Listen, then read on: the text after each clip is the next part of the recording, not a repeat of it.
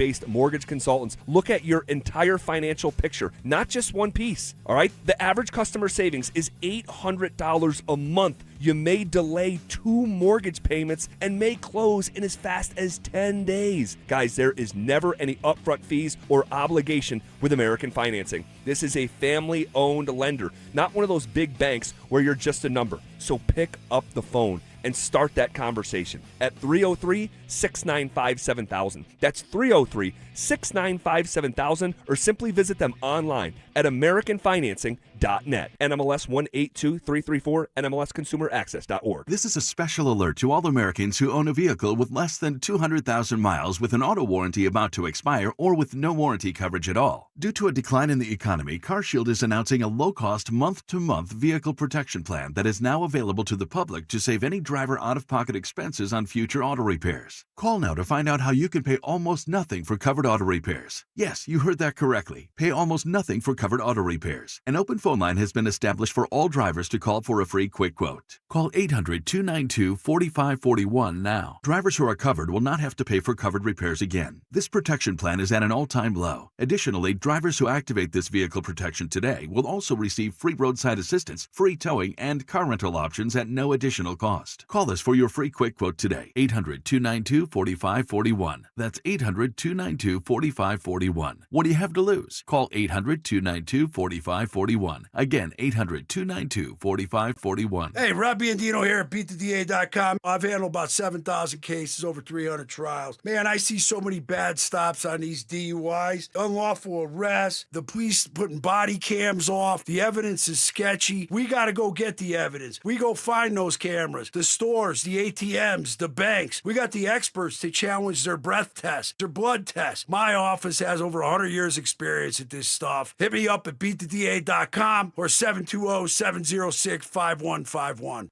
Hey guys, Mark Schlereth here from my friends at Spine One. Let me ask you a question. You live with back pain, neck pain. Well, my guys at Spine One, they're an emergency room for back pain with same-day appointments. They'll see you and they'll get the journey started. And that's exactly what I did. Whether it's chronic pain, acute pain, work-related, sports-related, doesn't matter. All you got to do is pick up the phone and start your journey just like I did toward pain-free. 303-367-2225. That's 303-367-BACK. Or as always, you can find them online at SpineOne.com. 1-877 Cars for Kids. KARS Cars for Kids. 1-877 Cars for Kids. Donate your car today. Call 877 Cars for Kids to reach a friendly live agent. Donation is super easy, and your car can be picked up as soon as tomorrow. Call us now or go to carsforkids.org. 7 Cars for Kids. Donate your car today. Did you know you can donate real estate too? Hey, what's up, guys? It's Zach here. Summer is here, and if you're planning a home project this year, windows, siding, or decking, now is the time to sign before the snow flies. Don't wait. Get the project you've always wanted and lock in a low-interest loan as low as 6.99% for 15 years. You deserve to enjoy your home, and 5280 Exteriors makes it easy with financing built for real Colorado homeowners. Call today or visit 5280exteriors.com to schedule your free estimate. Stream Stokely and Evans with Mark Schlereth, Dover and Cecil, The Drive, and all your favorite shows on the Denver Sports 104.3 The Fan app. Powered by Advanced Tax Solutions. Denver Sports 104.3 The Fan. Denver Sports 104.3 The Fan presents The Drive with Zach By and Phillip Lindsay.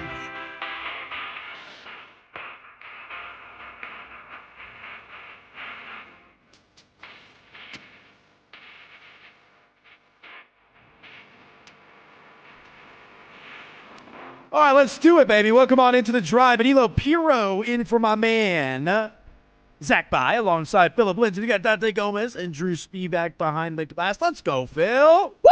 What's going on, AP? How you doing today? Hey, I'm not like that Jets player. My key card worked. They let me back in the building today. Well, I was wondering. I wonder if I scared Danilo off, or if he's he gonna come back for some more of that ass whooping. I'm gonna give him. What whooping? What are you talking about? The Jokic conversation? Do you now understand and process and realize that he has the opportunity to sign the richest, most valuable contract in NBA history? I saw that, but come on, AP, it's more than just that. No, it's not. No, it's not. So don't overthink it, bro. We can't meet in the middle here. We can't. Okay, I'll meet with you in the middle. You don't care about legacy. It's just about money. I do. It's not about that. I'm just talking about Jokic's motivation. All right, we'll mix in that conversation throughout the course of the program. I want to get you guys involved as well on the RamosLaw.com text line 303-713-1043. And I don't know about you, Phil. I wake up this morning, right? Drew, Dante, we're all kind of in the group chat going back and forth a little bit about some topics of conversation today. And then I'm sitting there having my morning cup of joe, right? I'm processing what the bleep happened to the United States national team last night against Belgium. And there's this ESPN article that comes across the timeline about Sean Payton. And I thought it was going to be a nice little feature, a little story, a little 10, 15-minute read. Like, no, this is like a 45-minute novella that we had to sit down and digest and process from Seth Wickersham, who's going to join us here on the program at 4 o'clock. Can you say Happy that to again? announce that. Who's coming to Seth Wickersham. The man, the myth, the legend. The man, the myth, the legend is going to join us. So I know there's some questions that a lot of people have about this story, about the access and just kind of what led up to this.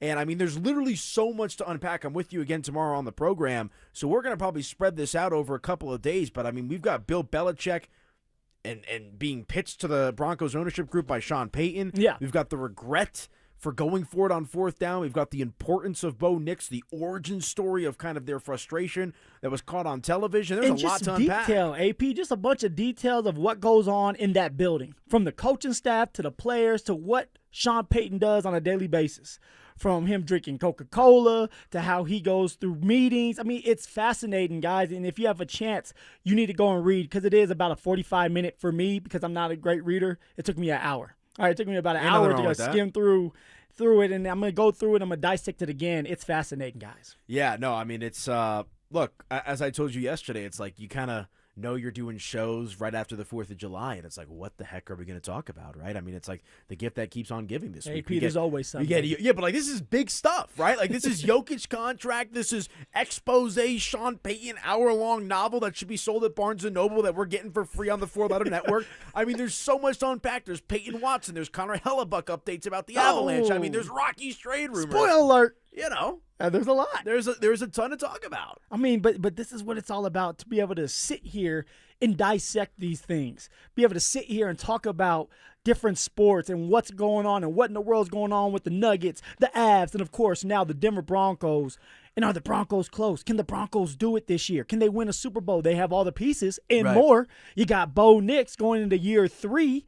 All right, you have someone like Sean Payton that has all he has done is win games, and every year his team has gotten better and better and better. You got a new OC in Davis Webb. I mean, there's so much excitement going on here in Denver right now. I think it's also fascinating that on a day in which Deion Sanders spoke, that's not the top of mind. Deion. We're talking about this and that, right? But let's start here with Sean Payton for real quick. Your biggest takeaway, is there an overarching theme that you had from the story? Because I know I have a couple of thoughts for sure. Yeah. But did one thing kind of, maybe not rub you the wrong way, but like stand out to you? Yeah, I'm just going to put it out there. Sean Payton is possessed. He's obsessed with what he does. And I love it. I truly wish I could have played for Sean Payton. And once upon a time, I thought I was going to play for Sean Payton with the New Orleans Saints.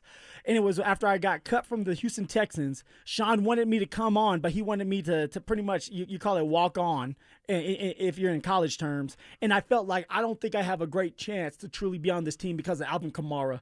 And there was a couple other running backs. But when it comes to Sean Payton, he is so detailed.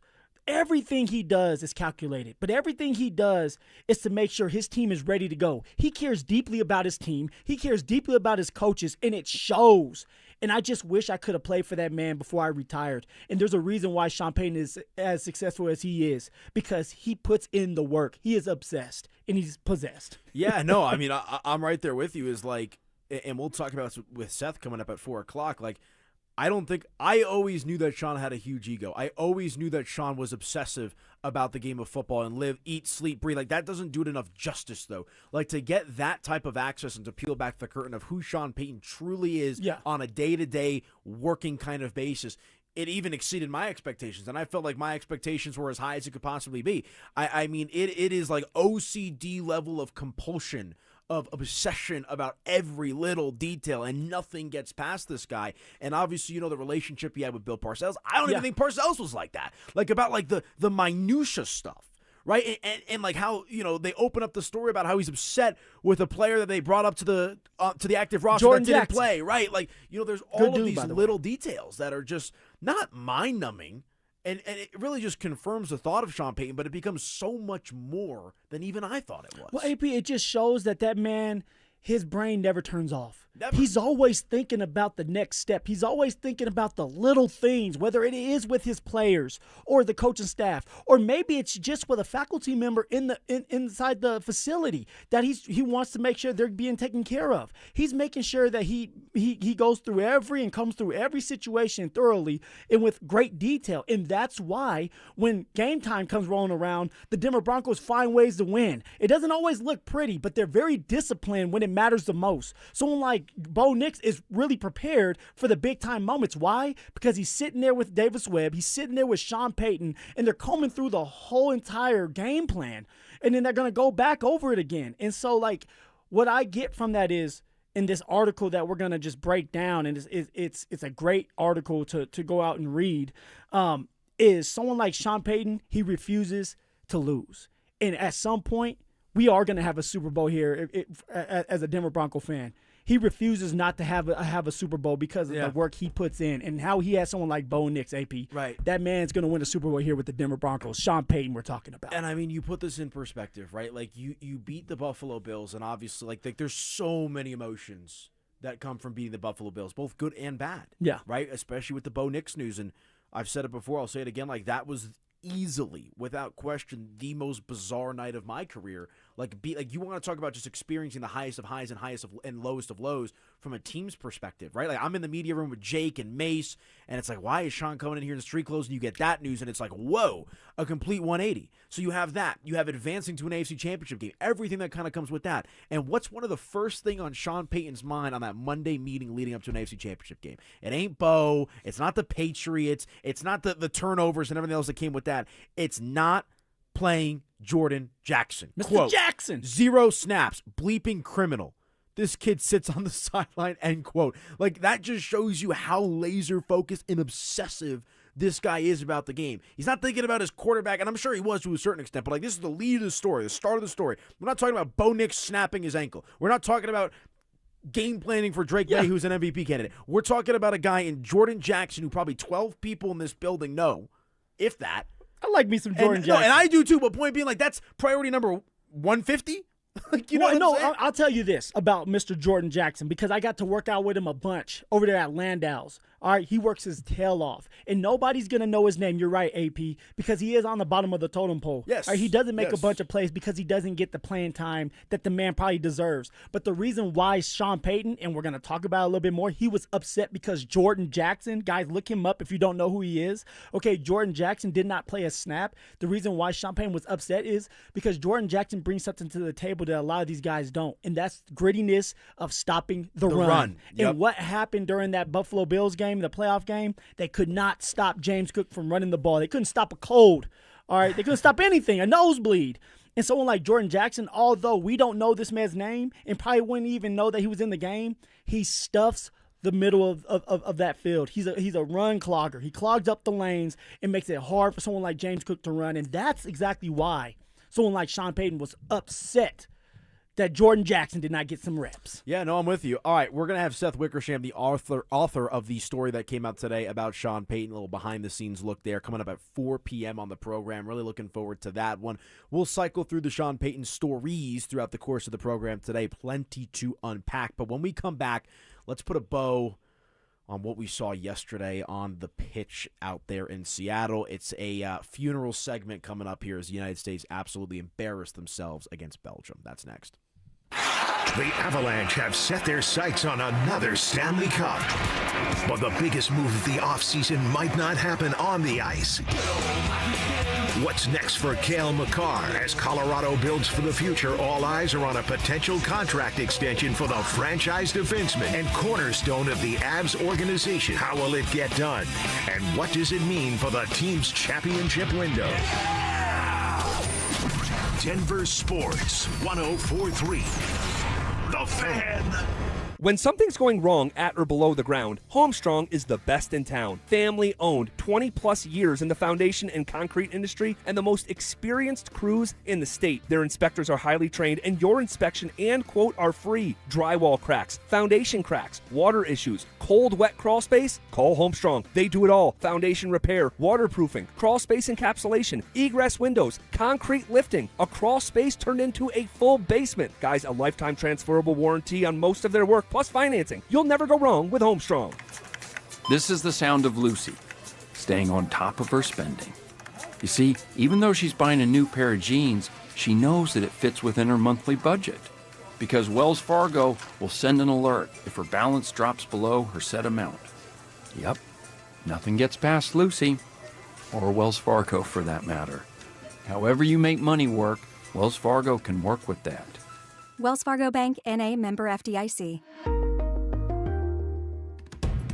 Colorado, it's time to take our recycling to the next level. That's why Recyclon Colorado is bringing you more curbside and drop-off service from peaks to prairies. Guidelines as clear as our skies, so you know what goes where. And the price? As free as gawking at bighorns on I-70. You deserve a recycling system you can count on, like your puffiest winter coat. And we're here to give it to you.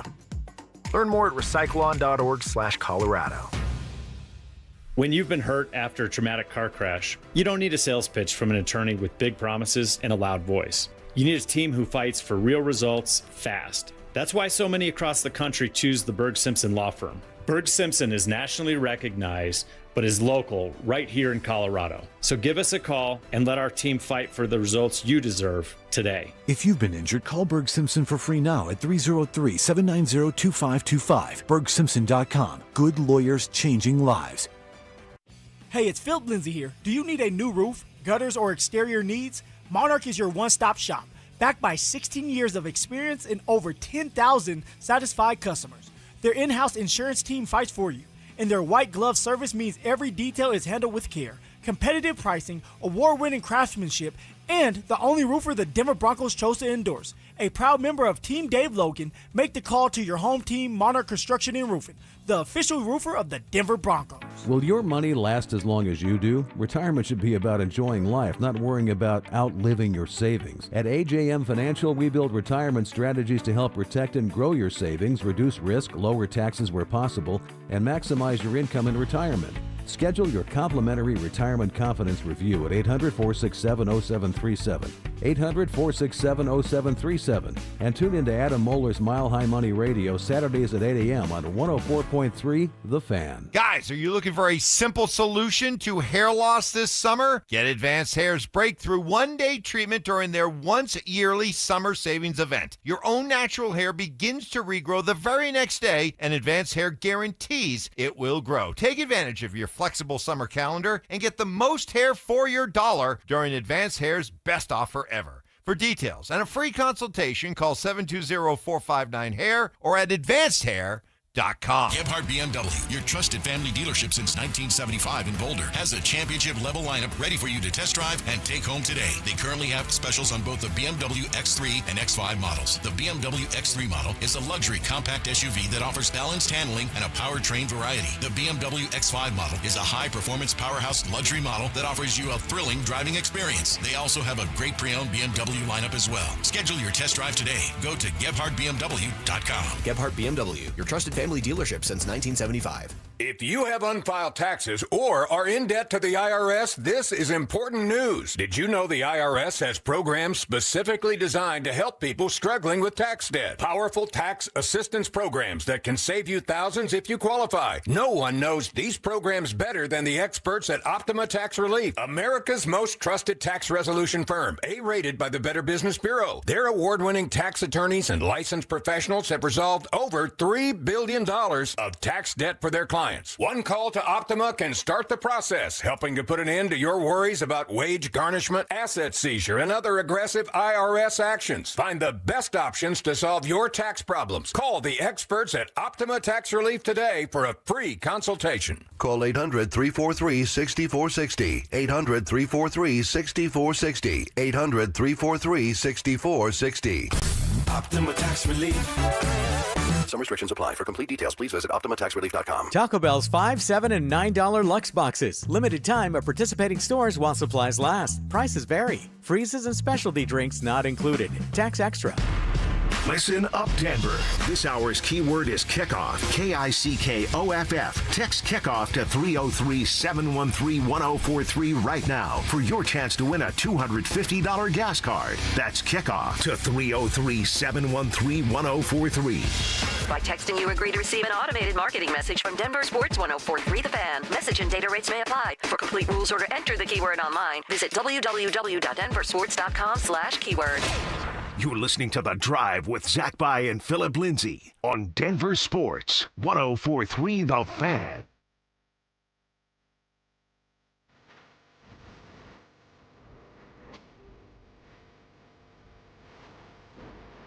Well, I think Phil was happy with last night's result on the soccer pitch. Huh? You don't got to hear "Take Me Home, Country Roads" no more. You know what? That's a big win for you, Phil. No, it's not. Not to what just happened. I mean, look, I could have taken "Take Me Home, Country Road" one more time. I was gearing up for that. One more time. At least one more time. 4 more times? I mean, of course I want 4 more times, but let's be realistic, right? If Team USA would have beat Belgium yesterday, are they beating Spain? Probably not. Probably not. I mean, look. Drew and I were having some fun conversations back there. I know. And that's kind of what happens. We get excited. I was excited. And then what happened? The game started. Yeah, Belgium goes up on U.S. fast. I'm like, okay, maybe something's going to happen like Anilo said, right? Anilo said that maybe they're going to have to come back. So I said, I'm going to give it something. All of a sudden you look up, it's tied 1-1. Then Belgium takes off again.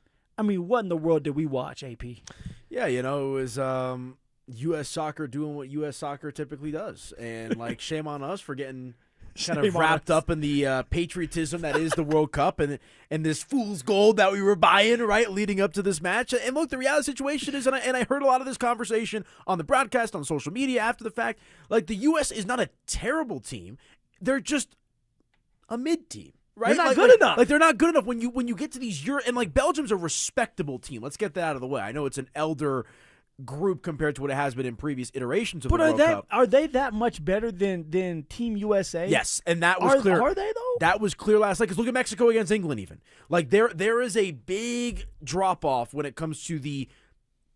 I don't want to say Belgium's even a weaker English or European team, but a middling kind of European team compared to the best that North, South America, or North and Central America have to offer. Mm-hmm. Because you got Mexico, a game that was absolutely berserk against England, and they couldn't pull out. The U.S. gets embarrassed right along the way. Canada doing whatever Canada does as well. And last night I think was just a harsh reminder of how big of a gap there is between the United States and the upper echelon top 8 to 10 teams. I think the U.S. is a top 20 global soccer program, but they've been in between that 20 to 15 range for going on, a decade, a dozen years plus now. Do you believe that Team USA will ever crack the top 10 when it just will ever? Yes, when it comes to the World Cup. Well, anything's possible.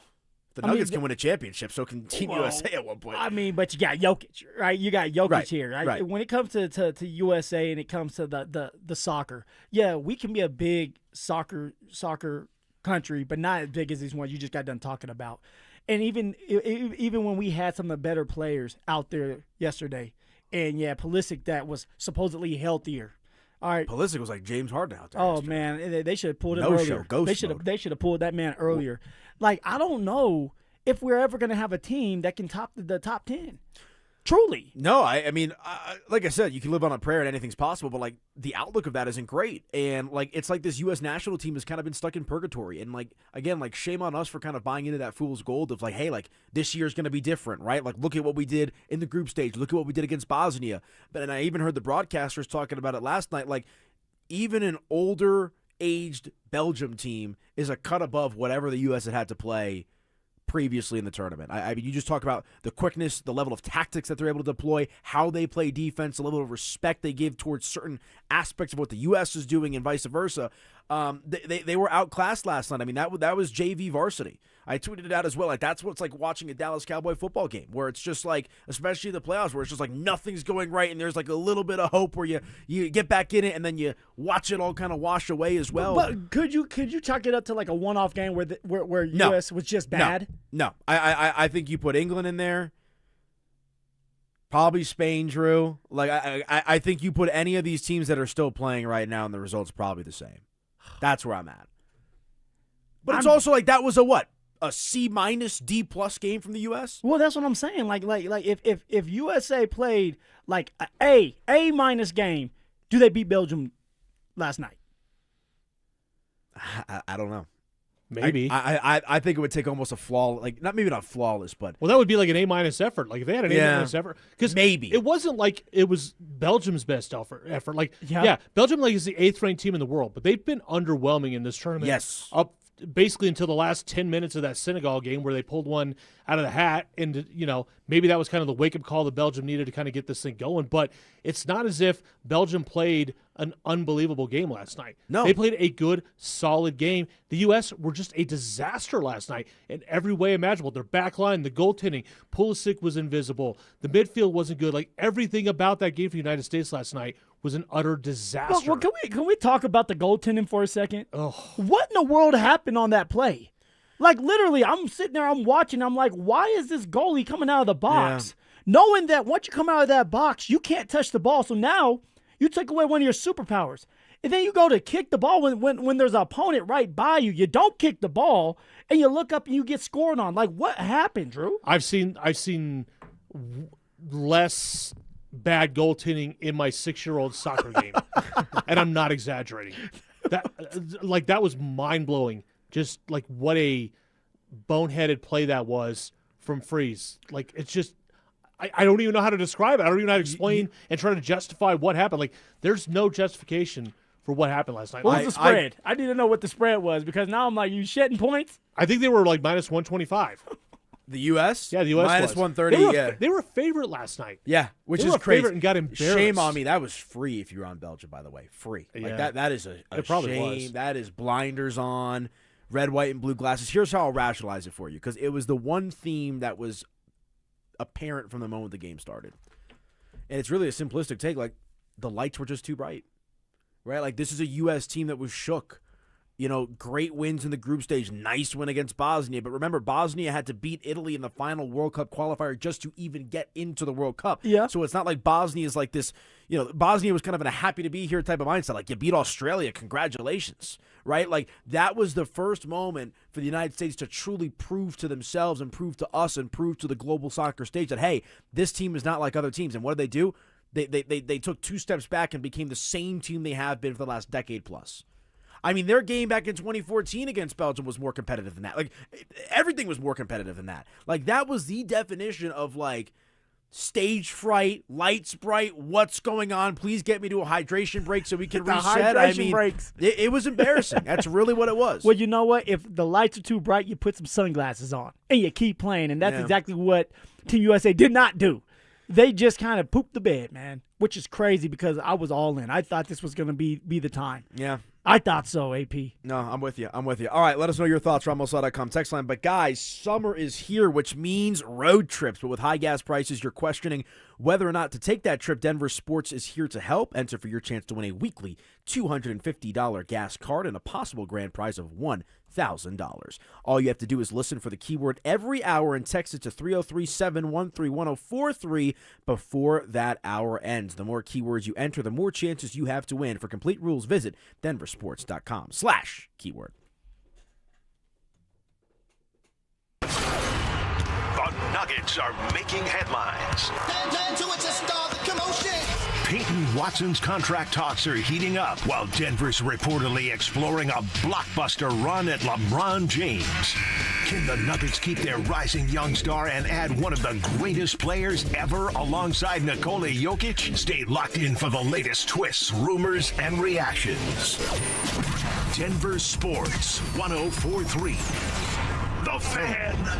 Do you owe $10,000 or more to the IRS like Will? When I was 50, my whole life fell apart. I lost my job, I lost my wife, I lost the house, I lost pretty much everything except for my life. When the IRS came calling, I just didn't have it in me. I felt like Wile E. Coyote, just waiting for that IRS anvil to drop. Then Will found tax relief advocates. I heard their advertisement on the radio, I wrote down the number, and I made the call that changed everything. The IRS gave me a bill for $40,000. Tax relief advocates got that down to $3,200. I've paid 9 cents on the dollar. Now that's a great deal in anybody's book.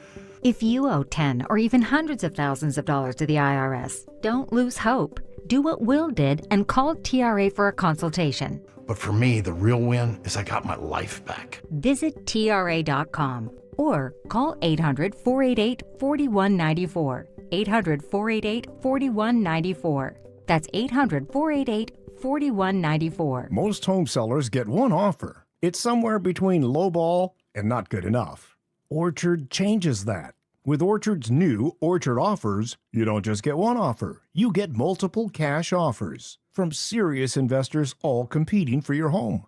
That's right. Make investors compete with Orchard's cash offer marketplace. Here's how it works. You work with an Orchard agent who submits your home to their exclusive network of hundreds of local cash buyers. They come to you with offers. You review them all and pick the best one on your terms. So you don't have to settle on one offer or worry about leaving money on the table. You see every offer side by side. That's how you know you're getting top dollar. Orchard offers means no repairs, no showings, no drawn-out process. Before you accept any offer, see them all first.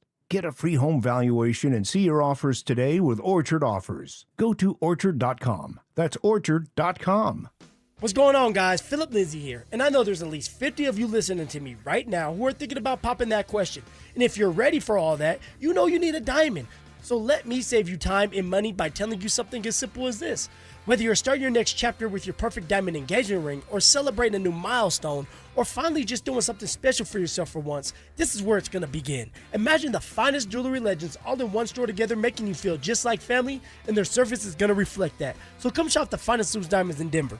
They have every size, shape, and price range you can imagine, in the largest selection of engagement ring settings I've ever set eyes on. And not only are they going to share the secrets of the business with you, they're going to give you the best price in Colorado, guaranteed. So why wouldn't you want to create moments and memories for yourself and the ones you love by going to Williams Jewelers, the official jeweler of the Colorado Avalanche, Denver's first family of fine jewelers. Located in Cherry Creek North on 3rd Avenue, and also in Inglewood at Broadway and Bellevue. And don't forget to mention my name, Phillip Lindsay, when you step through one of those doors. And Doug. Limu and I created a trick to help you remember that you can customize your car insurance and save with Liberty Mutual. You see, the shirts Limu and I wear are yellow, and yellow is the color of lemons, and lemons grow on trees, and trees provide oxygen, and oxygen helps us breathe, and breathing is how you live, and you can live more life when you save money by customizing your car insurance.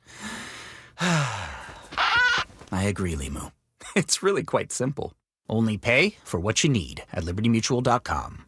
Liberty, liberty, liberty, liberty. Get in the zone, AutoZone. Annie's first oil change wasn't as hard as she thought because she went to AutoZone, where a friendly AutoZoner helped her find the right oil and save on an oil filter. He explained the job and showed her free how-tos on AutoZone.com.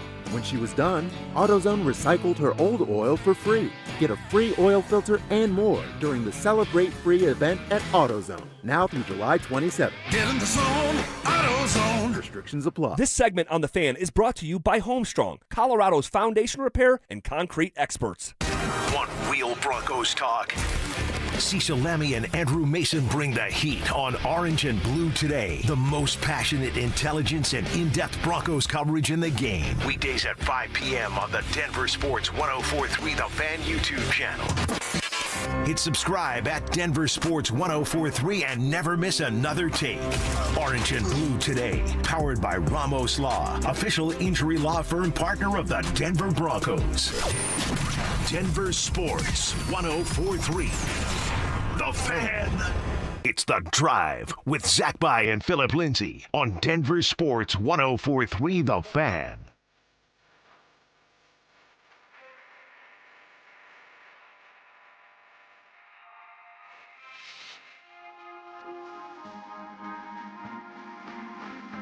All right, welcome all back into the program. Danilo Piro in for Zach By.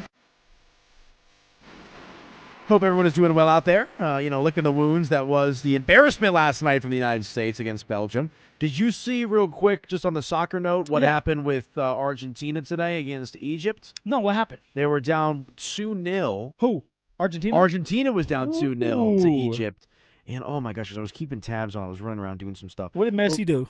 Of course, he scored the equalizer. But I know there was some controversy about a goal that got overturned that would have made it initially 2-0 for Egypt. Took that one off the board. Then they ended up going up 2-0 anyway. But somehow, some way, this doesn't even go to extra time. I forget if it's extra time, added time, whatever it is. It's finished within the full.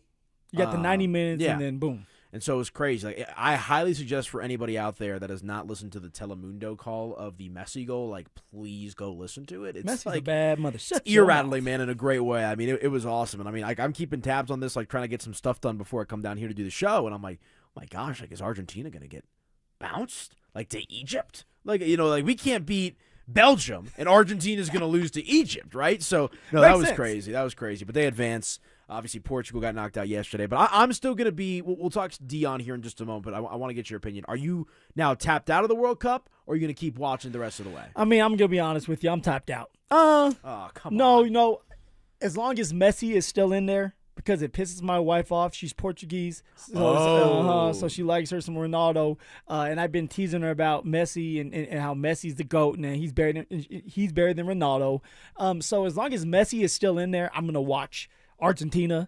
But I mean, after the blow last night and how embarrassing that was for Team USA to go out there and just lay an egg, I need some time to just reset. I feel like we just played the regular season, man, and watched a whole NBA season or a whole NFL season. I mean, I was so high on Team USA, and I was so high I felt like I was in the clouds. And I was coming back down to understand that USA is just not there yet. They're not good enough to beat up on an older Belgium team. I'll be watching just because I enjoy the World's game. Yeah, I've been dialed. Like I said, the World Cup is arguably it's a top 3 sporting event for me every time it comes around. Mm-hmm. So I'll be watching. Obviously, you got Messi in there. We'll see what happens with England. France looks to be unstoppable, and I even saw the ticket prices for the next game that the U.S. would have played have dropped by half. So there's that. But let's talk a little Deion Sanders, Big 12 Media Day. The last few years though, Phil, has typically been a huge day for sports talk radio. I feel like you usually get so much from Deion. Even last year, post Travis and Shedeur, there was still plenty to say and plenty to talk about. I mean, there really was not a lot of there's not a big narrative, I guess you could say, coming out of Big 12 Media Day for Deion and the Buffs. No, and actually, AP, that's the first time we met, right? Was with Colorado. You were writing up there, University of Colorado, correct? I believe you're correct. Yeah, yes. yeah. I know something in my head. I'm like Sean. Just going. I believe you're correct. Yeah. Yeah, that's the first time I met you. But when it comes to the Colorado Buffaloes and Coach Prime, all right, that shine has weared off. It comes down to now you have to win games. And right now, people are not believing that the Colorado Buffaloes are going to win a bunch of games. Therefore, there's not a bunch of noise up there. Also, with that being said, Coach Prime has been very, very quiet up until today when they were in the Big 12 Media Day, has been quiet about his team. Hasn't been posting a bunch other than his motivational tweets that he does every time at Twitter. Right. And so with that being said, there's not a lot to talk about. He's not giving us, Coach Prime that is, a lot to latch on to and critique right now.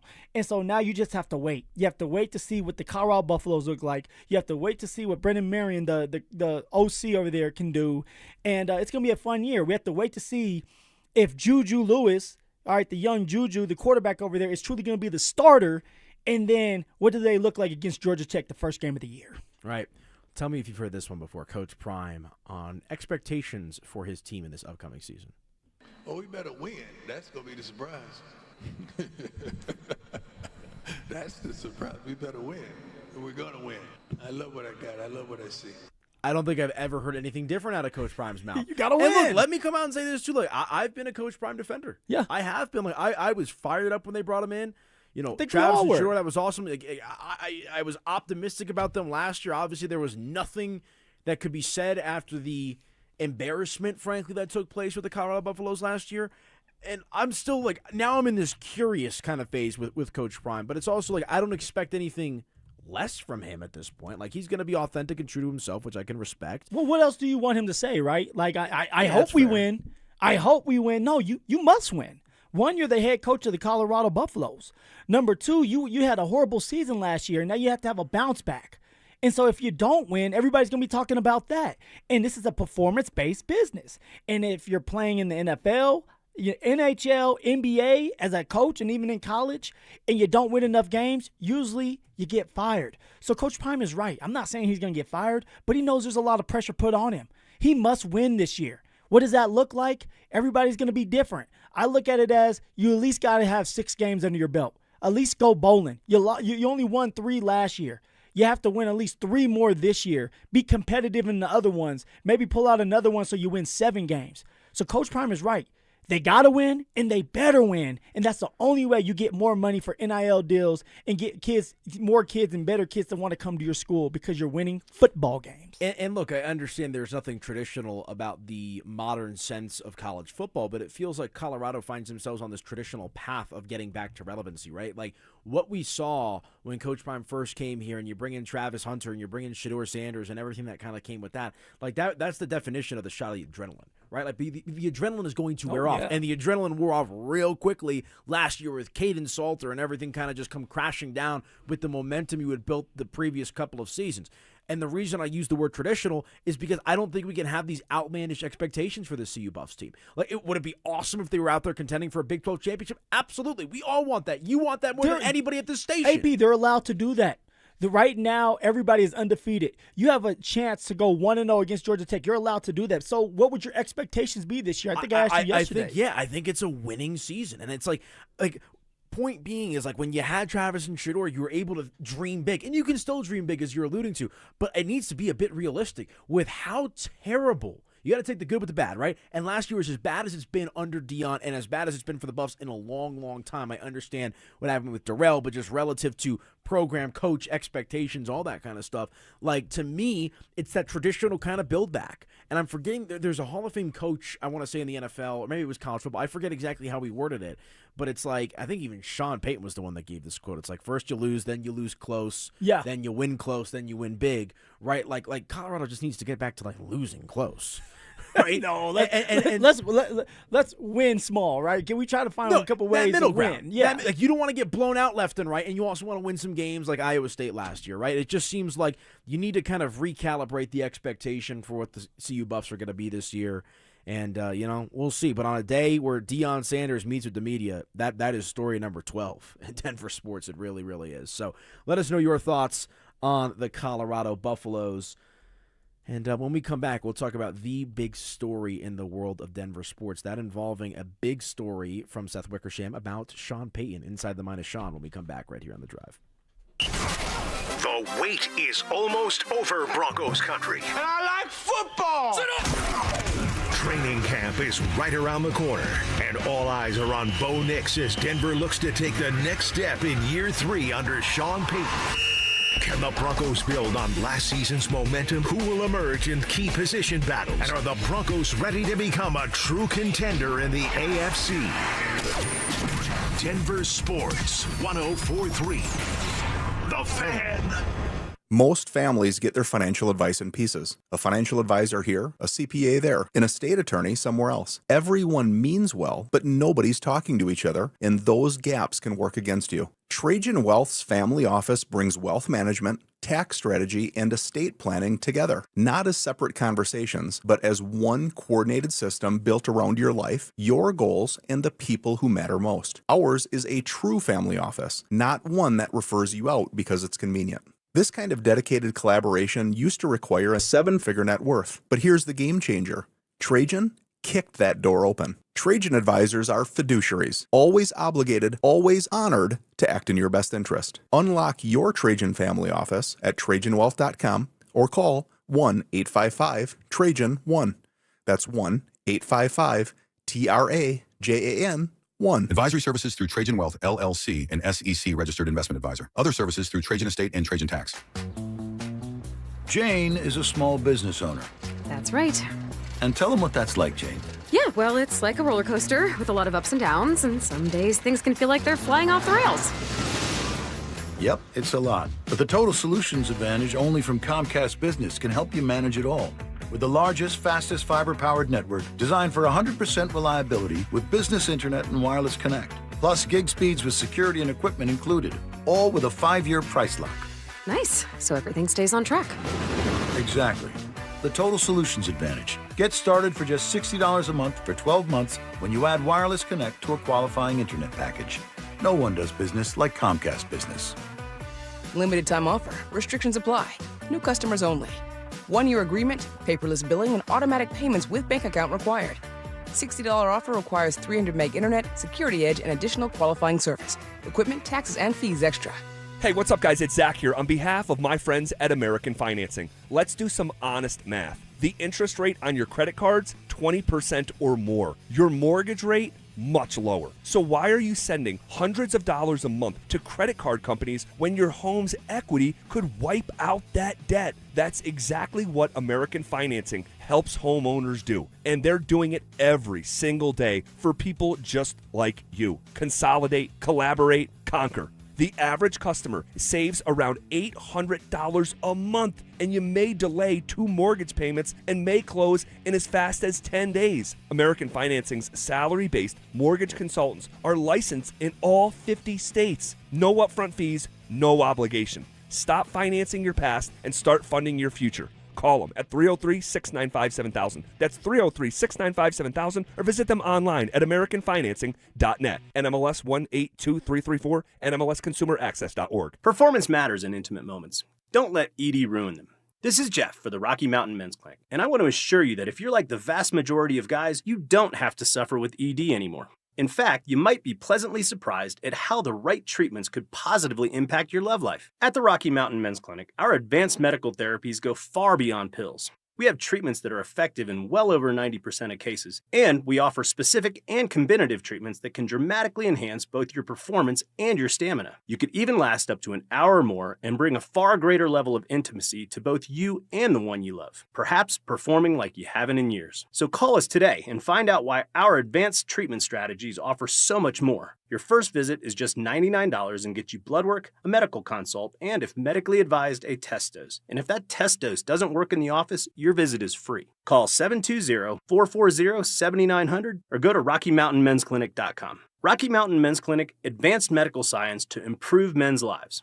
All right, barbecue fans, Dan Jacobs with Jacobs Law and 303 Law 4040 with something special for you that we're cooking up for the best free meal in all of Denver. Now, in addition to my delicious smoked pulled pork that we serve on nearly a monthly basis and my copycat Chipotle chicken recipe that has a kiss of smoke and is fantastic, our friends over at Old Style Sausage, a local company that makes these sausages that are custom made for the smoker, Mike Daborski over there is going to give us some. So this summer, they will join the menu at the best free meal in Denver. We're here to help. It's every first and third Thursday. You get free groceries and a hot meal for the night. No questions asked. You just pull up and pop the trunk.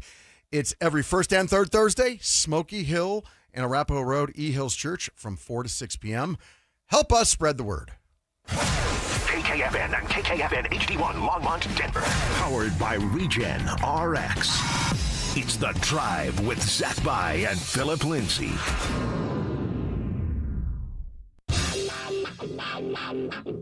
Leading off with the big story of the day, here's The Drive with Zach By and Denver, Colorado's own Phillip Lindsay.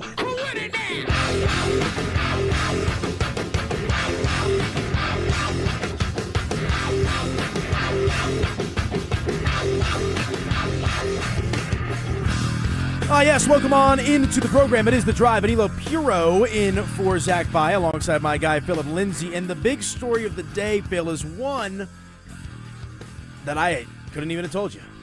If you would have told me this story came across the timeline this morning, I'd be like, what? What'd you have for dinner? What's going on? You have some night terrors? What in the world's going on? You know, right I'm coming in. Last night I leave the show. I'm like, okay, great conversation about Jokic. We're going to build on that, which we will. Great conversation about Payton Watson. Right? Got to mix in some Rockies trade talk. I'm excited to do that as well. But then I'm sitting there having my morning cup of coffee, and this story from Seth Wickersham comes across the timeline, and we'll have him on here, the program at 4 o'clock, which I'm really looking forward to, kind of get you guys some insight on this story, but like, story is not even justice. This is like a 45-minute to an hour-long read. I'm glad you said an hour because it took me an hour to read. I reread it like twice, and I even listened to it on the drive down here because I wanted to try to make sure that I can comb through this thing as much as I could in as little time as I possibly could to get ready for the show. And even that's hard to do because like this thing could be sold as a book. Like it's like a short story. I'm so surprised, all right, that it's not a book. And my guessing is if the Denver Broncos went on to go to a Super Bowl and win, it would have been a book because now it's Jarrett Stidham that finds a way to beat the New England Patriots. Then if they get to the Super Bowl and win, it's with Jarrett Stidham, a backup quarterback that hasn't played a lot. I mean, it would have been so dramatic and something that has never happened almost in NFL history that it would have been a book. And the name of this story on ESPN.com, which I highly suggest each and every one of you that are Broncos fans or even not Broncos fans, just football fans in general, highly encourage you to go read this. It's titled Sean Payton's Second Chance Inside the Denver Broncos Super Bowl Quest. And so it really is this long-form kind of magazine-style feature with unfiltered access, right? I mean, he goes on, Seth does in this story and says basically nothing, almost everything was on the record. Like there's almost nothing that was off the record that couldn't be talked about. I mean, you're getting behind the scenes footage of Sean Payton leading up to the biggest game in recent Broncos memory. You're getting the quotes directly from the coaches in the meeting room, in the locker room, and the antics. I mean, it's like an episode of Hard Knocks in written form. I truly want to ask Seth when he is on, like, hey, did you follow Sean Payton home? Right? Did you follow Sean Payton home and do some studying of what Sean Payton does when he has a little bit of time, like 15 minutes to himself? Yeah. I mean, it's so much detail in there, but it's a great read. And for people that really want to know who Sean Payton is and how he truly ticks and what his brain's going through, you need to go and read this huge article that's going to take you 45 minutes, maybe an hour if you're like me, you don't read the best. But you're going to get so much information from it. Yeah, no, it's truly eye-opening. But let's start, like, there's a lot of different themes. There's, going forward on fourth down against Buffalo or against New England and kind of the regret that came with that. There's some trick play conversation. There's some Bo Nix kind of origin story. But I think the wackiest little tidbit that came out of this piece is the idea that Sean Payton wanted to hire Bill Belichick, not just to his coaching staff, but to be the head coach. A scenario in which Sean Payton would find himself taking a back seat as an assistant coach, an associate coach, to allow Bill Belichick, and yes, folks, this is a real story that is detailed on ESPN.com, to allow Bill the opportunity to become the winningest head coach in NFL history. Here's the quote from the story. Payton and Bill Belichick go back decades, forged by mutual respect and mutual trauma from working under Bill Parcells. When Belichick and the Patriots divorced in 2024, Payton considered presenting Broncos owner Greg Penner a proposal for the ages. Hire Belichick as head coach until he reached 15 wins, enough to break Don Shula's career record of 347. Payton would temporarily step down to assistant head coach and run the offense, then move back after Belichick became the all-time leader. In the end, it was too complicated and maybe too fanciful. I mean, end quote there. So, like, let's get something clear here. The drama. Like, this was not presented to Greg Penner. This was floated, right? Yeah. Like, again, Payton considered presenting Broncos owner Greg Penner a proposal for the ages. So that means he was sitting in his office one day saying, hey, maybe I should do this. Maybe I should help old Bill out so he can get his 15 wins and then right off into the sunset. Yeah. And then I'll become the head coach again. And this could come about in a number of different ways. This can come about from a fever dream. This can come about from a couple of, beverages after a long day of work. Couple lattes, huh? Yeah, a couple lattes, right? Like, there's a lot of different ways that this thought could have been manifested. But honestly, and I understand, like, this is going to get clicks and it's been aggregated left and right, and we've got the story up about it as well on DenverSports.com. Like, Seth's a tried and true journalist and has been in this game for a long, long time. I don't know if you're putting that in the story if there's not at least some credence to it. How do you know? But truly, like, how do you know if he's truly telling the truth? Because it never was. Yeah, because it was never floated to Greg, like you talked about earlier. Like, it's just Sean and Seth talking, which you can say anything. I can say that to you right now. Right. Like, look, man, I'm thinking about stepping down so AP can start doing this, right? Like, because it sounds good. I mean, I'm with Josh on this, and I don't know where Jake stands with it when they were the midday and they were talking about this, but I don't believe, all right, for 1 second, Sean was going to step down for old Bill Belichick. They're still competing against each other, and Sean at some point wants to be better than Bill Belichick. So why would you help this man become the most winningest coach in NFL history when you're trying to do the exact same thing? That's why you're doing this job. So although it sounds nice, I don't believe with the biggest ego Sean has that this would even go through and Sean would truly do it. I see what you're saying, but Sean's not even close to that record. Like, Sean will not get close. Sean has, if this Google is correct, 194 total career wins. Well, and that's why he got extended. That's why my man's not going anywhere. But Phil, we're talking about Bill Belichick catching 347. So it's not like it's one thing if Sean was like, within spitting distance of accomplishing this himself. Like, that's like Sean Payton will never sniff Don Shula's record for most wins as a head coach in the NFL. And I think here's something else that needs to be said that Seth also details in the start of this quote. Again, Payton and Bill Belichick go back decades, forged by mutual respect and mutual trauma from working under Bill Parcells. Like, this is like a fraternity type of aspect. And the one comparison that I've made is like, because they're close enough in age, Belichick and Sean are. It's kind of like, Bill Belichick at this time is kind of like the senior in high school, right? Sean Payton's the 8th grade quarterback. And the senior in high school is getting ready to go to college. Sean's making his way to high school, and Bill Parcells is the coach, right? Like, there's a fraternity aspect to it where if you want to do right by the guy that did right by you. So hold on. Let me get this straight. Like, you believe that Sean Payton actually was thinking about going through with this? Like, you believe Sean would have done something like this? I can't wait to ask Seth at 4 o'clock because I think that's like the most wacky aspect of this story is like, was this just a fleeting thought that was thrown out there, or was this something that Sean seriously considered? I mean, let me ask you this: like, Sean's the kind of guy to consider something crazy like that. No, like I can't think. It'd be the first time he's ever done something like that. I mean, think about how hard it was for Sean to like step down from play calling it. I know it's hard, right. But this is someone who I know it's hard. This is someone who he looked up to. I understand, That's but also, but they're both still coaching. They both. We talk about legacy all the time. They have a legacy. Do you think Sean would really be okay with stepping down, letting Bill Belichick take over his team and then win? Maybe he wins a Super Bowl. Then how is Sean going to feel about that if something like that happened? We're talking about Bill Belichick, and Bill knows how to win, and Bill knows how to teach. So does Sean. Just like Sean. But we're talking about Sean stepping aside for a second for Bill. I mean, I find that hard to believe, man. I think it's like. But then why float it out there? Because it's Sean, and Sean loves to talk. You put a couple lattes in Sean, he's going to talk. I think you're right. That is his guy. And it's like, hey, man, if I can make him feel good and put it out there that I would do something for him like this, I will. And he did. Obviously, he put it out there. But Sean, no way in hell would let somebody else run his team. Okay, giving up play calling duties, that's as far as Sean's going. And we don't even know if he's truly going to give up that. And so for Sean, it's just like it's a good gesture. It's something where it's like a good friend and something that maybe he would think about doing. But come on, Danilo. Come on, AP. Yeah, no, I hear you. It's again, that's why I said if I would have woken up tomorrow and you would have, like, before I saw like the news myself online, I'd be like, what'd you have this morning for breakfast, bro? Like, that would be kind of the sentiment for me of like, Coca-Cola. This can't be real, right?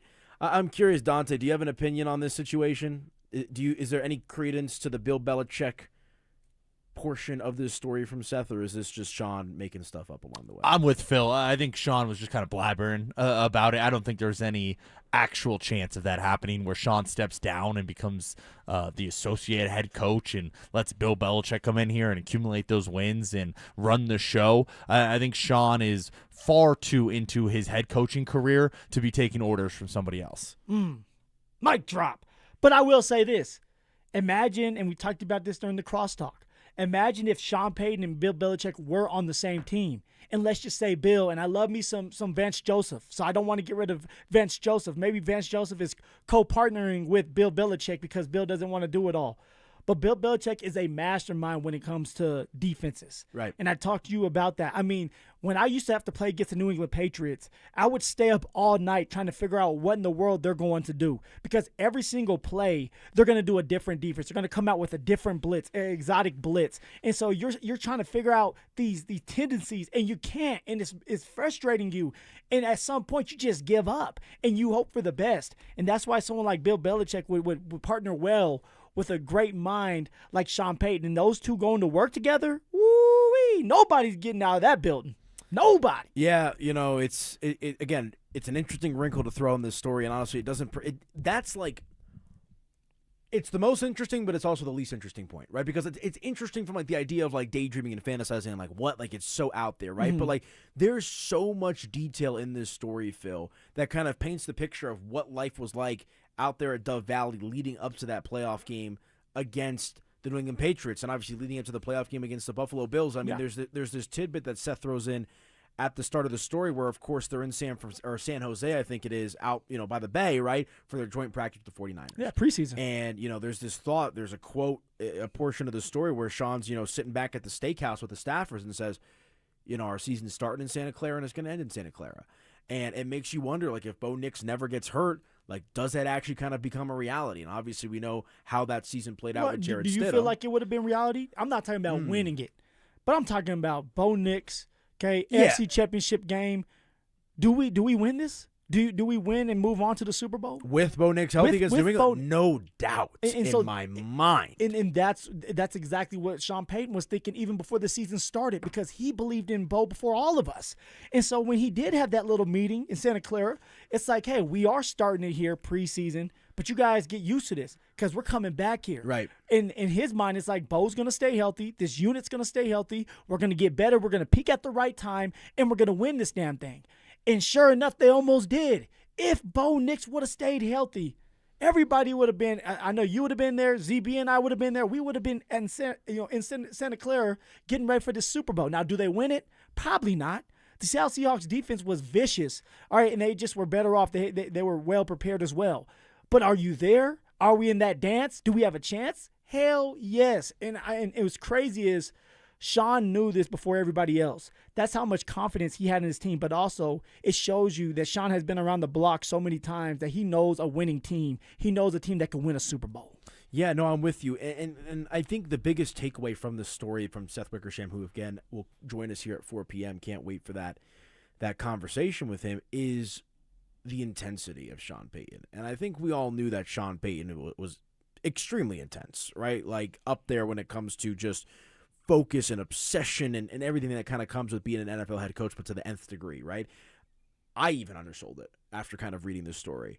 And again, we talked about it to start the show. There's the story that is right off the bat about Jordan Jackson, who is promoted to the starting lineup, or the active roster, rather. 53-man roster. The 53-man roster for the playoff game against Buffalo, and they didn't use him. And part of the reason they promoted him is because they needed some run stuffing, and they weren't even able to stuff the run, and he didn't play, right? And Sean's furious at that. And this is off the heels of Bo Nix snapping his ankle and beating the Buffalo Bills and, being a game away from playing in the Super Bowl. And, Seth in the story here details the room in that scenario, in that situation, as having a foxhole type of feel. Right, like dim lights, like 68-degree air conditioning blowing in the middle of winter, because apparently he read in a book somewhere that that's the ideal temperature to keep people alert. Like, this is real stuff. Yeah. Like, I mean, But think about the detail to that. I thought it was 69. I have it in my house at 69. Wow, you got big money, bro. You got big money, bro. I be running my air conditioning. 73 is all right with me. That XL bill comes due, man. I like Mondami, right? 78 degrees in New York City, crazy. Look, hey, Sean's at 68, so I need to read what Sean's reading. My gosh, they pay you the big bucks here. I'm 68 just, degrees, look, 69 degrees. So you got Sean. It's expensive, bro. That has the thermometer at 68 degrees to keep the coaching staff awake, because they're in meetings all day. And I mean all day. That's from like 6, 7 o'clock in the morning to 2, 3 o'clock in the morning, right? That's insane. Yeah. That's insane, but that's how obsessed Sean Payton is. That's how bad he wants to win. He is so detail-oriented, it's not even funny. And that's why they have so much success, because they're well prepared. They're ready for anything. Now, it doesn't always go your way, because you got to make plays. Players make plays. Players win games for you. But they're going to be for sure prepared to go into that game. Let me ask you this, though, because now that we kind of get that idea of just how intense Sean is behind the scenes. Yeah. Is that a good thing or a bad thing?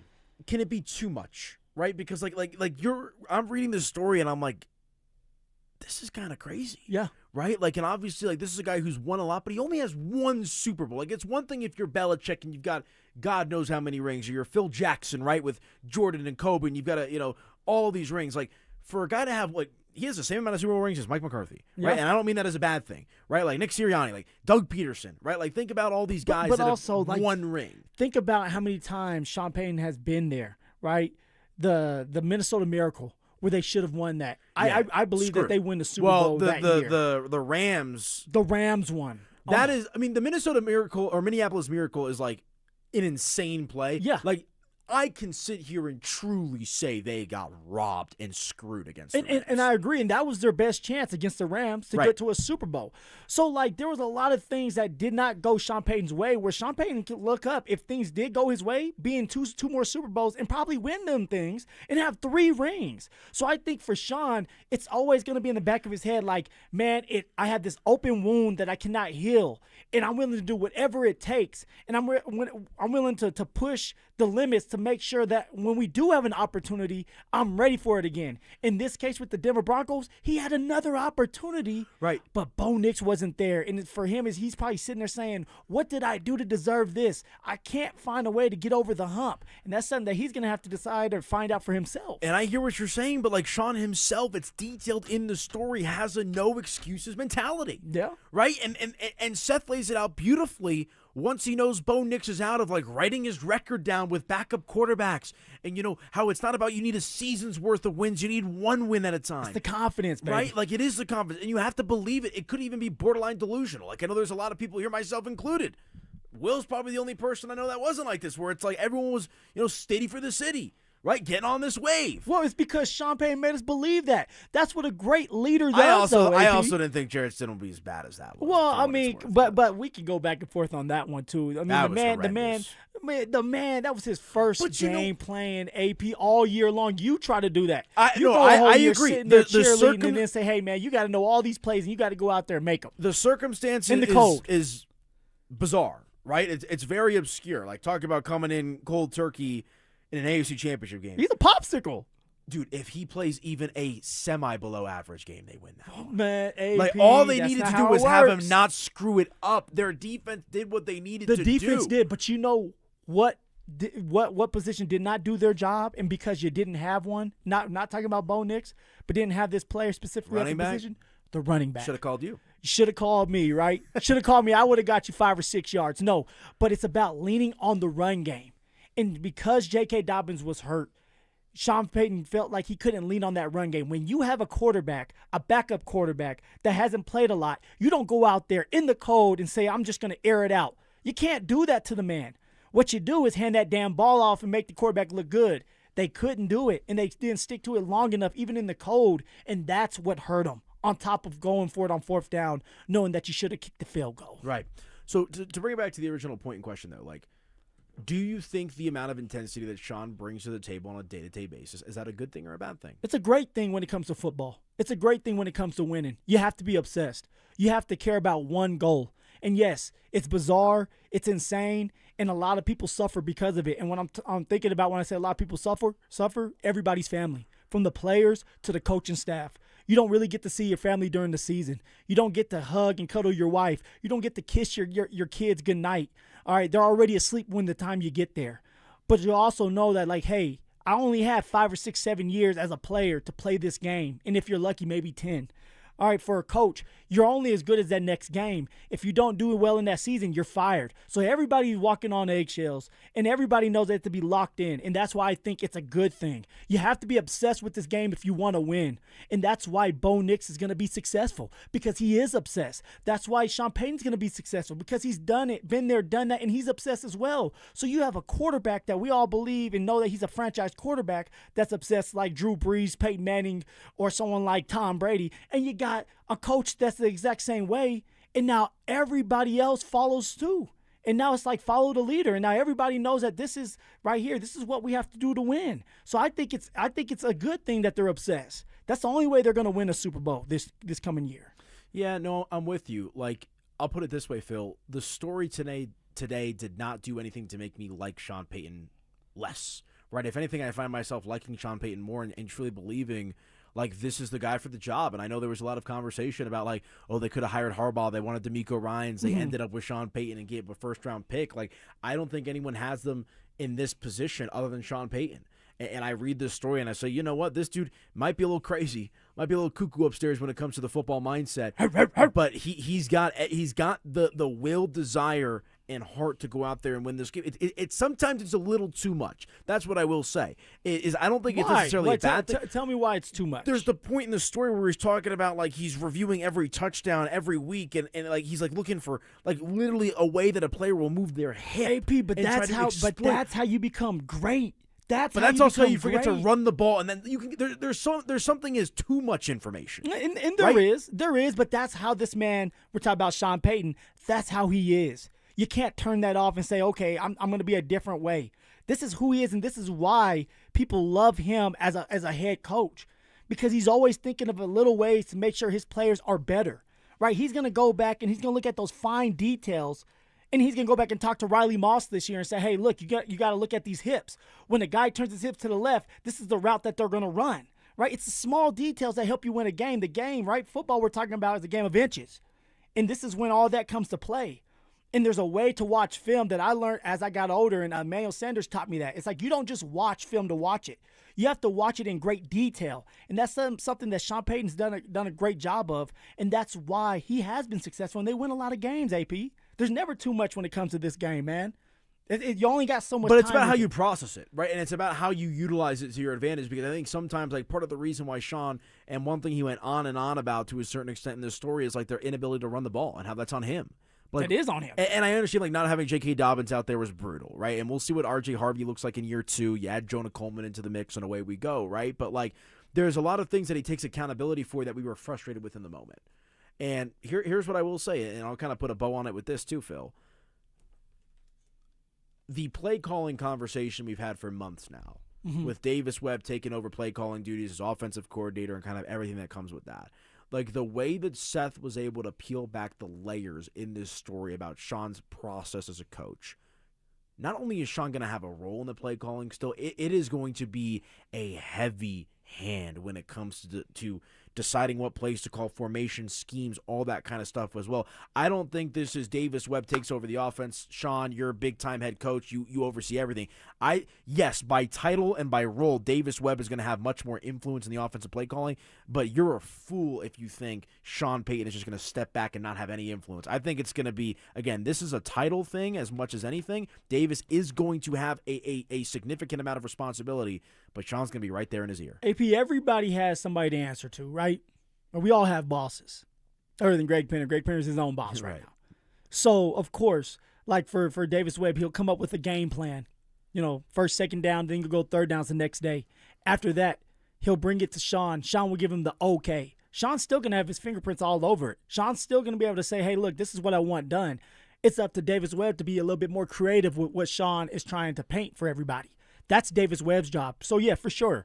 If Sean wants something done, it's going to get done. But Davis Webb is going to have a little bit more juice, a little bit more power to call his plays unless he starts to mess up or the plays aren't working. And then you'll see Sean Payton take over play calling duties. I don't know if that's going to happen. And when it does, if it ever does, we'll have to find that out. Yeah, here's one last quote I'll leave you with that kind of pertains to that situation. Because I think if I learned anything about the future of the Denver Broncos is how this situation will play out between Davis Webb and Sean Payton. There's a quote here in the middle portion of the story where he says he, as in Sean Payton, watches his old plays not just for schematic reminder, it's to feel that sense of innocence and fearlessness again.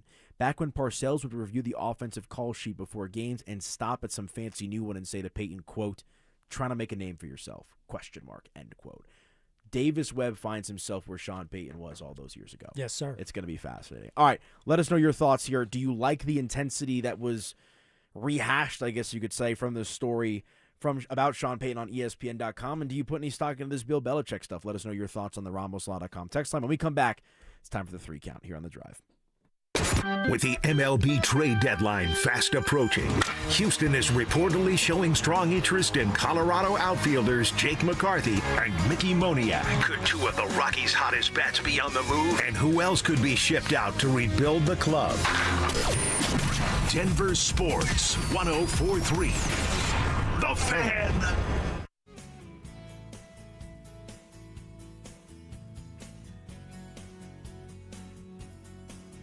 What is going on, guys? Phillip Lindsay here with the one and only Williams Jewelers, and I know there's at least 50 of you driving down the street right now who are thinking about popping that question here soon. And guys, if that's the case, then you know you need a diamond. So let me save you some time and money by telling you something as simple as this. Whether you're starting your next chapter with your perfect diamond engagement ring, or celebrate a new milestone, or finally just doing something big for yourself for once, this is where it's all going to begin for you at Williams Jewelers. Close your eyes and imagine the finest jewelry legends all in one store together, making you feel just like family, and of course their service is going to reflect that. So come shop the finest loose diamonds in Denver. They're going to have every size, shape, and price range you can imagine, plus one of the largest selection of engagement ring settings I've ever set eyes on. And not only are they going to share the secret to the business with you, but they're going to give you the best price in Colorado guaranteed. So why wouldn't you want to create moments and memories for yourself and the ones you love by going to Williams Jewelers, the official jeweler of the Colorado Avalanche, Denver's first family of fine jewelers, located in Tree Creek North on 3rd Avenue and also in Inglewood at Broadway and Bellevue.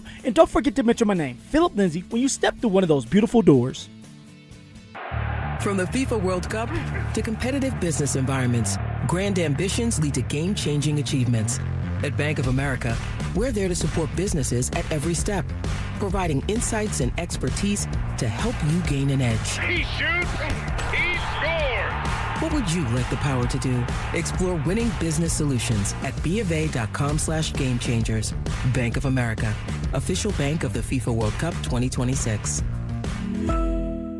On BritBox, there is a place where stories twist like cobblestone roads, grand manners hide secrets, and stakes are higher than seaside cliffs. Find places worth getting lost in on BritBox. Watch new series like The Other Bennett Sister from the world of Jane Austen and A Woman of Substance starring Golden Globe winner Brenda Blethyn. If you want to get away, you're in the right place. Stream the best of British TV on BritBox. Free trial at BritBox.com. Hey, it's Zach here. If you're working on your home this summer, lock in a low-interest loan with 5280 Exteriors, as low as 6.99% for 15 years. Get those dream windows, siding, or decking project. Visit 5280exteriors.com. The altitude of quality. If you're considering sedation dentistry and want to learn more about it, Clarkson Dental can help. When it comes to your health, you want to make sure you know all the details. The highly trained professionals at Clarkson Dental have your answers. Learn more at coloradosedation.com. Hey guys, your boy Stink here. And if you're over 50, there's a good chance you're dealing with an enlarged prostate. Waking up at night, weak stream, all of it. Here's the good news. PAE, prostate artery embolization, is minimally invasive, done through a tiny pinhole, and you're home the same day. Most men who have PAE don't experience any sexual side effects associated with conventional prostate surgery. At Colorado Advanced Endovascular, their experienced team offers specialized prostate treatment with near zero impact on sexual function. Lakewood location, personalized care. Visit coloradoae.com. Getting a little older doesn't have to mean, well, getting older. This is Jeff for the Rocky Mountain Men's Clinic, and if you're feeling low energy, can't sleep, can't lose weight, are struggling with brain fog, or your sex drive is off, it's time to change it up. At the Rocky Mountain Men's Clinic, our advanced medical strategies featuring TRT, GH peptides, NAD+, GLP-1s, PDA, and more treat low T and other hormonal issues to help you shed pounds, have more energy, enhance your body composition, improve sleep, increase your sex drive, and so much more, getting you back in the game again. So don't be older. Be stronger in the gym. Be sharper at work. Be better in the bedroom, and be more confident in every part of your life. So call us today and find out how our advanced treatment strategies could change the game for you.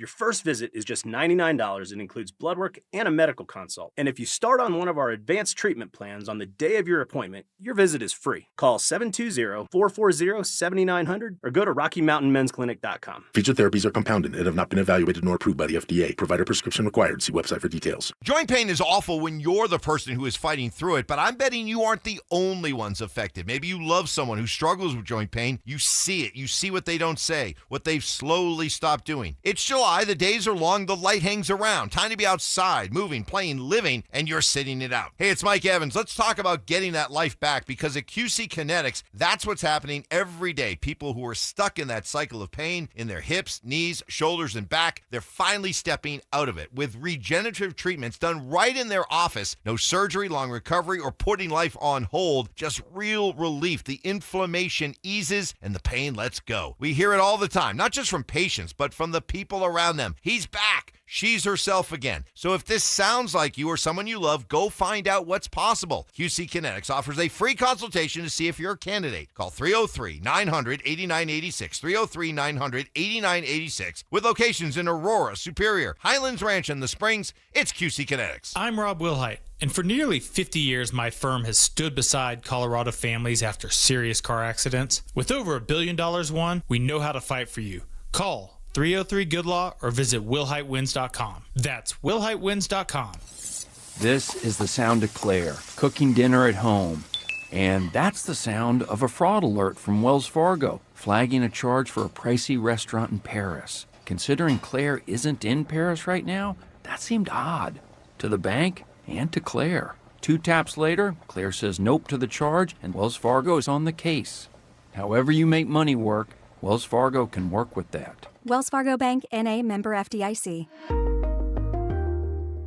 Hi, Dan Cicchini, Done Right Home Improvements. For an 8% scheduling incentive and a special financing rate of 0% APR with 72 equal monthly payments, go to drhi.com. Kitchens, baths, counters, and floors. Finished basements, windows, and doors. You have our word, we'll treat you right at Done Right. Want to partake in our contests? Check out the rules at DenverSports.com. Listen up, Denver.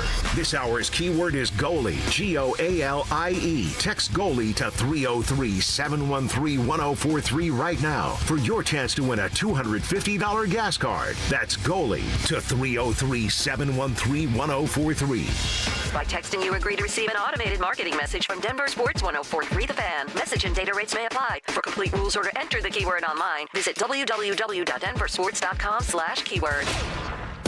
Every day at 3:30, the drive comes off the top rope to hit you with a 1, 2, 3. Finally, The Rock has come back to Denver. Tape your wrists, stretch your spandex, and oil your hair. Here's Zach and Phil with today's 3 count on the drive. Oh my God, is that AP? He has the spandex on. He's climbing on the top rope. Phil's on the bottom. Here we go, coming off the top rope with it. Here we go. It's a 3 count brought to you by our friends at Homestrong, Colorado's foundation repair and concrete experts. Okay, this also came across the timeline this morning from ESPN.com. Executives, coaches, and scouts ranked the top cornerbacks in the NFL for 2026. Any guesses as to where Mr. Surtain ended up? Oh, it has to be Pat Surtain, number one. Number 1 cornerback in the NFL. He's locked down. Now, of course, AP, I want my cornerbacks catching interceptions, taking them back to the house. That's something that PS2 needs to get better with. But you talk about a man that's just locked down, pass breakups, tackling, big, lengthy, long. Fundamentally sound. That's PS2 for you. PS2 has to be number 1. Am I right? Yes, you are correct. He is the number 1 cornerback in the NFL according to this ranking. ESPN adds here, I believe this is by Jeremy Fowler. Let me confirm that. Yep. He had Surtain held a convincing grip on the process, eliciting more than 75% of the first-place votes. Quote, "It's not close," end quote, a seasoned NFL coordinator said. He also continued to say that he's a generational player.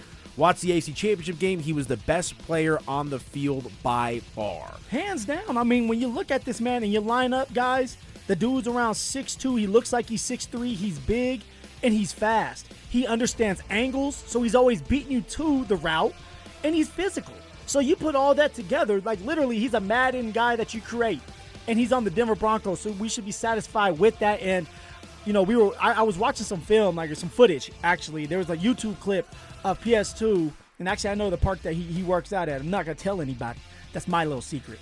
But he looks good, man. He looks in shape.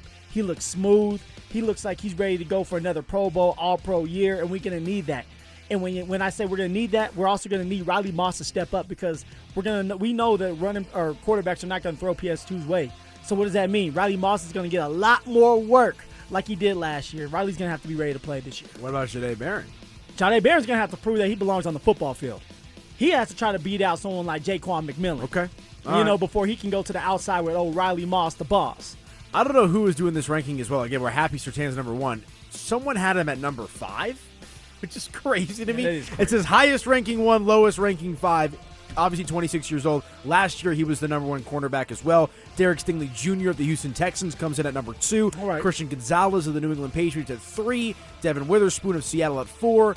And Trent McDuffie of the Los Angeles Rams, newly acquired Los Angeles Ram at number 5. Dante, you had an interesting thought. You actually think this is debatable, that Pat I Surtain. thought it was up for debate. I still think Pat Surtain is the best cornerback in the NFL, but I'm not going to sit here and tell someone they're wrong if they think that it's Derek Stingley or if they think that it's Christian Gonzalez. Well, what if they are wrong? Yeah. I think at that point it's a little subjective. I don't think it's that clear cut. I think, again, my opinion is that it's Pat Surtain, but I'm not going to say anybody's outwardly wrong for saying it's either of those two. I mean, Christian Gonzalez, the Patriots lost 1 game when he played last year, and it was a Super Bowl. Their schedule was ridiculous last year. They had like 1.5 good tough games outside of the Super Bowl. Okay, well, regardless, I still think he's a really good Yes, cornerback. I agree. Damn Really good. good player. Really He good. was with the Colorado Buffaloes, and then he decided to go to Oregon. Damn good player. I will say, though, even with Gonzalez, it's about consistency, right? If he goes out there and does it again this year, then we can debate. But something that PS2 does every single year is he shows up. Does singly as well, but like he shows up. And now if PS2 can get it together and start making some interceptions happen, I mean, nobody's going to be touching this man. He doesn't have that many interceptions because they don't throw his way. That is true. That's the problem. That It's not is even a true. problem. Go ahead, It's AP. just the reality situation. So, Pat Surtain, best cornerback in the NFL. 1, 2. All right, I really am kind of done talking about it, but we're going to talk about it because I'm still so mad about it. The USA last night against Belgium laying an absolute egg, Phil. I'm driving up north to Broomfield where I'm crashing right now, and I can't even get home. They're already down. Like, I'm like zooming home. I'm like, okay, I got to watch this game. Like, it felt like when I got home, by the time I walked through the door, it's like Super Bowl 48 where it's like it's over before, like, as soon as it started. AP, I was driving down the street, and I was going to rush a little bit. I'm talking to my wife, and I get the news, hey, Belgium's already up. I just slowed down. It's like, I'm not going to sit here and try to speed home. I shouldn't be speeding anyway, right? Like, I got to be safe on the streets. It was disappointing. It was embarrassing for Team USA. I thought they were going to bring more to the table. I thought they were going to be more excited to be out there, more enthusiastic to be out there, representing for our country. Instead, they get the brakes beat off of them. All right, they just get taken to Pound Town, and it sucks, man. It truly does. And now what? Now what do we do? We're waiting for football now. All right, they could have gave us a couple more games before football season comes rolling around, before camp comes rolling around, but no. Team USA lays that egg, and now they're at home. Yeah, 4-1 your final score. Christian Pulisic, an absolute no-show flow, made absolutely no difference in the flow of this game, obviously, despite the controversy surrounding that with Trump and everything else. I mean, it's crazy, man. It's crazy. I mean, they truly, the lights were way too bright for the United States national team last night. Lukaku still got it, turning back the clock with the dagger in that one. And really, it just feels like more of the same for this USA squad, right? I mean, we've seen them look good in group stage, right? Do what they got to do, but the moment you got to play one of these big boys from Europe, and let's be clear, Belgium's a respectable opponent, but like this ain't England, this ain't Spain, this ain't France. Like Belgium is probably not in the same tier of team as those guys, and they get embarrassed 4-1, Phil. We're not there yet, AP. We're not there yet, and it sucks. 1, 2, 3. All right. Keeping with the World Cup theme, I'm sitting here getting ready to do the show with you, kind of putting some notes together, prep, making sure everything's set to go at the house before I leave. I look at my phone, and Argentina finds themselves down 2-0. This is Leo Messi's Argentina. Somehow, some way, though, they come back to win this game 3-2. The final eventual game-winning goal comes 90+3 in the added time or the extra time. Yep. There for Argentina. Tom Brady, who is, likely the GOAT in the NFL. Likely Leo, he is. Yeah, he is the GOAT. Leo Messi, who's likely the GOAT. You could argue Pele. You could argue some of these other guys that in soccer one's more as well. debatable. Tom Brady, after the game, tweets out he thinks that this is better than 28-3, or it might be better than 28-3, his comeback in the Super Bowl. I don't know if I'm going to go that far. I mean, that's the Super Bowl we're talking about. Matt Ryan. And, I was teammates with old Matt Ryan, and I had the courage to ask Matt Ryan. It was after a practice. It was just me and him in the locker room. I said, do you still feel a certain did not. way? Oh, I had to. I said, hey, Matt, don't get mad at me, but do you still feel a certain way about that Super Bowl? And he said, every damn day. Yeah, I would Every too. day, man. I wish I would have done things differently. I wish I would have got Julio Jones more involved. I said, I bet you do, buddy. I bet you. I didn't say that, but I wanted to. I don't think that's quite as impressive as 28-3, No. just because, to your point, I understand it's an elimination game from Argentina, but the stakes of, the Super Bowl, if that was in the World Cup final, Like, that's different against France, right? Like, this is against Egypt. And, like, I don't mean any disrespect towards Egypt. It's not like you did this. Just like how we're talking about the USA losing to Belgium, right? Okay, you beat Bosnia, like, great. Like, it's not like you did this against France or Spain or England, like a true powerhouse of the sport. A little bit. You know, it's a little bro-esque, right? But it's like, it's still incredible. We can still live in the moment and say how sensational it was. Of course. But I don't think it's as crazy as 28-3. No. I think one of the Knicks comebacks we saw, what was that, game 4 of the NBA Finals? I think that was crazier than this. Yeah, This is wild, but the implication, too. No, it's wild, but you are playing against Egypt. You're playing against Egypt, and you're not in the Super Bowl. Super Bowl runs the world as we know it. Okay, I truly believe that. And Tom Brady came back on Matt Ryan and won that game. 28-3. That's insane. Yeah, it's crazy. It was crazy. I will tell you guys this as well. If you're looking for, like, just some entertainment, go look at the Telemundo Spanish broadcast call of that Lionel Messi goal. I mean, it is a sight to see. I've been watching a majority of these World Cup games in Spanish anyway. That takes the cake when it comes to calls. Check it out if you want to hear that one. All right, good stuff here on the 3 count.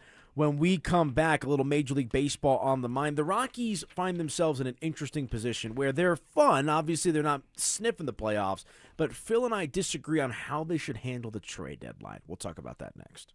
The Avalanche have set their sights on another Stanley Cup. But the biggest move of the offseason might not happen on the ice. What's next for Cale Makar as Colorado builds for the future? All eyes are on a potential contract extension for the franchise defenseman and cornerstone of the Avs organization. How will it get done? And what does it mean for the team's championship window? Denver Sports 104.3. The Fan. Injury Insights, powered by Ramos Law. Taking a look at the latest sports injuries in Colorado and beyond. Here's Dr. Joseph Ramos with Zach By. Okay, Dr. Ramos, we've seen a rash of Achilles injuries rampant in professional sports in a way we haven't seen in previous eras. Can you point to anything why that this is happening in such a wholesale manner? Yeah, absolutely, Zach. There are a couple reasons. One is that, we're seeing nowadays, particularly in football, harder surfaces and turf. That is affecting these Achilles. The Achilles basically carries 10 times your body weight. Imagine that. It's the longest, strongest tendon in the body. What happens with these Achilles injuries is the blood flow to the Achilles is kind of poor. So over time, the Achilles gets these micro tears in it. And these athletes are going steady all the time. And then we're seeing these injuries. With the basketball players, it's that hard floor surface again as well. And again, these athletes are strong, they're fast, they're explosive, and they're running all that body weight down through that tendon. That's why we're seeing a lot of these injuries. Is there anything that you can think of that would make these injuries more preventable? Yeah, actually, there's a few things, and it goes back kind of to conditioning, really. And I think some of these trainers, man, some teams need to start holding some trainers responsible here. Because here's the deal. You eccentrically train the Achilles and you strengthen it. And what that is it's fully extending that Achilles. Like imagine putting your toes on a plank, letting your heels dip off, and then doing your toe ups off of a plank. So your heels dipping below the level of the plank, fully extending it, and then you're strengthening it. And they're not doing enough eccentric exercises. Whenever the Achilles is loaded at full stretch, and you put 10 times the body force through it, you're going to tear it. I think some trainers on these teams that are getting these recurrent Achilles injuries, they got some serious questions to answer. Ramos Law. What makes us different makes us better. Tired of hearing scary radio ads about the IRS? Tax Relief Advocates is different.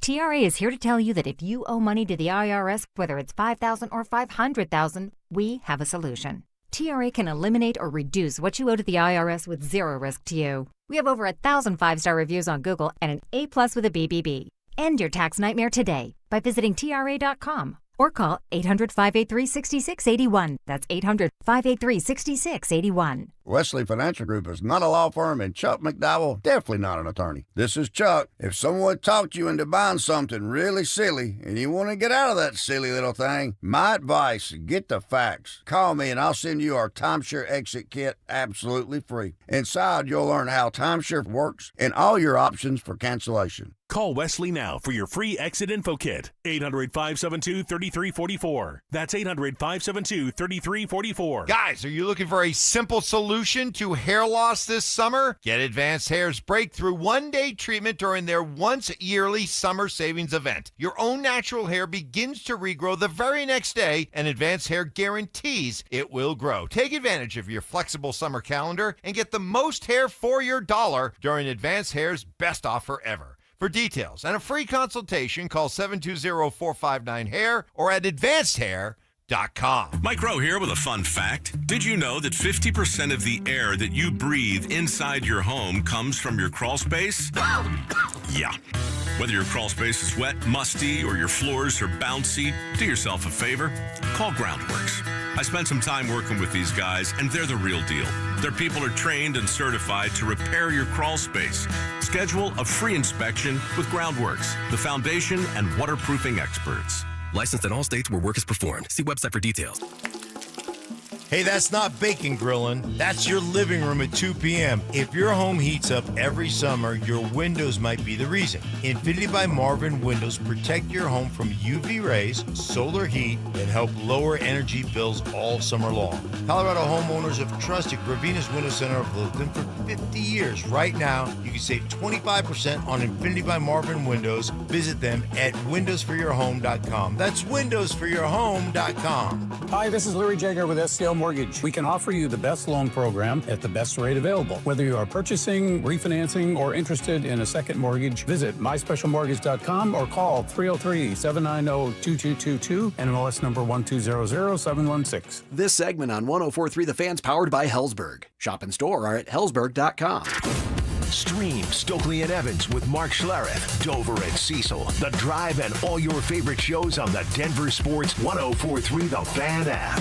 Powered by Advanced Tax Solutions. Denver Sports 104.3 The Fan. Denver Sports 104.3 The Fan presents The Drive with Zach By and Phillip Lindsay.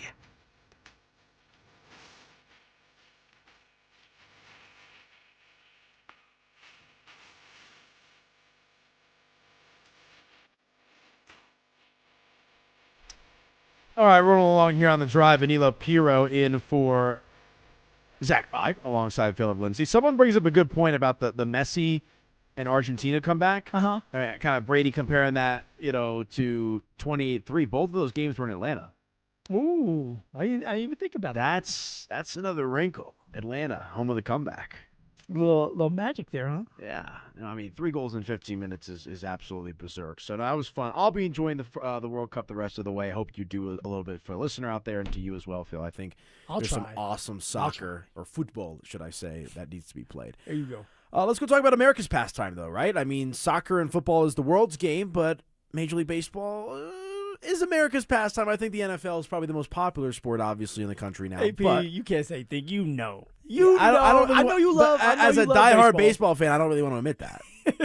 To be completely honest with you, but the Rockies, right? They've been fun, right? There's been an element of enjoyableness. That's not even a word, but you've been able to enjoy the Rockies AP, this year you're with compared Phil, to. man. Yeah, I make my own true. words We're making up. our own okay, vocabulary. you're good. You can make your own words there's up. something that you and I know Jake was on here yesterday ripping them and saying, "Oh, this season is a complete failure because Ethan Holiday and Chase Dollander are hurt, and without them, you don't have a future." I hear what he's trying to say, but the Rockies are at least entertaining this year, right? There's something about them that feels like not nearly as bad as last year, and obviously last year was about as awful as it gets, and the fact that we're in this situation where you can at least tune in on a nightly basis, even when they're losing, and be intrigued, I think is a step in the right direction. We talked about it here on our show, right? ZB and I all the time. Are they competing? Are they competent? Are they finding ways to get to that ninth inning and having a chance to win? Yes, they are. Every night, you don't know what you're going to get out of this team. Whether it's a blowout win that they have, or maybe they come back, or maybe they're in the thick of things, they come back and they lose. It's fun to watch. And you are having fun watching a young guy like TJ Rumfield and what he is bringing to the table. At one point before Dollander got hurt, it's okay, what does this kid look like as he gets more reps? All right, then you have some of the older guys like Moniak that comes back and he's doing his thing, or Hunter Goodman and what he's bringing to the table. Yeah, yes, we're not seeing the wins like we all want to, but we also know, and if you are a diehard Rockies fan, you understand that this is going to take time to build. But it's fun to watch what the Rockies are doing. They're competent. They're competing every single night. And you never know what you're going to get out of the game, so you're always tuning in, AP. Yeah, no, I hear you. And so I think the question is, like, the future of the Rockies, right? Because it's hard for me to even say, like, this has been super enjoyable. It's like they're still a losing team, right? Like, their record right now is 37-55. They're 23 games out of first place. And obviously we know who's in first place in the Dodgers. Yeah. You're not catching them anytime soon, right? But it is about being competitive, building for another day, and getting back to the postseason. And the reality of the situation is the Major League Baseball trade deadline is rapidly approaching, right? And already we've seen two guys in Jake McCarthy and Mickey Moniak that have been linked to trade rumors, right? The Houston Astros, we'll see what other teams might try to be in the mix here. Obviously, they've got Ezekiel Tovar. You've got Hunter Goodman, who's an all-star now for the second consecutive season. You and I tend to disagree on this topic quite a bit. I think anybody and everybody who's currently playing for the Rockies should be on the trade market. So you still think that way? I think I'll always feel that way. I think the guys that are truly untouchable are the Ethan Hollidays, the Chase Dillanders, who I know is hurt, so maybe he's an exception if he were healthy. But the Ethan Zach Holliday, he Veens. hasn't even stepped foot. Like, Right. we don't know what we got at this young man. But those are Ethan Holliday's a top pick, right? Okay. Like there's, and I understand not all top picks pan out the way that you you gotta should. go and play. But point being, Mickey Moniak is 28 years old. Jake McCarthy is 28 years old. Yeah. Right? The Rockies are 4 or 5 years away, maybe a little bit less. I think you said 3 years when we talked about this. 3. Yesterday, right? I said 3 So, if they're on in the right time. You're looking at Mickey Moniak being 31, Jake McCarthy being 31 when the Rockies even have a chance to make the playoffs. Let alone win a division, something they've never done before in their franchise's history. I understand that, like, Mickey Moniak and Jake McCarthy and Hunter Goodman are all reasons as to why they're a little bit more competitive this year. But those three guys in particular aren't doing anything for you in 3 to 4 years. So, first off, okay, Moniak, I understand. You just got done saying he's 28 years old, okay? McCarthy's another one that's 28 years old. But you put in Hunter Goodman. Hunter Goodman's only 26 years old. We act like that's old. He's still young. All right, my man's he was. You're 21 when you're able to drink, so he's 4 years after that. So he is still young. He's playing really good baseball. Okay, he's in the prime, and you want to get rid of somebody like him, Moniak. I want to keep him, but I also understand if you do get rid of him for some assets, if you can help your farm system out, you're going to do that. But you don't do it with someone like Hunter Goodman that you're getting the best baseball. You think it's still to come, right? His best baseball is yet to come, and you want somebody that you can still build around, build that foundation. All right, Tovar's another one that you probably keep because you want the young guys to come up and have somebody they can follow. That's why you wouldn't get rid of Goodman or even Tovar. Other than that, okay, McCarthy, Moniak, although I don't want to see him go, you can get rid of them if you need to. All right, Sensatella, he needs to go if he has any draft stock left, right? But you don't just sell everybody, AP. You need somebody to go out there and play. Yeah, no, and I understand what you're saying, and I get the point you're making as well when it comes to Hunter Goodman and the timeline being 2 years younger than some of these other cats, right? But, like, the reality situation, too, is Hunter Goodman's probably your biggest fish, right? Like, you're probably going to be able to get back the most in return for Hunter Goodman. And it's like baseball. Like, it's one thing if this is basketball, right? Uh-huh. Does anybody think the Milwaukee Bucks are getting anything close to what they had in Giannis Antetokounmpo in the quote-unquote haul they got back for him? Absolutely not. Baseball is the one sport. The NFL maybe to a certain extent. We'll see like how the Micah Parsons trade plays out, right? That's kind of this isn't even a comp, but like that's like a big trade in football that set up Dallas all right. There's been other trades in football too. But like baseball is the one sport that's proven where you can trade away a top player and get some pieces back, and you'll actually be better for it in the long run, right? And so I agree, man. Like, here's the thing. If the Rockies are banging on the doorstep and they finish this year with 75 wins, 80 wins, right? Like, and they're look at you. So far away. You're moving the goalposts. But I'm saying that's a different conversation, but the Rockies are so far off from that, right? Like, you're still, as you're talking about, 3 years at the earliest to being competitive and contending for a playoff spot. So tell me this. Would you give up somebody like TJ Rumfield? Everybody on the roster. Come on, dude. Everybody on the active roster. This is what I don't understand. I don't understand with you is like, okay, I understand giving up some guys that are 28 years old. They have a little bit of stock. Cool. But a guy that you're developing is looking good, and you want to get rid of him for a guy that may not pan out because you want to try to strengthen the farm system. Like you have someone like TJ Rumfield that looks like he's going to be really good as time goes on, and you want to sell him too? Like how are you ever going to get better? Because it's you have a prospect base that is loaded with outfielders. They need pitching. They're devoid of talent in the pitching staff. You've got Charlie Connon. You've got young guys that have upside moving forward in this league. You need to get more guys that fit that timeline moving forward. Let us know your thoughts on how the Rockies should handle the trade deadline. RamosLaw.com text line. All right, let's hit a quick break. When we come back, we'll bring in our guy Seth Wickersham of ESPN. He, of course, the author of the big story that came out this morning involving Sean Payton, a bit of behind-the-scenes information on the Broncos, Sean Payton leading up to their playoff run last year. That's next. The Nuggets are making headlines. Peyton Watson's contract talks are heating up, while Denver's reportedly exploring a blockbuster run at LeBron James. Can the Nuggets keep their rising young star and add one of the greatest players ever alongside Nikola Jokic? Stay locked in for the latest twists, rumors, and reactions. Denver Sports 104.3. The Fan. When you see this in your kitchen, The stainless steel fridge is covered in fingerprints. you hear this. Leslie, people are going to think you were raised in a barn or by wolves or raised in a barn by wolves. Fortunately, Wyman Stainless Steel 3-in-1 cleans, shines, and protects to give you the best shine. A spray and a wipe will have your fridge shining like a mirror. Wow, my fridge looks brand new. Your fridge looks amazing, Leslie. Sorry, I was being a little dramatic earlier. Your kitchen says a lot about you. Let it brag with Wyman. With Progressive's Name Your Price tool, you can choose the best coverage option for you. Because you know you. Like, you know you can't cook. You're not one of those people who say that they can, but when people come over for dinner, they find out the hard way, you can't. You can't even microwave popcorn, and that's literally just one button. Plus, measuring and patience are huge parts of cooking, and that's just not you. Only you know you. So get coverage options within your budget with Progressive's Name Your Price tool. Progressive Casualty Insurance Company and Affiliates. Pricing coverage match limited by state law. It's game day. Are your moderate to severe Crohn's disease or ulcerative colitis symptoms keeping you from the action? Skyrizi, risankizumab Riza, could help you get back to the game. Skyrizi is proven to help people feel significant symptom relief, achieve remission, and visibly improve damage of the intestinal lining. Skyrizi is a prescription injection medicine for adults. Don't use if allergic to Skyrizi. Serious allergic reactions, increased infections, or lower ability to fight them may occur. Before treatment, get checked for infections and tuberculosis. Tell your doctor about any flu-like symptoms or vaccines. Liver problems leading to hospitalization may occur when treated for Crohn's or ulcerative colitis. Ask your doctor about Skyrizi, the #1 prescribed biologic in Crohn's and ulcerative colitis combined. Learn more at skyrizi.com or 1-866-SKYRIZI.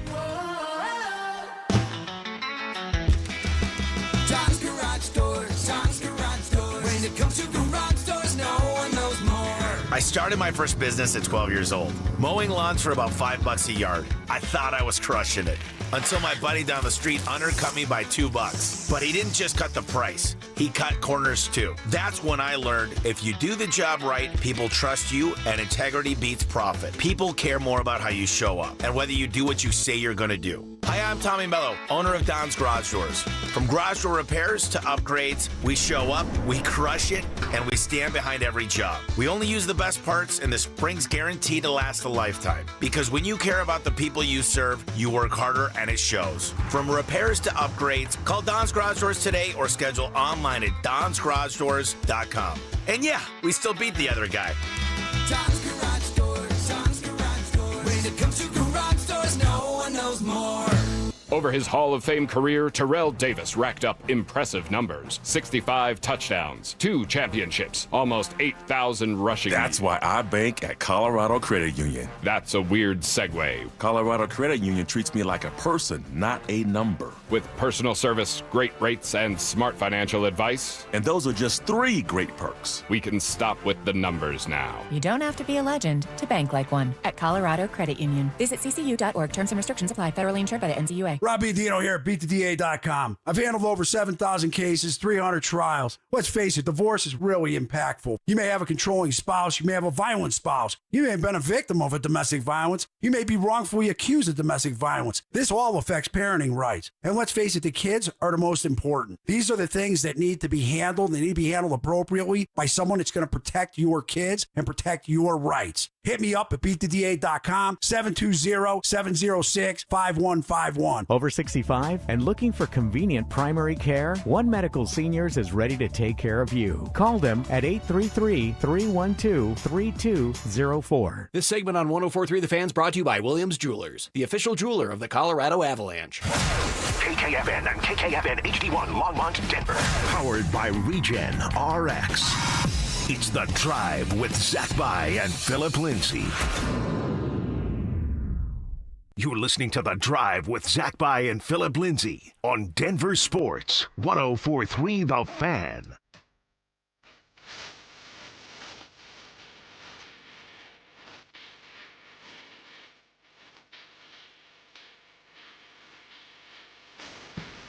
All right, welcome on back into the program. Anilo Piro in for Zach By alongside my main man, Phillip Lindsay. Hope everyone is doing well out there in and around the Mile High City. And as promised, live on the line, we bring in Seth Wickersham, who did an incredible story this morning titled Sean Payton's Second Chance Inside the Denver Broncos Super Bowl Quest. Also, he has a collection of his ESPN work coming out in September called Be on That Hill.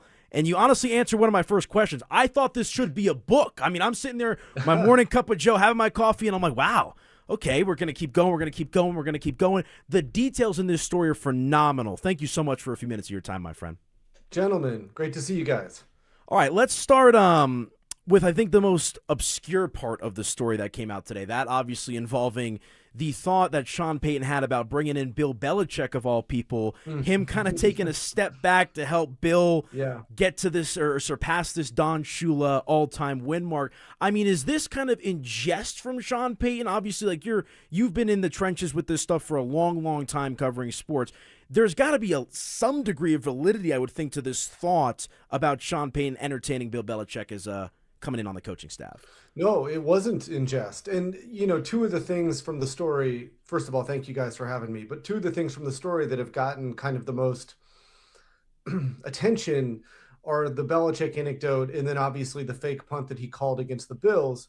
And both of those pieces of reporting and those sentiments that he expressed are actually born out of respect. I mean, he was just pissed off that Belichick wasn't in the NFL and that all these teams passed over him. He did not understand it. And he thought it was a shame that Belichick wasn't in what he says our league. And so he had that thought and it was real and he wasn't afraid to do it. At the end of the day, it was a little too complicated, probably a little too fanciful, but it wasn't in jest. And obviously, like, you know, calling a fake punt in overtime against the Buffalo Bills on a play that he had worked on for a year was born out of respect for Josh Allen and how many times he had seen Josh Allen work his magic late in games. And he was like, that's just not going to be me. So those were kind of the two things that kind of popped so far. There's a lot of layers to the entire story, as you guys know, but those things were born out of respect for the people that he competed against. Seth, you were in the building all day, all night, in the trenches of what's going on with Sean Payton, with the with the team, with the coaching staff. And one thing that we have went back and forth here as just, you know, radio people is, hey, is Sean Payton truly going to give up play calling duties for good and let someone like Davis Webb call the plays? Yeah. And you went through in great detail about how Sean Payton is going through these plays and bringing up plays and wanting to call certain things. So I'm asking you, all right, do you truly believe Sean Payton is going to give up play calling duties to Davis Webb? Well, yes, but like, look, I mean, I sat in those game planning meetings and Sean's running them. Right. And the interesting thing is, I mean, these things would go till 1:32 a.m. and he would gain steam. I never saw him yawn at night. I saw him yawn in the morning, but not at night. And his sleep scores, he shared them with me. I mean, readers can find them. As the week went on before the Patriots game, it was horrible.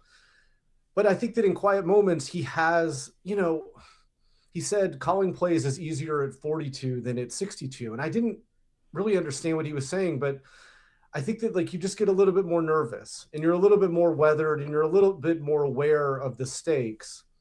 And I think that with Davis, the interesting thing I think that there'll be times where he exerts his authority and says, hey, let's run this thing now. Yeah. I think there'll be times where he wants to exert his authority and doesn't, because he knows that he gave Davis the chance to do this and he needs to let him do it. And, you know, I go back when Sean was calling plays under Bill Parcells, he enjoyed the latitude that Parcells gave him. And Parcells would look at the call sheets before games to review them. And when he'd see plays that he hadn't approved, he'd say, what are you trying to do? Make a name for yourself?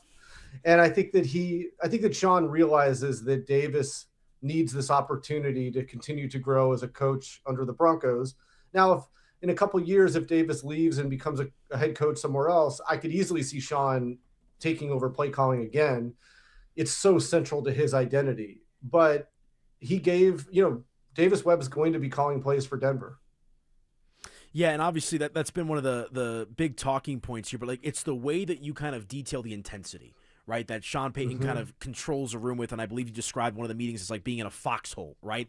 And it just it's hard to not hard to see, but it's like, what does that process truly look like? Because I think us here locally, we hear Davis Webb calling plays and we think he's going to take it and run with it, but it sounds like Sean will probably still have a heavy hand here, a heavy hand there when it comes to how this offense ultimately kind of plays itself out and works itself out. But kind of to that point, I mean, the Sean Payton you were able to be around and experience is a lot different than the Sean Payton we get to see on a weekly basis in the scrums and leading up to games. I mean, we always knew he was an intense guy, but the way that you kind of detail that and the relationship with the coaches and going at, you know, Vance Joseph about this guy's not playing and we need to stop the run and the accountability factor, how do you think his personality is represented, I guess, in a way, and the respect level between him and his coaches and his players? Like, is it sometimes too much Sean Payton, or does he find kind of that middle ground of being inspiring without being too much? Well, it's all the above. I mean, I think he's phenomenally good with the coaches. He can be hard. I'm sorry, and phenomenally good with the players. He can be hard on the coaches, but I think they learn a lot from him. And, you know, I think that for people who read the story, I think you'll see the people who read it carefully, they'll see two versions of Sean.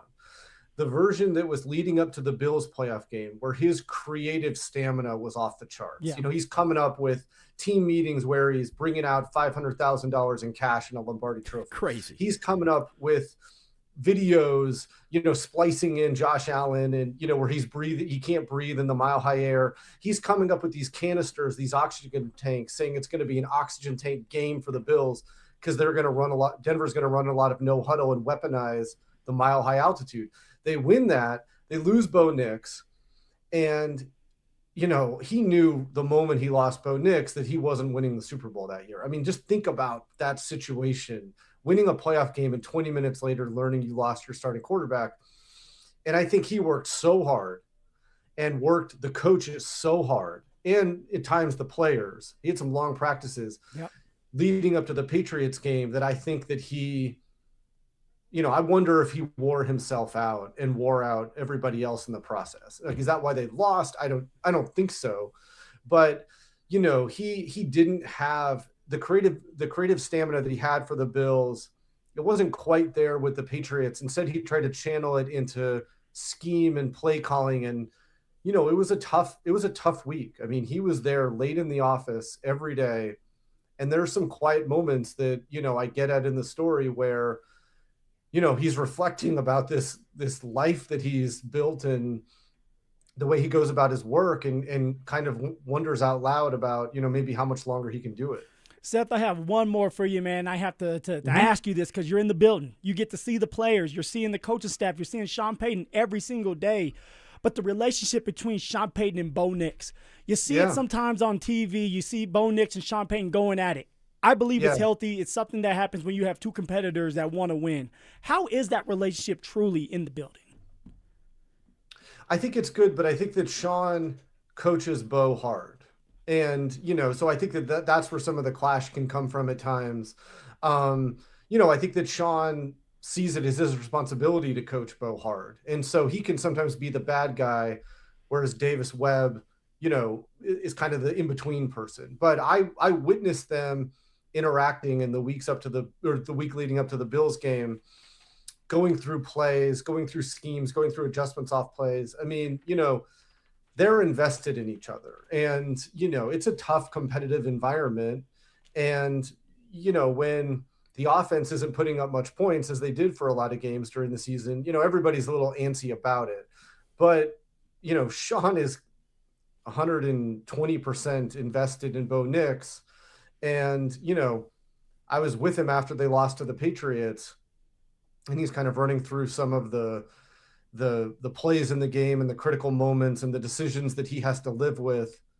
And, he said, man, we really could have used Bo Nix that game. And, I think that says everything you need to know. Seth Wickersham did an excellent job for us here at Denver Sports 104.3 The Fan. Make sure to check out his story at ESPN.com titled Sean Payton's Second Chance Inside the Denver Broncos Super Bowl Quest. He's also got a new collection of his ESPN work coming out in September called Be On That Hill, where their story will also be included. Seth, thank you so much for a few minutes of your time. This was honestly an incredible read. I'll be reading it like 3 more times to make sure I picked up all the breadcrumbs, and we really appreciate the time and the insight. Well, if there's more things for me to explain, just let me know. I'll be back. Great to see you guys. As Sounds always. good. Take care, man. Right on. Seth Wickersham, incredible story. Be sure to check out his upcoming collection as well. Phil and I will react to that. Lot to unpack when we come back here on The Drive. The wait is almost over, Broncos country. And I like football. Training camp is right around the corner, and all eyes are on Bo Nix as Denver looks to take the next step in year 3 under Sean Payton.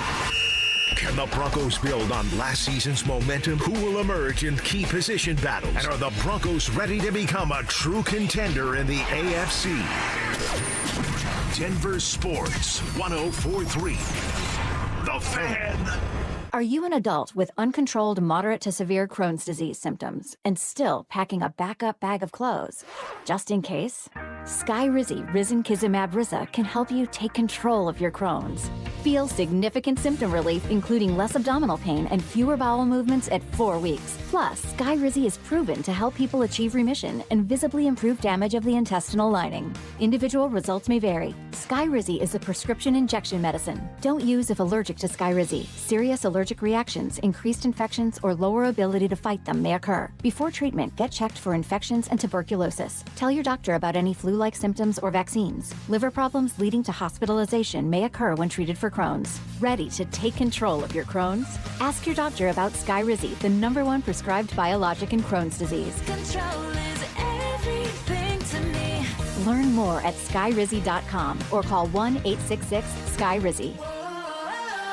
This July is America's 250th birthday, and Low T Center is celebrating 250 years of freedom with our 250 for 250 deal. All month long, men who start testosterone therapy and stay with it for 90 days earn $250. So if you're over 40 with low energy, sex drive, not feeling yourself, don't stay that way. Low T Center is raising the T of American patriots from sea to shining sea. Come celebrate 250 years of America with Low T Center's 250 for 250 deal, because bringing back energy and vitality of your youth is worth celebrating. Go to fixmylowt.com to book a free T test. That's fixmylowt.com. Offer ends July 31st. Terms and conditions apply.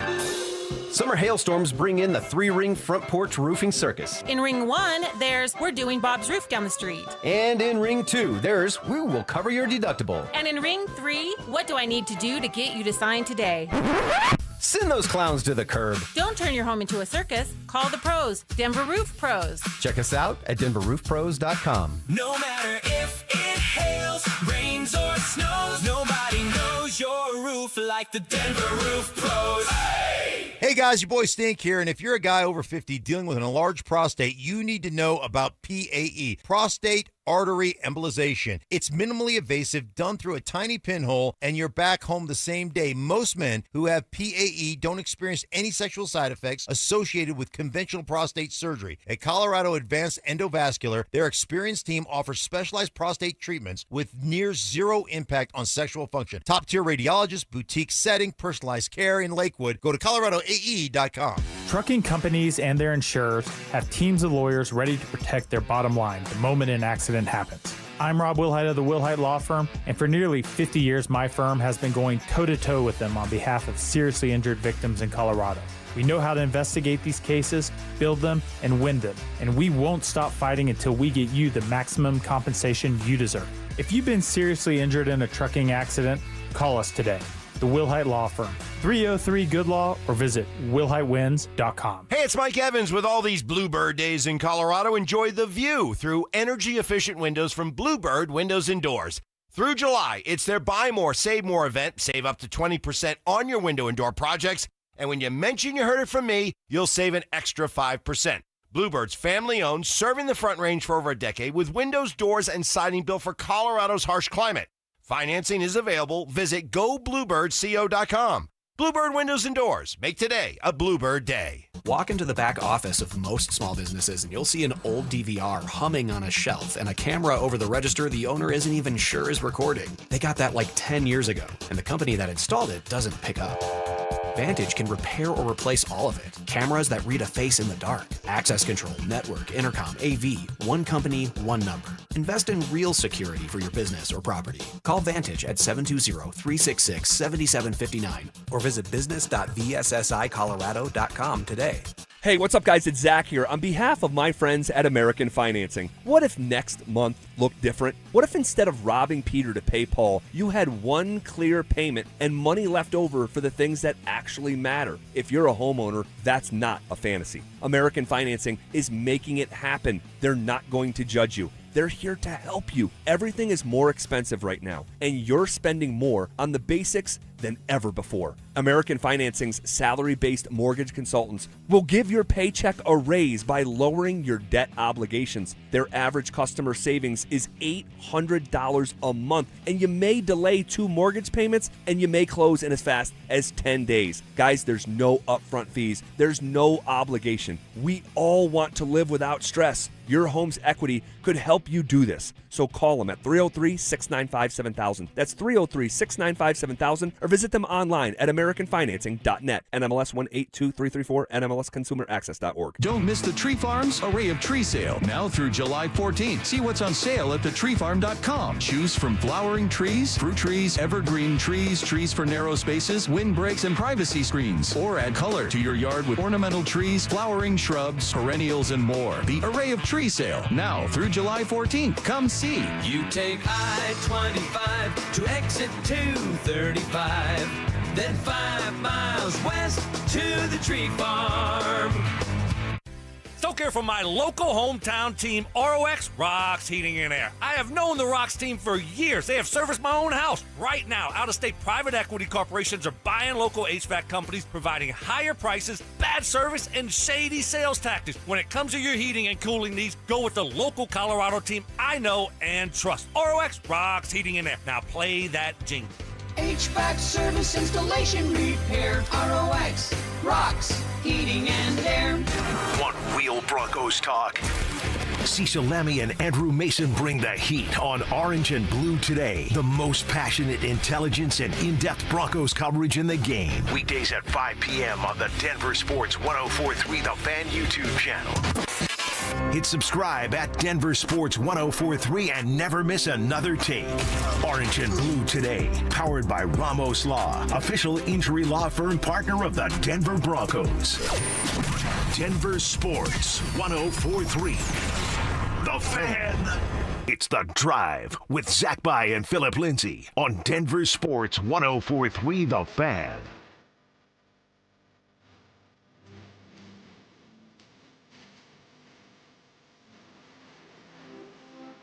All right, great conversation there with Seth Wickersham of ESPN. Again, be sure to check out that story online at ESPN.com and in his upcoming collection. Really enjoyed that. I wish we got to ask a couple more questions, man. I know. I could have gone for that's the thing is the story takes 45 minutes to read, at least. 45 for you. I keep saying it. It's about an hour and a half for me. No, but I probably consumed that life. story for an hour and a half to 2 hours today because I read it once. And then, I skimmed it a second time, and then I had the audio going on my drive down today. Which helps you out. And I'm probably going to go home and read it again tonight because we're definitely going to talk about it again tomorrow. There was so much.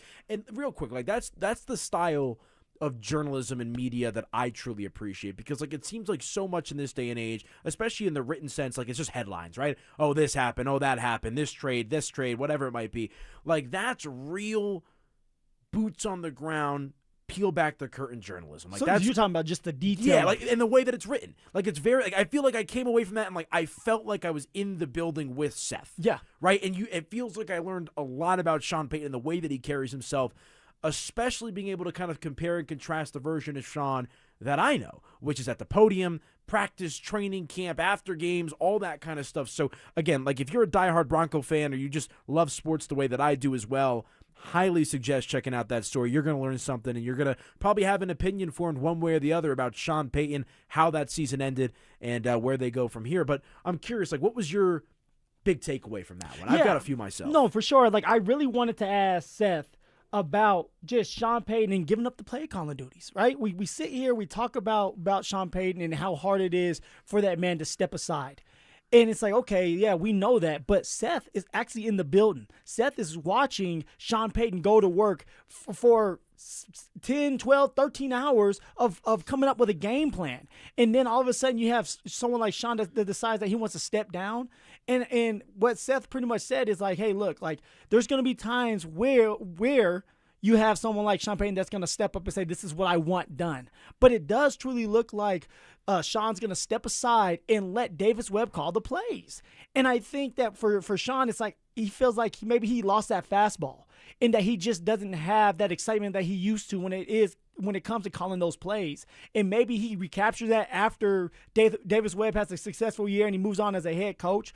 But I truly think Davis Webb is going to have the opportunity to truly call the plays. Now, with that being said, Sean is still going to have to give the green light on the plays that are going to be called before they're relayed out there. So it's going to be the Saturday night before the game. All right, it's the 4 hours before the game is played where you're going to have Sean say, okay, these are the plays that we're going to go with, and you're okay with calling them. Like, so I think it's still going to be a teamwork, but it's going to be interesting to see how much of Davis Webb calling plays is going to be really out there. Yeah, and again, I think that was my big takeaway because I don't want to say that I was ever skeptical once we found out that Davis Webb was taking over play calling. But I was curious at how that process worked because we've talked, what's the one consistent word when it comes to Sean Payton and the Broncos? Ego, right? This is a guy with a huge, larger-than-life ego, and it's my way or the highway. Like, that's the kind of energy we've gotten from Sean when we meet with him at the media and just through the actions and the Russell Wilson stuff and everything that's kind of come with it, right?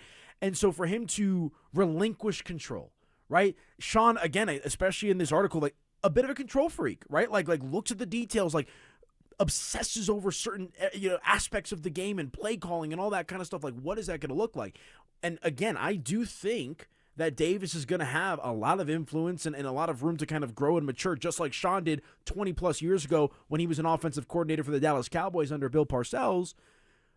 But I think that it's going to be much more of a co-op type of thing, at least in my head, because I don't know if Sean's going to be able to let go right away. Maybe it's a gradual process, like especially like one thing we haven't talked about, you and I, about this scenario with Davis Webb.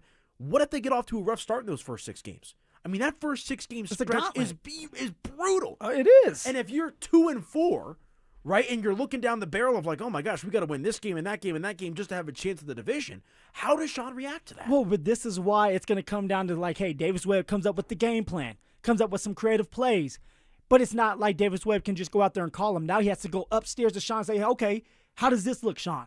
Does this look good? Can we win with this? Sean says, yes, I give you the green light. And then you go from there. I think that's what this is going to look like. And then maybe, there's going to be here or there where Sean's like, hey, this is what I want in the red zone. This is what I want on third down because I know it's going to work. But I truly think he's going to let Davis Webb start the season at least by calling plays. Now, I would agree. If Davis Webb isn't doing well, if he's not getting the plays in on time, then you can see a situation where Sean Payton himself says, I'm taking over play calling duties. This is so important for us to win this year. We have a chance to get to a Super Bowl, and I'm not going to let a young buck like you get in my way. That's if that happens and Davis Webb doesn't do well. Again, I think where it becomes really interesting is if they get off to a rough start. Yeah. Right? You drop the first 2 games. Right, you lose to Kansas City. You got the Rams, what is that, week 3, Mhm. right? Like, that's where I think the pressure gets cranked up because what's the old saying, Phil, right? Winning cures all. Like, Sean Payton could be, clenching down on his jaw with this and that, but if they're winning football games, you're going to be able to let it slide. You're going to be able to put that stuff to the side. But if you're 0-2 or you're 2-4 after those first 6 games, man, like, how does Sean process that? Because maybe there's a little bit of a blame game of like, well, if I'm calling plays, I guarantee we're in this situation, right? And again, this is all pure hypothetical stuff. But the story really just paints a picture of someone who's the definition of a football junkie and a sports junkie. And I feel like sometimes that terminology is thrown around way too much. My man's obsessed. He's possessed. But not with Sean. Like, it is to its C's. So let us know your thoughts about that. RamosLaw.com, text line 303-713-1043. We'll get back to the Broncos and Sean Payton, but up next, we've got an interesting report that's come out about the Avalanche. Did they try to make a big trade for one of the best goaltenders in hockey? We'll tell you about that next. With the MLB trade deadline fast approaching, Houston is reportedly showing strong interest in Colorado outfielders Jake McCarthy and Mickey Moniak. Could two of the Rockies' hottest bats be on the move? And who else could be shipped out to rebuild the club? Denver Sports 104.3. The Fan. Summer is a time to feel and look your best, but I'm not talking about your tan or abs. Guys, I'm talking about your hair. Restore that bald spot, reverse your receding hairline, or add volume to decades of thinning during Advanced Hair's once yearly summer savings event. Advanced Hair's simple one-day treatment begins to regrow your own natural hair the very next day, and it can even grow for life. Did I mention Advanced Hair even guarantees your new hair will grow? Take advantage of your flexible summer calendar and get the most hair for your dollar during Advanced Hair's best offer ever. The summer sales event is on for a limited time, so schedule your free consultation and get the details today. 720-459-HAIR. One-day treatment, life-changing results with Advanced Hair. Your new hair is guaranteed to grow. Check out the incredible before and afters and get your savings details while still available. That's 720-459-HAIR. or advancedhair.com. This is a special alert to all Americans who own a vehicle with less than 200,000 miles with an auto warranty about to expire or with no warranty coverage at all. Due to a decline in the economy, CarShield is announcing a low-cost month-to-month vehicle protection plan that is now available to the public to save any driver out-of-pocket expenses on future auto repairs. Call now to find out how you can pay almost nothing for covered auto repairs. Yes, you heard that correctly. Pay almost nothing for covered auto repairs. An open phone line has been established for all drivers to call for a free quick quote. Call 800-292-4541 now. Drivers who are covered will not have to pay for covered repairs again. This protection plan is at an all-time low. Additionally, drivers who activate this vehicle protection today will also receive free roadside assistance, free towing, and car rental options at no additional cost. Call us for your free quick quote today. 800-292-4541. That's 800-292-4541. What do you have to lose? Call 800-292-4541. Again, 800-292-4541. Hey, it's Phillip Lindsay here. Do you need a new roof, gutters, or exterior needs? Monarch is your one-stop shop, backed by 16 years of experience and over 10,000 satisfied customers. Their in-house insurance team fights for you, and their white glove service means every detail is handled with care. Competitive pricing, award-winning craftsmanship, and the only roofer the Denver Broncos chose to endorse. A proud member of Team Dave Logan, make the call to your home team, Monarch Construction and Roofing, the official roofer of the Denver Broncos. Gebhardt BMW, your trusted family dealership since 1975 in Boulder, has a championship-level lineup ready for you to test drive and take home today. They currently have specials on both the BMW X3 and X5 models. The BMW X3 model is a luxury compact SUV that offers balanced handling and a powertrain variety. The BMW X5 model is a high-performance powerhouse luxury model that offers you a thrilling driving experience. They also have a great pre-owned BMW lineup as well. Schedule your test drive today. Go to GebhardtBMW.com. Gebhardt BMW, your trusted family dealership since 1975. Performance matters in intimate moments. Don't let ED ruin them. This is Jeff for the Rocky Mountain Men's Clinic, and I want to assure you that if you're like the vast majority of guys, you don't have to suffer with ED anymore. In fact, you might be pleasantly surprised at how the right treatments could positively impact your love life. At the Rocky Mountain Men's Clinic, our advanced medical therapies go far beyond pills. We have treatments that are effective in well over 90% of cases, and we offer specific and combinative treatments that can dramatically enhance both your performance and your stamina. You could even last up to an hour or more and bring a far greater level of intimacy to both you and the one you love, perhaps performing like you haven't in years. So call us today and find out why our advanced treatment strategies offer so much more. Your first visit is just $99 and gets you blood work, a medical consult, and if medically advised, a test dose. And if that test dose doesn't work in the office, your visit is free. Call 720-440-7900 or go to RockyMountainMen'sClinic.com. Rocky Mountain Men's Clinic, advanced medical science to improve men's lives. Okay, I admit it. At 303 Law 4040, we like to have a little fun with the made-for-TV lawyers who pretend that they're from Colorado. In reality, they live in places like Chicago, Arizona, Texas. Heck, one guy flies in from New York City. New York City? just so he can do his commercial and fly back home. Crazy thing happening here in Colorado. Outside private equity funds are pouring millions of advertising dollars to prop up these guys and get them to pretend they are local voices that you can trust. So what really happens when you call one of those pretend made-for-TV lawyers? Here's an example. A young man was hurt. He called one of those guys. The insurance company said, nah, we're denying the claim. No money for you. His made-for-TV lawyer said, sorry. So his friend said, you need to call 303-LAW 4040. We took the case and told the insurance company their denial was BS. And they said, you're right. Here's all the money. If you've been injured, don't waste your time calling a pretend made-for-TV lawyer. Call 303-LAW 4040. Go ahead, save that number in your phone. It's 303-LAW 4040. This is the story of the one who keeps multiple buildings running smoothly day after day. Plumbing that flows, HVAC that hums, cleaning supplies that keep surfaces sparkling. That's why she counts on Grainger. With easy reordering online and 24/7 support, Grainger helps her keep the products she needs on hand. So shelves stay stocked and buildings stay ready. Call 1-800-GRAINGER, click Grainger.com, or just stop by. Grainger, for the ones who get it done. When you see this in your kitchen, The stainless steel fridge is covered in fingerprints. you hear this. Leslie, people are going to think you were raised in a barn or by wolves, or raised in a barn by wolves. Fortunately, Wyman Stainless Steel 3-in-1 cleans, shines, and protects to give you the best shine. A spray and a wipe will have your fridge shining like a mirror. Wow, my fridge looks brand new. Your fridge looks amazing, Leslie. Sorry, I was being a little dramatic earlier. Your kitchen says a lot about you. Let it brag with Wyman. Listen up, Denver.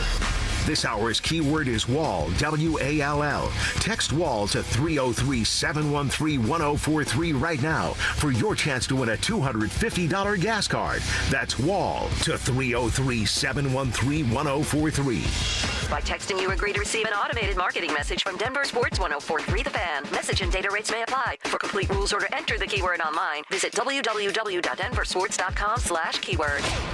Denver Sports 1043 The Fan presents The Drive with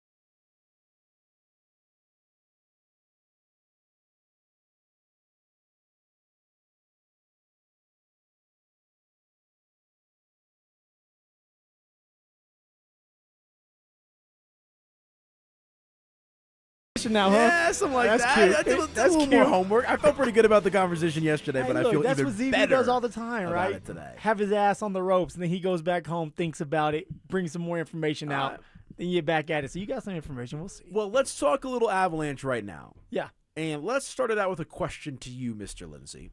Damn, already coming out with a question. Was goaltending the primary reason why the Avalanche lost their series against the Vegas Golden Knights? Ooh, obviously not. No, it wasn't the primary reason. Like, Okay. let's be real. You have Kel that was banged up, and nobody wants to hear that, but he didn't do his part because he was hurt. Okay, Nathan McKinnon wasn't the best version of himself. Val, when he was on the team, Val's not here anymore, but he wasn't the best version of himself. And Marty Netches wasn't as well. So, like, if those guys would have done their job in front of the goalies, especially on the blue line as well, we can talk about, then we would have won. We wouldn't have been more competitive against the Vegas Golden Knights. So if we're playing the blame game, for conversation's sake, there's You're probably that guy, huh? No, but there's probably 3 or 4 names you're naming before a goaltender. You're that guy. You just kind of huh? did. I mean, for conversation's sake, I am. Kale Yeah, being hurt, yeah. which is unfair to blame. Like, that's a factor. McKinnon being a ghost, Nate just being a ghost, right? Because that's how I tend to look at it as well. I think goaltending obviously could have been much better. We saw what happened with Carter Hart himself in the Stanley Cup final against the Carolina Hurricanes, Came back down to earth then. Yeah, 100%. Where was that against Colorado? But Elliot Friedman, it's been an interesting offseason for the Avalanche. Ross Colton gone, Val Nichushkin gone. They're mixing it up a little bit, and we know that goaltending has been a massive question mark around this team since they've won the Stanley Cup. Here's what he had to say about the Avalanche potentially taking a swing at one of the best in the game today. I had a couple teams say to me they wondered if Colorado took a shot at Connor Hellebuck, eh? Oh, yeah? I don't know like how that could work. I don't know what they would offer, and I'm not sure that Winnipeg would want to see that. But there were a couple teams that were like, they kind of suspected that the Avalanche considered it. Okay, so Avalanche Hellebuck considered, same sentence, right? And obviously Hellebuck like found himself with some glory after what he did in the Olympics, obviously with Team USA, and kind of, shaking that notion of him being not so good in clutch scenarios. Now, obviously his playoff history speaks for itself in the NHL, but what he was able to do in the Olympics, that showed you something. I mean, make no mistake about it. Connor Hellebuck is one of the best goalies in the league. Right. If you have a chance to have him in between the pipes, you do that. And in this case, yes, I like Blackwood. I like Wedgwood. Wedgwood was a breath of fresh air. We didn't think he was going to be as good, but he's a backup, right? He's always going to be looked at as a backup. Wedgwood. Yeah. Blackwood is he's supposed to be our starter, and he's trying to fight his way back to being that starter this year. You put Hellebuck in a situation where you have Nathan McKinnon, Kale, Devon Taves, Marty Netjes. I mean, what does that look like? Yeah, but you're not keeping that entire core intact and getting Hellebuck along the way. Okay. Like, you're giving up a core piece. You're talking to Natchez. I know you floated out Devon Taves in a commercial break. Yeah. If that's even enough. So no, on top of draft compensation. So this is what you would do. You're gonna give up Blackwood, obviously, because now you don't need him being the starting goalie. You probably keep somebody like Wedgwood to help Hellebuck out. That'd be a great combination right there. And then I would if it's me. I'm giving up now. I would wait on Devon Taves because you need some defense in front of Hellebuck, right, on that blue line. But I would give up something like Marty Netjes for Hellebuck because a goalie can steal you a game, as we all know. They can steal you a series. So having someone like Hellebuck with the Colorado Avalanche, I'm sorry, I like Netjes, but I would probably give up Netjes if I can get Hellebuck in between the pipes. I think that Netjes is an interesting conversation to have, and ultimately here's where I kind of fall on it. I remember coming into the year, I'm doing DST with Dante, and I'm talking with Will, and I'm talking to everyone at the station. We write the story at DenverSports.com, ESPN's top 100 NHL players, or whatever the list was. But all I know is 2 of the top 3 played for the Colorado Avalanche, and that's Nathan McKinnon and Cale Makar. And I understand Cale was far, far, far from the peak version of himself in this series against Vegas. But I'm looking at the Avalanche and Wedgwood, Blackwood, the goaltending late in this postseason was not as good as it could have been. But am I going to sit here and blame that more than I am from star players not showing up? I mean, Nathan McKinnon was a ghost. Marty Netjes was a ghost. And so, would adding Connor Hellebuck improve the Avalanche's chances? Sure, he's one of the best goaltenders in hockey. No ifs, ands, or buts about that. And if Hellebuck's in net for the Avalanche in this last postseason run, is there a chance they get by Vegas? Sure. Vegas seemed to be the better team on line to line to line to line. Carter Hart was standing on his head. Yeah. Again, we bring up Hellebuck and his struggles in NHL Stanley Cup postseasons. I just think goaltender's not top of mind for me when it comes to the Avalanche. Yeah, but it should be. Because you need them. Not as much as McKinnon being, the best player in hockey all regular season and laying an egg in the playoffs. Okay, but you also know that they're going to do their part. You hope that for Cale, you're getting ready to pay this man a lot of money, right? Which he deserves. $18.5, $19 million. Okay, so you're saying when you get back to the postseason, he is going to be the best version of himself. He's got to be. Nathan McKinnon, another one, top dog in his league. He is going to be the best version of himself. So if they are, which they should be, I'm expecting them to be, because you're getting paid like that, and you have someone like Connor Hellebuck that you can rely on and lean on in these tough games, you do that. I love me some Marty Netjes. All right, but obviously even having Marty, and we were in the Marty party, and he went for 100 points, it still wasn't good enough. But you bring in you bring in the goalie in between the pipes that is a sure thing. Okay, you have the people in front of him on the blue line. What more are you looking for? You're looking for physicality, right? That will bring physicality. I feel right you've been saying the same thing over and over again. When the Avalanche traded for Nicholas Waugh and Nazem Kadri, it's what more could this team possibly do? Wedgwood's playing well. Oh, Blackwood's a nice option, right? You have everything that you've ever wanted, at least in this last season, and you still fell short. And let's preface this. This is a past conversation. Mm-hmm. There was speculation that maybe Colorado kicked the tires on this trade. This isn't anything imminent or currently being discussed, at least to our knowledge. I guess just kind of where I fall back on the Avalanche is. Do you trust Blackwood? Enough, yeah. Do you truly? Because I saw my man got replaced by Wedge with a backup. Do you trust him? I saw the Avalanche win a Stanley Cup with Darcy Kemper. Okay, but that's not them right now. This is not. But Darcy Kemper was nowhere near the league. league of Connor Hellebuck. His peak, sure, he had a great run, but I think goaltender is something you can question, but not as much as the performance of your top players in McKinnon. Well, no doubt, you got to question them first. But you add Hellebuck in the mix, everybody just plays free. It's looser because you don't have to. That's how it was with Wedgwood in that for the first 2 rounds. You're still thinking for the first 2 rounds. Yeah, but also the Kings weren't any type of matchup. The Wild, it was a fun matchup, and Wedgwood did well at times, but even his ass got pulled a couple times, or one at least. Yeah. So for me, you bring in Hellebuck if you can. I love Marty Netches, but you're going to have to give up a bigger guy if you want Hellebuck because of how good he is, and you strengthen that back end. You have the blue line that you can rely on, and you had that damn goalie. The 2898 says, but McKinnon and Natchez can be ghosts with a monster goalie.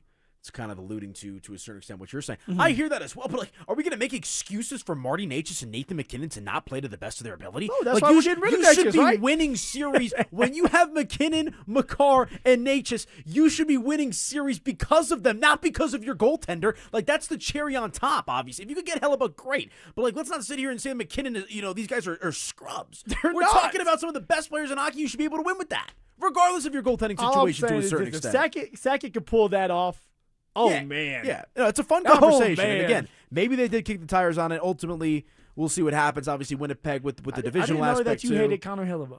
I didn't know that. How is that your takeaway from that conversation? I didn't know. I don't hate Connor Hellebuck. I'm saying I want more out of Nathan McKinnon. I mean, here's the other thing. We saw McKinnon, Makar, and McDavid for Team Canada. But we're talking about Connor Hellebuck coming here, and you're talking about Nathan McKinnon. Because I think Nathan McKinnon not showing up is more impactful than the goaltender situation. All right, let's hit a quick break. When we come back, we'll continue along with the conversation. A little Denver Broncos news as it pertains to Sean Payton. And we'll also get back to the Nuggets and the Nikola Jokic debate. That's next. The Avalanche have set their sights on another Stanley Cup. But the biggest move of the offseason might not happen on the ice. What's next for Cale Makar as Colorado builds for the future? All eyes are on a potential contract extension for the franchise defenseman and cornerstone of the Avs organization. How will it get done? And what does it mean for the team's championship window? Denver Sports 104.3. The Fan. Is your financial advisor managing your risk or just a spreadsheet? Hi, I'm Jeff Jr., founder of Trajan Wealth. Many financial advisors rely on target date funds, which are one-size-fits-all portfolios that don't know your name, your family, or your goals. And that passive management can leave you dangerously exposed. At Trajan, we look at the whole picture, not just the stocks everyone else buys, but the private market opportunities most advisors ignore. And as fiduciaries, we build a strategy around you, coordinating your investments, tax strategy, and estate into one cohesive plan. Your financial life deserves more than just a generic portfolio. Real planning isn't a stack of statements. It's the confidence of knowing where your income will come from for the next 30 years. Good enough isn't good enough for your family. It's time for a change. Schedule your complimentary consultation today. Call 855-TRAJAN-1. That's 855-TRAJAN-1. Advisory services through Trajan Wealth, LLC, an SEC registered investment advisor. Private equity investments require accreditation. Other services through Trajan Estate and Trajan Tax. Additional disclosures at TrajanWealth.com. All new drinks are now at McDonald's, with refreshers like the strawberry watermelon refresher and the mango pineapple refresher with popping boba, to crafted sodas like the Sprite Berry Blast with berry flavors and cold foam. Who knew ice cold drinks could be so fire? 6 all-new drinks are here now at McDonald's. Refreshers contain caffeine. Hey guys, boy Steve here today about my long-term buddy Troy Hansford. And if you're thinking about selling your house for any reason, now might be the time to sell, still get top dollar. Believe it or not, my guy Troy is still offering his $5,000 guarantee. What is it, you ask? Well, if he can't sell your house at your price on your timeline that you agree upon beforehand, bam, going to cut you a check for $5,000. Who else makes the offer? Nobody I've ever heard of. And he makes that offer because he continues to spend a ton of money marketing his listings, has about 100 families approved and ready to buy right now. And if for any reason you need to sell right away, Troy can buy your house all cash and he can close in as little as 7 days. You have a house to sell, Troy probably has that perfect buyer for you right now, waiting for you to pick up the phone and to call him. Call Troy, get your home sold for the most money. That's 720-900-4433, 720-900-4433. Troy Hansford of RE/MAX Professionals, a Colorado licensed broker. Some restrictions do apply. Want to sell your house? Then call my buddy Troy, 720-900-4433. Switching your account numbers is hard. Being forced to switch, even worse. That's why at Belco Credit Union, we want to pay you to switch. From June 1st to August 31st, we're offering a $300 bonus when you open a new checking account with a qualifying direct deposit of $500 or more. They changed your account number. You can change who you bank with. Go to belco.org/switch for full offer details. Insured by NCUA. Membership eligibility required. Conditions and restrictions apply. Belco. Banking for everyone.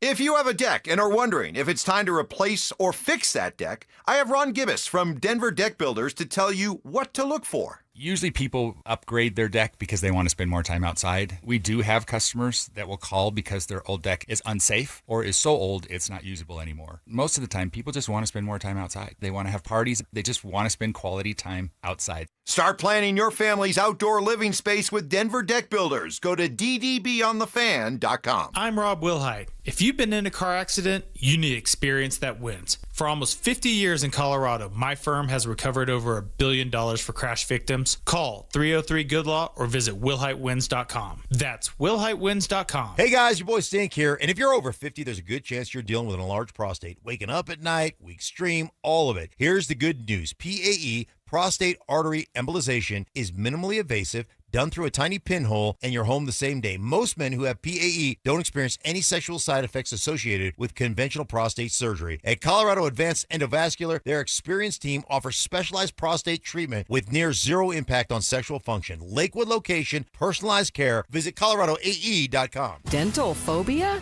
Consider sedation dentistry with Clarkson Dental. Their highly trained team will lead you through an exceptional dental experience from that first fearful call all the way through to aftercare. Call the most experienced sedation dentist and staff. Clarkson Dental, coloradosedation.com. There's a difference between the cameras you buy at Home Depot and the cameras Vantage installs. Consumer cameras give you a grainy silhouette. Vantage cameras can read a license plate at the end of your driveway with full color night vision, 24/7 recording, and no monthly subscription fees, so you never miss a thing.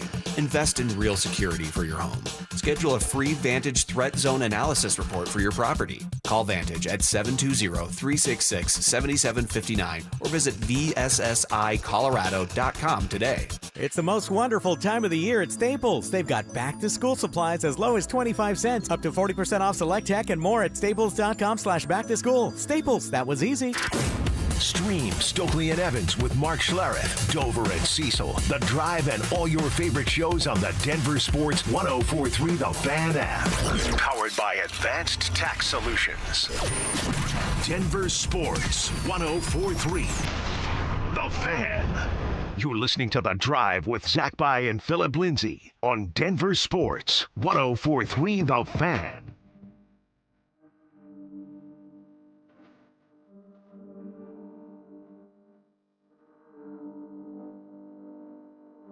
All right, cruising along here on The Drive. Anilo Piro in for Zach By. Great conversations at the course of the afternoon. How you feeling, AP? You I'm good? feeling great. I'm tired of me yet? No, I'm excited because we're about to talk Nuggets. Oh, that's what I'm excited for. Is that why you feel great? Yeah, you know, that's my time to shine. No, let's go. AP went home, Oh he did my some gosh. research, some studying. Hand was shaking like Sean Payton. He was like, I got to get this going. Yeah, so you and I had a pretty spirited conversation yesterday over the interpretation of Nikola Jokic's quote. Yeah, you about feel like his- legacy doesn't matter. Right. It's all about money. Oh, my. You said it right. I'm still trying to process how you even get to that You take said from right. what I had to say. I just No. said legacy doesn't matter. No, You said right. I think legacy matters a ton. Okay. I think legacy matters a ton. But basically, like Jokic coming out yesterday and saying how he wants to be a Nugget for life and he wants to end his career here and all that kind of stuff. But he's not planning to sign a contract extension until the end, like a year from now, Yeah. essentially, is when we're looking at that. Pushed it back. And I defended it as that's Jokic making a business decision because he'll get a 5-year deal later into his 30s for more money. And you took the road of, no, this is Jokic sending a message, putting pressure on the organization, yada, yada, yada, yada. Which I still... Why do you say about like yada, yada, yada? I mean, But because that's you- kind of what you it was. went into detail with yours. Because the reality situation is, if Jokic waits an extra year, the contract that he's going to be able to sign is a 5-year, $359.5 million contract, which is the largest contract in NBA history should he sign that deal. So no longer are we talking about just, another year for security and more money. We're talking about a record-setting deal that Nikola Jokic can sign if he is to wait one more year. So now for Jokic, you truly believe it's just about setting records when it comes to money financially. Like that's no, I'm asking. I am asking you because you take it to such an extreme, Phil. Well, it's gonna be a lot of money. We know that it's gonna be a ton of money, and he's gonna set the record. Is anyone in their right mind turning down that opportunity, even if they're not super greedy? I mean, us, we're not turning that opportunity down. But anyone if you with a already brain. have the money, though, that's what it comes down to. And if you think Jeff Bezos is trying to leave $1 billion on the table? Jeff Bezos at this time doesn't care about $1 billion because he's going to come and go. That's literally he's not true. He's going to come and go. That money, that is he's going to make that no matter what. That's a fallacy, bro. He's going to make that money no matter what. But okay, have you ever been a bazillionaire or a billionaire that has been okay with leaving money on the table? No, you don't want to leave money on the table, but also it's like, yes, he's going to kill two birds with one stone. He's going to be able to get all the money in the world, okay, and be selfish since that's what you think he's all about. And he's going to put pressure on the organization to make some moves so that they can have a chance to win a championship. Isn't that what we want, AP? You go to all these games. You're there every single night. And that's I admire that. You're there every single night. Well, why are you doing that? Because you won a championship too. You don't want to put in all that work just to get knocked out of the first round again, right? So I do it because that's my job. That's true. They pay you for it. I got to be there to a certain extent. But Jokic is putting. You don't believe that Jokic is putting a little bit of pressure on the organization to make the right decisions so that they can win another championship? Okay, let's separate this into two independent thoughts. Okay. Let's run with your thought first about applying pressure to win a championship. Yes, I do agree with that. I do. I think there's some degree of Jokic after getting bounced from Minnesota, we, the team, are not good enough, all that, about, kind of sending a message. And Jokic, to be fair, has a right to kind of send that message and a right to kind of flex towards the organization and say, look, I know how good I am. Let's make sure we address this, right? And so ultimately, we shall see what happens with the Denver Nuggets. I'm kind of surprised they haven't made a big move yet, right? If you look at the Nuggets offseason so far, it's drafting a couple of rookies. It's cutting Jalen Pickett loose. It's re-signing Tyus Jones and bringing in Marvin Bagley. Well, the big move they're waiting for is LeBron James. I truly believe it's LeBron James. They're waiting on that move. And once LeBron James – and when he does decide to go somewhere like Cleveland or maybe it's the Warriors, then they have to go. I'm just saying, if it's not here, but the Denver Nuggets are hoping that LBJ decides to sign here, and then maybe they make a couple moves after that. Hell, maybe it's we're going to run it back. It's the running back Denver Nuggets, it's the running back Denver Broncos. Which actually probably isn't the worst idea in the world. If you're trying to win. Because I think another thing that you and I disagree about is I think Minnesota was a terrible matchup for them. Terrible. And I'm not using that as an excuse, but But you kind of are. But realistically, what trade are you making? Jaylen Brown just went for a bag of peanuts. What are you getting for Jamal Murray? That's going to make you better. But see, to me, right, you sit here and you use it as an excuse saying that it's a terrible matchup. But the issue is, AP, and look at me, I'm using my inside voice. The issue is the Denver Nuggets got beat by a bunch of backups. So it's not like it was just a starting five out there I agree. all series long. It was the backups. Well, and you know what? That's why everybody is in shambles, because it was the backups who beat the Denver Nuggets. But do you know what that's more of a reflection of than the players? Oh, now you want to – here goes it again. So it's not the players, it's the coach, huh? It's way more the coach. Oh, my – look, I can't sit here. I feel like I'm talking to ZB, right? ZB is talking through you right now. Players make plays. Players win games for you, okay? The coaches can only do so much. That final game of that series against Minnesota, I think it was the start of the fourth quarter where they cut to David Adelman – given that speech in the huddle, was it's supposed to be an inspiring moment. It was the least inspiring thing I've ever seen in my life. But you want to blame that man? But more than the coach, yes. Or more than the players, yes. You sat here, AP, about 10 minutes ago talking about how Nathan McKinnon and Kale and Net just need to step up and do more. But you won't do the same thing with the Nuggets and what's going on with them. Jamal Murray needs to do more. Jokic needed to do more. I agree. This is not just on David Adelman. I know David Adelman is not the right guy for the job, but he's there. But Jokic, this is his team, so put more pressure on them, AP. The difference is I can give Jared Bednar a little bit of the benefit of the doubt because he's won a championship.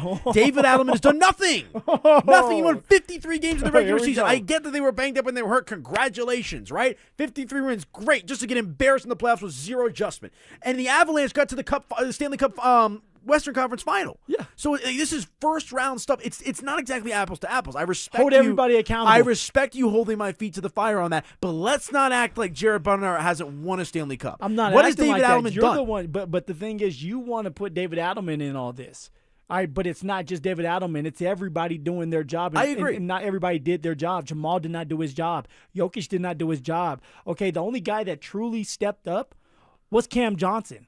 So now, which is great. And Tyus Jones. And Tyus Jones. So now you have a situation where you get bounced out of the first round. You only win 2 games, and Jokic is upset. No doubt Jokic wants to get as much money as possible. He deserves as much money as possible. But also, if you don't think he's putting pressure, because for 2 straight years, they haven't been able to win, and they got to OKC and got that ass handed to them, and then they get bounced out of the first round this year, you're sadly mistaken. He wants to win, and he's putting pressure on the Nuggets to do that while still making his money and pushing it back and signing a contract next summer. Like, you're going on the 80% side of pressure. I'm going on the 80% side of financial flexibility, right? Because I do think that there is an aspect of this of, like, let's apply some pressure to the organization. Like, let's make sure we're in a good spot, and I'm not going to just be blind. You don't think that's the most important thing to do, though? No, not for Jokic. And I feel like I just asked you this yesterday, and I'm going to ask you this again, AP. If you had $200 million and you know no matter what you're going to make another $200 million, are you worried about money at this point anymore? You're worried about the legacy. Find me a gazillionaire that wants to stop making money. Or is gonna prioritize. Like, we're finally getting to the point where he's 41 or 42 years old, where for the first time in his career, LeBron James is not prioritizing making money. We don't know that yet. He said he's signing for the Mint. Mint. He's gonna sign for the Mint. No, he's not. Cleveland is the rumored frontrunner in the second apron.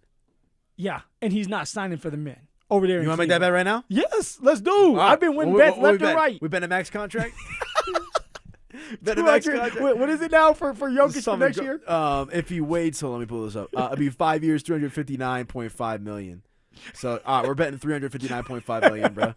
I like that. That's probably more than this entire, oh my gosh. But okay, I think my thing with Jokic is, I mean, it's just an unbelievably large number.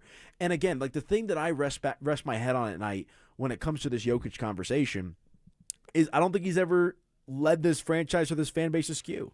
I think Nikola Jokic has been very open and honest. I've never been given a reason to believe that Nikola Jokic is lying about his intention to sign with the Nuggets next summer. Like, I can take what he's saying at face value. So why does he not say in his quotes, and we talked about the quotes yesterday, why does he not say, I will sign next year? Why is he saying the idea is to sign next summer? Bro, why that's also like broken. Like, I mean, it's not broken. No. Like he could say, I will is probably easier. Just say, hey, look, I will. Give me one time when you've seen Jokic be on the dot, point blank with his words. When things aren't open to interpretation. So now you're talking about my man's language, right? No, I'm English saying is all broken. No, it's not even the English. It's like what's like a scorching hot black and white take he's giving. Here's the thing. When Jokic was talking about this, and Drew and Dante back there, he was talking in Serbian, correct? He was talking in his language. So it wasn't broken language. He meant what he said. He said the idea is to sign next summer. Why don't you just say, I will sign next summer? Jokic is like the opposite of a case dry closed. person, though. No, there is no case closed, bro. You're just wrong on this one. You're just wrong on this one. I got $359 million coming my way from you, bro. Hey, look, Jokic wants to win. He wants his money. I understand that. But Jokic also is putting that pressure to bring in someone like LeBron James. Can I spin it another way? Maybe it's keeping this crew together, and they're going to the past the luxury tax so they can run it back. But they're doing something, and Jokic is making sure it's done. Allow me to spin it this way. All right. Jokic waiting till next summer to sign means one more guaranteed year of Jokic in Denver. Mm-hmm. He's extending his career guaranteed by one more year. Do you think that man cares, though? Like, do you think he's afraid? Don't you want Nikola Jokic here as long as possible? Jokic is going to be here as long as he wants to be here. It's not about, I get another extra year. Like, you think he's worried about that? Dude, they will give him another year no matter what. He does not care about that. Do you think Jokic is playing after this next contract he signs is over? I don't know Jokic. I what really do you think? don't. Give me an answer. If Jokic wins another championship, he'll done. The pen hits the paper, right? Whether it's a 4-year deal, a 5-year deal, is he playing after that in the NBA for the Nuggets? Probably not. He'll probably be done. Okay, so then in a positive way, I understand there's some anxiety about it because he would be a UFA at that point. But if Jokic delays that signing to next summer, that is one more guaranteed year of 1-5. But also, what does that help him with too? Doesn't he have a no trade clause? Doesn't he have a no trade clause? He would have a no trade clause. So yes. why do players put, if you can, and you've talked about this already, AP, well, this is rare for an NBA player to have a no trade clause. Why is it good for a player to have a no trade clause? Why do they want those? Because you have control. Exactly. Because if Jokic doesn't want to be here or wants to leave, he gets to decide where he wants to go. So he gets more power that way. So I can sit here and say, okay, you can add that 5th year, and he gets to be a Nugget for another year. That's going to happen no matter what if he wants to do that. It comes down to like, hey, I have more power now. I get more money, and I get to decide where I get to go if I don't want to be here in Denver anymore. Why would you not do that? So there's a lot of pressure being put on this organization to do the right thing so my man does become a Denver Nugget for life. There we go. You're funny, man. Oh, my gosh. All right, let us know your thoughts on the RamosHall.com text line. Do you think Jokic is delaying this to put pressure on the organization, or do you think he's trying to maximize his bag and become the highest paid player in NBA history? I think it's a pretty self-explanatory answer. Look at Phil disagrees, but you let us know on the RamosLaw.com text line. All right, this is KKFN HD1 Longmont, Denver, and KARS-FM Laramie.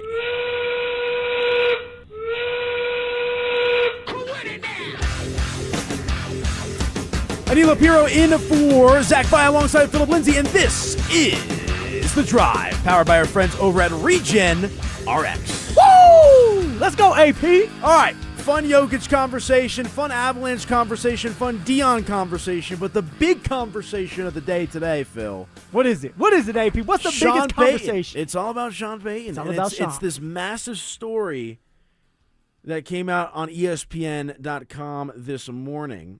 And Seth Wickersham did an absolutely excellent job with us at the top of the 4 o'clock hour. I believe we're going to post that full interview to the Denver Sports YouTube channel, so make sure to check that out and hear about it kind of from the source himself. But I think there's a lot of minutia we can get into here. We could talk about the Bill Belichick stuff. We could talk about the Bo Nix stuff. We could talk about not going for it on 4th down and all that. But I think all roads lead back to one thing when it comes to Sean Payton, and that's intensity. And how much intensity is a good thing, and is there a line that needs to be drawn with some degree of intensity being too much? You want to back off a little bit, huh? Right. And I think I came away from I'm trying to think of a movie character, right? I came away from reading this article twice of this dude is the definition of a mad scientist when it comes to how he analyzes and programs football, and just I'm trying to think who's the most obsessed person at one thing besides Sean Payton you could think of in your life. I think maybe Michael Jordan. You think of someone like Michael Jordan and I'm how not even gonna lie, was? dude. He was mean, I've man. seen The Last Dance. In a way, it feels like Sean Payton's more obsessed about football than Michael Jordan was about basketball. In a weird way. Michael Jordan had hobbies.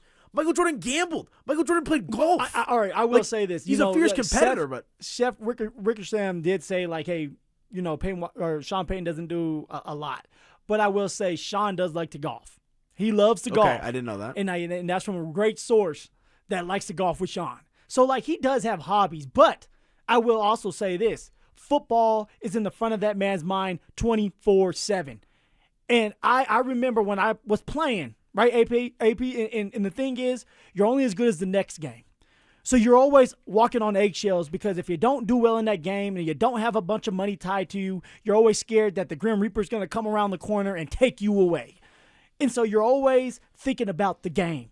And actually, that hurt me at times with my family, and I would try to turn it off. But once I got home, it was time to be daddy, and sometimes it was hard to be daddy because in the back of my head or in the front of my mind, I'm still thinking about the game. I'm still thinking about what I need to do. I'm still thinking about putting these kids down to sleep so I can go downstairs and start game planning. So I can't even imagine what Sean Payton's thinking about as a head coach, what Sean Payton's thinking about when he has to deal with not just the offense now, but the defense and special teams, and making sure you're putting these players in the right situations, and the pressure put on you because you went out there and said that this is a Super Bowl team, and then you get so close to the Super Bowl. That's a lot of pressure and a lot of thinking going on in Sean Payton's head.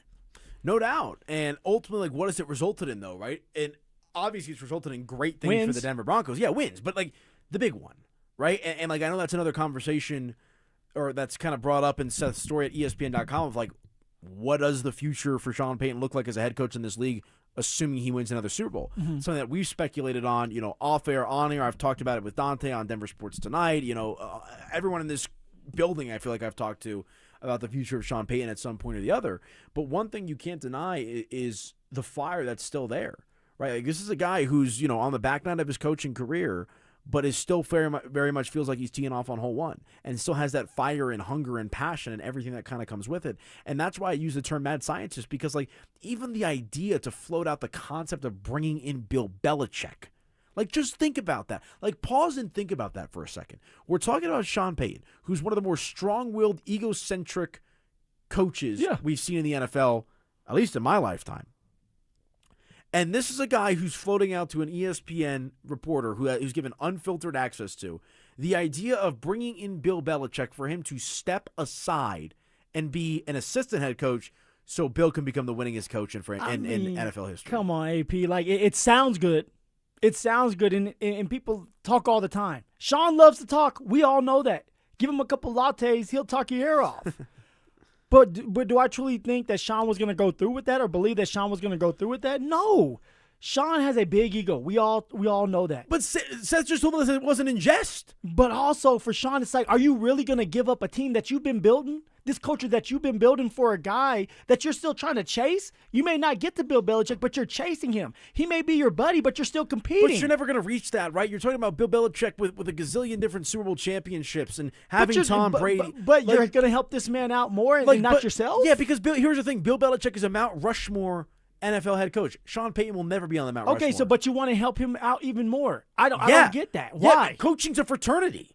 Okay. These guys look at the fraternity, but it's not like a rivalry between the coaches necessarily. This is the thing. Okay, look at AP. If we're on the same, if we're sitting here, okay, we're in the same position, all right, and all of a sudden I decide, hey, I got fired from somewhere, and you're looking at hey, man, maybe you could come and take my spot. Would you do that? You have to still understand that this is your legacy too. We're still talking about legacies. But you have to understand there's a caveat that you're not including, which is the idea that I can't believe you think this is true long term. So you don't think this is true at all. You think this is Sean with a couple of lattes, kicking back, relaxing. I think it's Sean just talking. That's the reason why. Yeah, we know Sean likes to talk, but also if this was gonna happen, then Sean would have said, "Hey, I floated this to Greg Penner." He did not float it to Greg Penner. He's talking to Seth. That is it. So he's talking, enjoying himself, saying whatever he wants to say, but actions over words. He never went up there and said, hey, let me pitch this to you. Let's see if this can work out. Because he really doesn't mean that. This is his team. This is Sean Payton's team. Sean's trying to get to a next Super Bowl. He got hurt too many times with the Saints. He had 2 opportunities. All right, one against the Rams with the Saints, and we know how that went. And then he had a chance to beat the Vikings, and we know how that went. 2 really good teams that he had that could win a Super Bowl that did not win a Super Bowl. He was 1 game away from the Super Bowl this year or last year. And you mean to tell me he was going to float that and let someone like Bill Belichick take over, win 15 games, and win another Super Bowl? Come on, AP. That doesn't even make any sense. No, I agree. It's human nature. I don't think it was ever seriously explored, but I think it was seriously considered in his own mind if he wanted to bring it forward. I bet you he spent some time on it in his mind. No. Yeah. I don't think it was just a fleeting thought, hey, it'd be nice to bring in Bill. Would Bill do that for Sean? Well, no, but okay. So why would Sean do that for Bill? I think Sean's a different guy than Bill. I think Bill's kind of they're cut from the same cloth. Similar cloth, different fabric. If that even makes any sense. But all right, let's move it along here because I think that's a fun little Fantasyland conversation that we can have about this Bill Belichick stuff again, something that I didn't think we'd ever be talking about, to be completely honest with you. But one thing we can kind of sink our teeth into is for the first time, we've got a little bit more of raw insight from Sean Payton about the aftermath of that loss to the New England Patriots. And obviously some regret about going for it on 4th down, Jarrett Stidham is your quarterback. A lot of controversy around that decision, but also Sean acknowledging how they missed Bo Nix in that game as well, which is obviously not rocket science, but just to kind of hear the quote, man, we missed Bo in that game, end quote, to kind of just confirm that thought, which we all knew existed, right? But to kind of hear that from Sean Payton himself, you always felt like even if they were able to get past New England, you kind of knew what was waiting for them in Seattle. Yeah.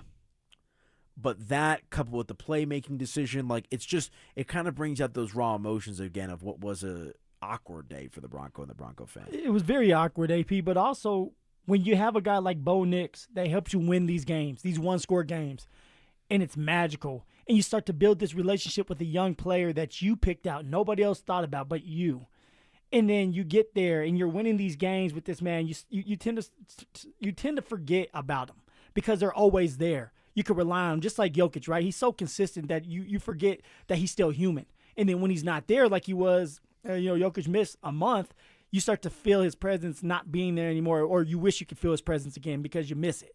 That's exactly what happened with Sean.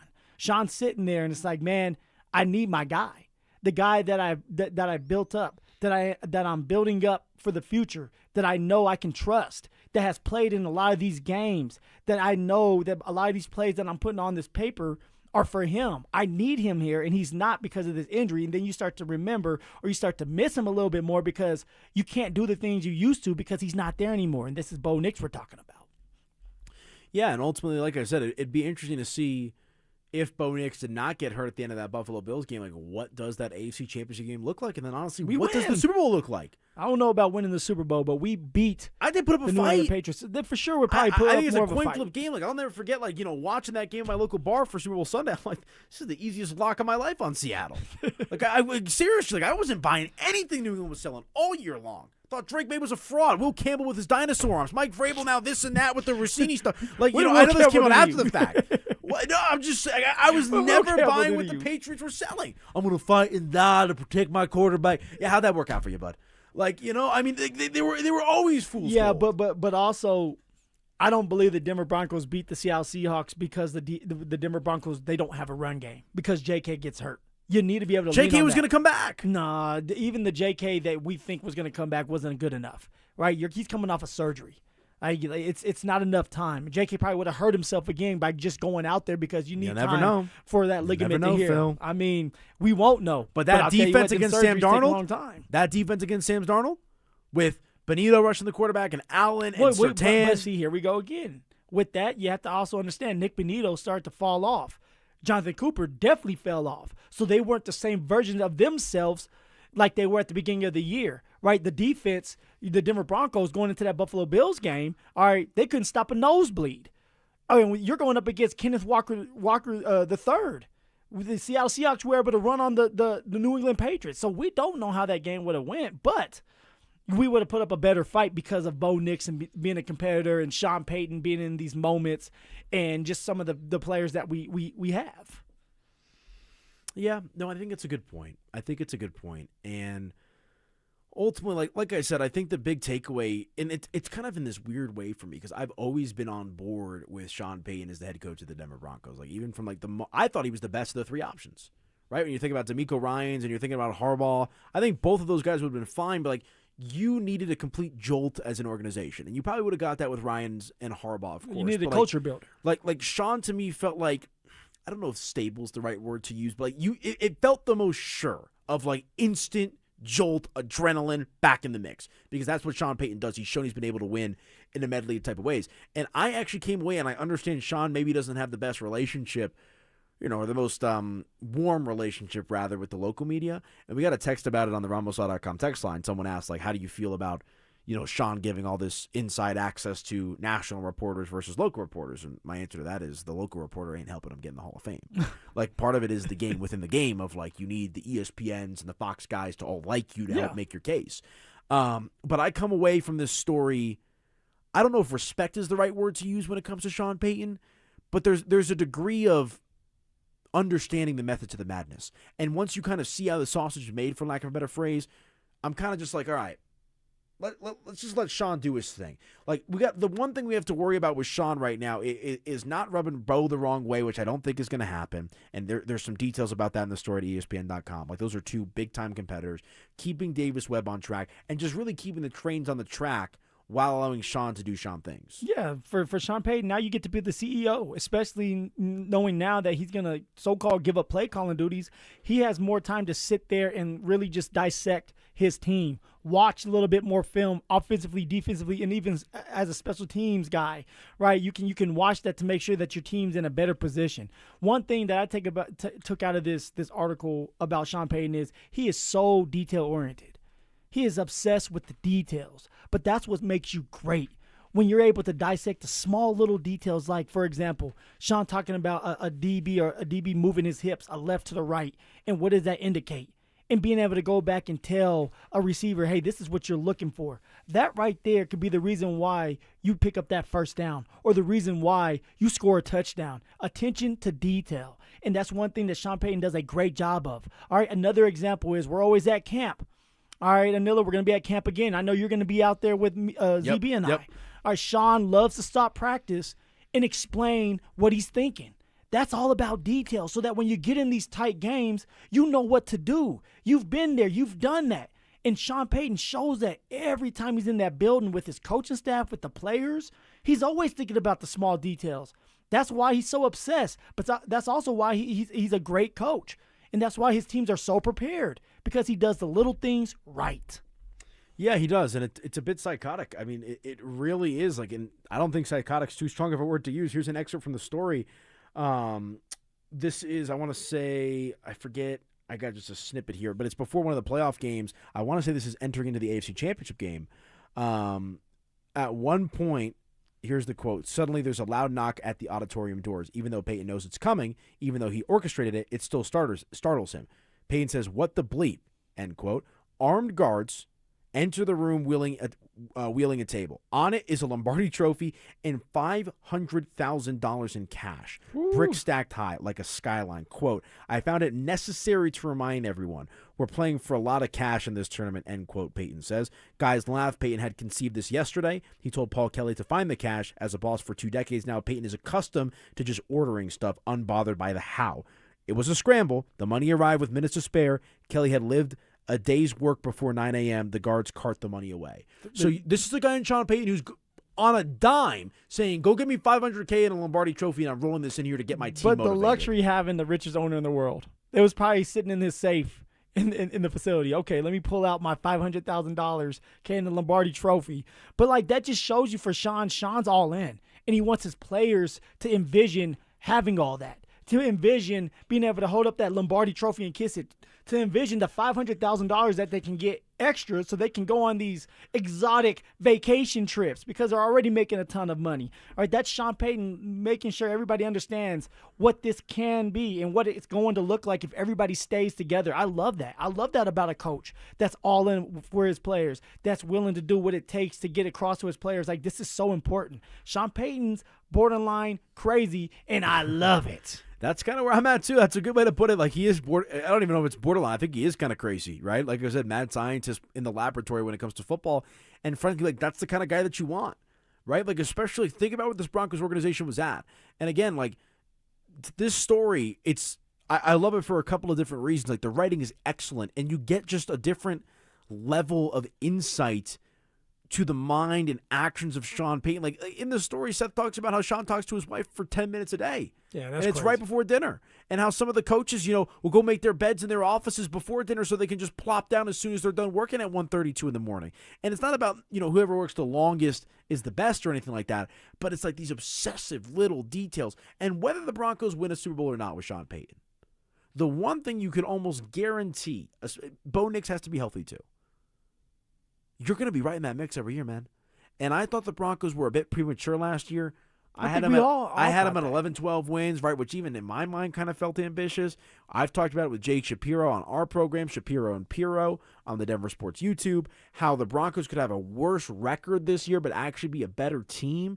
The fact that you have a guy like Sean Payton who is so laser-focused, guarantees is too strong of a word, Phil, but you know you're going to be right in that mix. You're going to be a top 10 team consistently with this guy running the show. Well, Sean's resume speaks for itself. All right, what he has done for the New Orleans Saints. At one point, they were called the New Orleans Aints.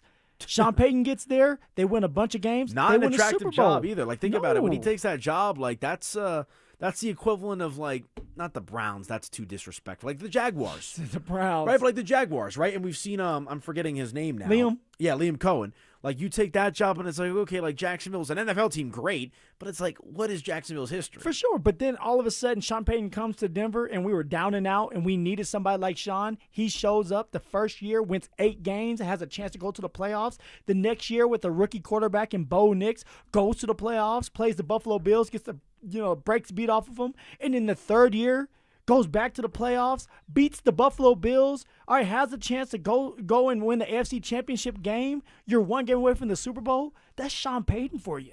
And it's because of the small things he does, the details, his coaches, holding them accountable, getting in VJ's butt when he doesn't do something right. And we talked about that earlier where Sean was upset with Coach Vance Joseph for not playing Jordan Jackson.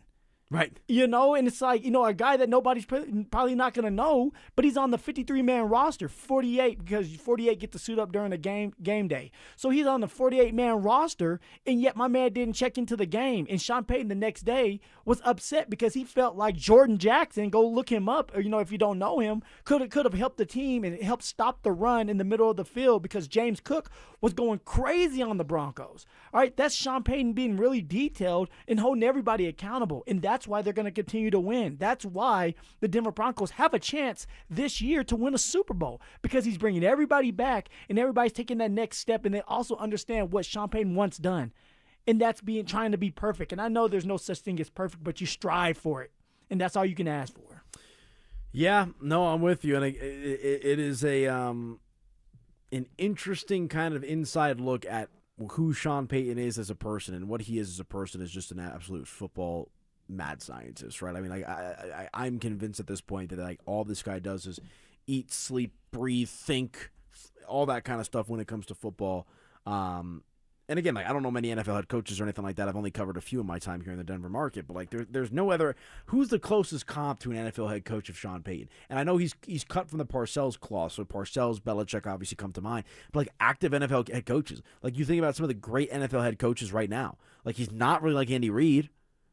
Yeah, it's just right? it's, Like it's he's hard not because I don't know these Kyle coaches and what Shanahan, they not do. really. Yeah, you don't know. You right? know what I mean? We don't know. I do know with Kyle Shanahan, like he has football on his mind 24/7. Now I do also understand that like the man runs his practices differently, and a lot of guys like that. Dre Greenlaw explained how it's just different being with the 49ers because someone like the coach will take care of them.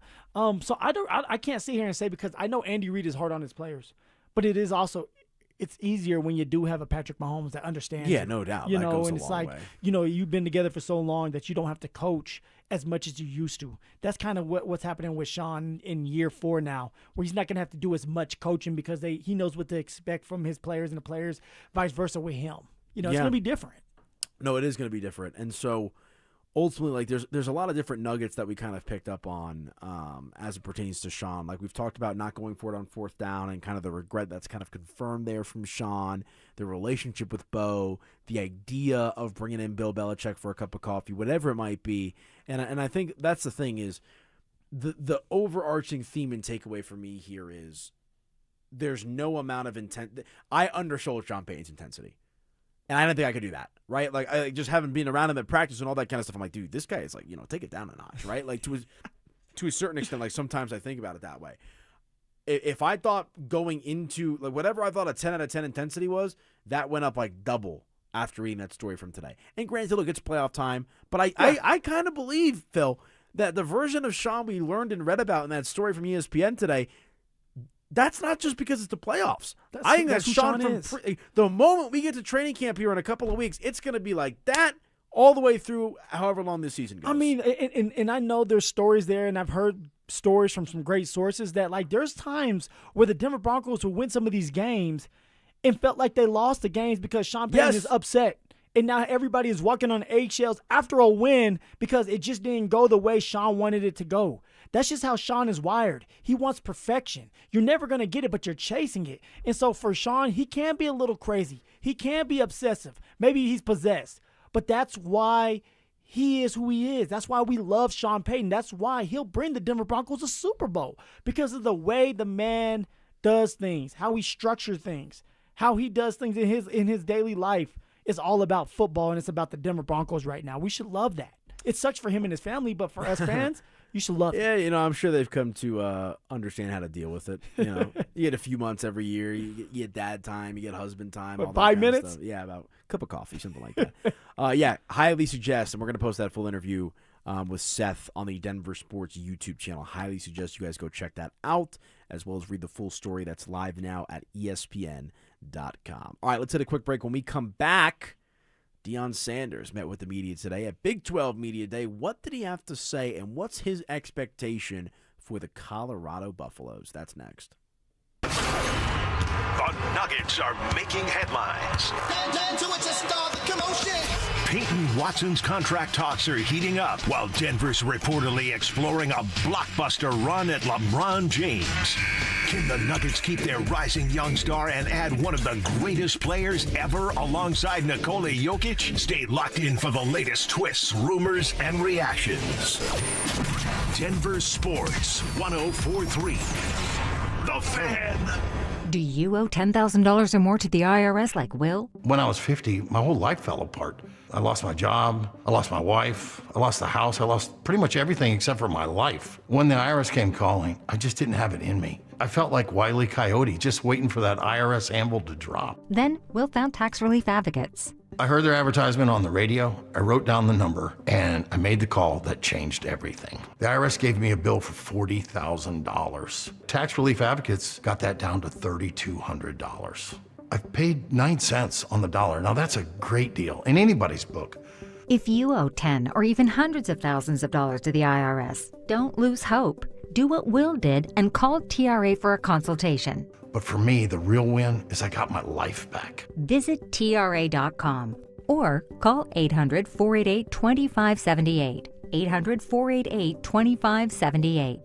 That's 800-488-2578. You know that feeling, sitting at the kitchen table, staring at a stack of bills, wondering how you got here? Credit cards, car payments, subscriptions you forgot about. It all piles up. But here's the thing. If you own a home, you're sitting on the answer. American Financing can help you declutter your monthly bills into a single manageable payment. Their salary-based mortgage consultants look at your entire financial picture, not just one piece, all right? The average customer savings is $800 a month. You may delay 2 mortgage payments and may close in as fast as 10 days. Guys, there is never any upfront fees or obligation with American Financing. This is a family-owned lender, not one of those big banks where you're just a number. So pick up the phone and start that conversation at 303-695-7000. That's 303-695-7000, or simply visit them online at AmericanFinancing.net. NMLS 182334, NMLSConsumerAccess.org. A lot of personal injury lawyers make claims about how good they are. But how do you know who's the best? At Berg Simpson Injury Lawyers, we've helped Coloradans for 50 years, and our results speak for themselves. We have 29 best lawyers in America, 19 super lawyers, and we're one of the National Trial Lawyers' top 25 most influential law firms. Compare us to other firms,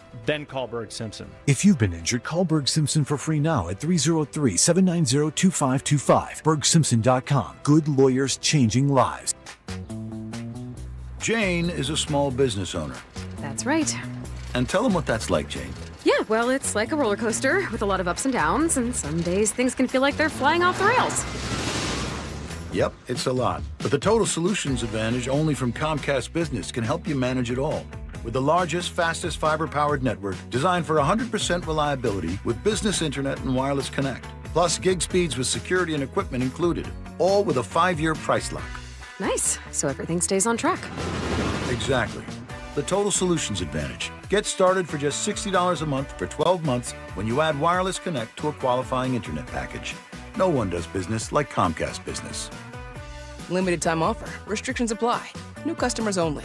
1-year agreement, paperless billing, and automatic payments with bank account required. $60 offer requires 300 meg internet, security edge, and additional qualifying service. Equipment, taxes, and fees extra.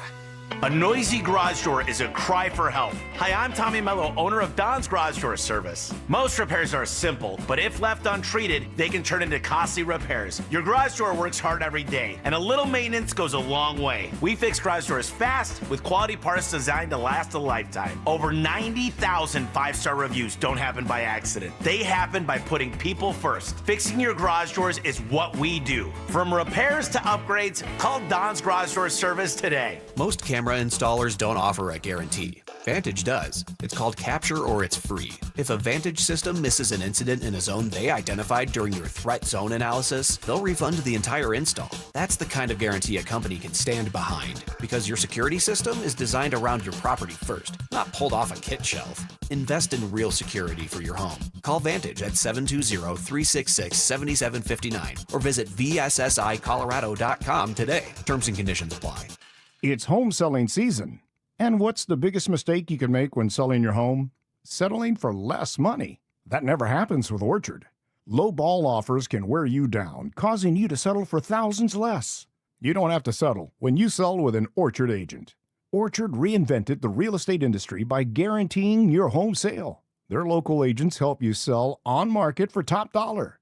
First, Orchard gives you cash up front to buy and move into your new home first. On your timeline. No waiting, no showings, no double moves. Then, once you're settled in, your Orchard agent helps you sell your home on market for top dollar. Here's what one customer said. I went under contract within 24 hours of my home listing, which was amazing. With Orchard, you never have to settle for less. Buy before you sell and get top dollar for your home with Orchard. Curious how much your home is worth? Visit Orchard.com to get your free home valuation. That's Orchard.com. Guys, are you looking for a simple solution to hair loss this summer? Get Advanced Hair's breakthrough one-day treatment during their once-yearly summer savings event. Your own natural hair begins to regrow the very next day, and Advanced Hair guarantees it will grow. Take advantage of your flexible summer calendar and get the most hair for your dollar during Advanced Hair's best offer ever. For details and a free consultation, call 720-459-HAIR or at advancedhair.com. Listen up, Denver.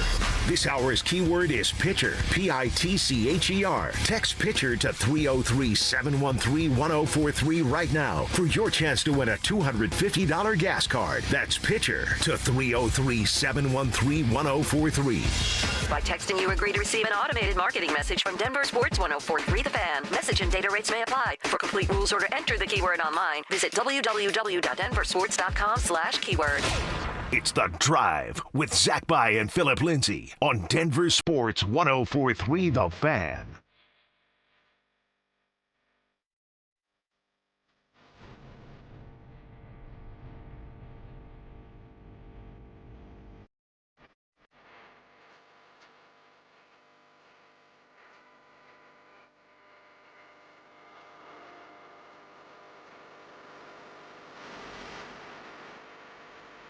Song was in MLB The Show, I want to say, or maybe an MLB 2K. I don't know. I always think of that when it takes me back to my Xbox gaming days. Playing MLB The Show.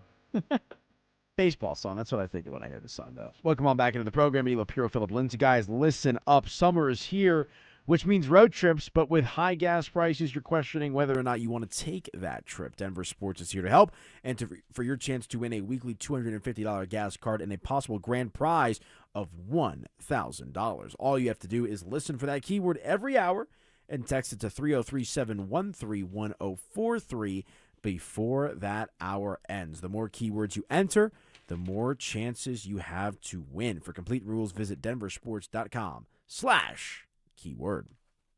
All right. Great conversation on the Broncos today. We got to talk about the other football team in town.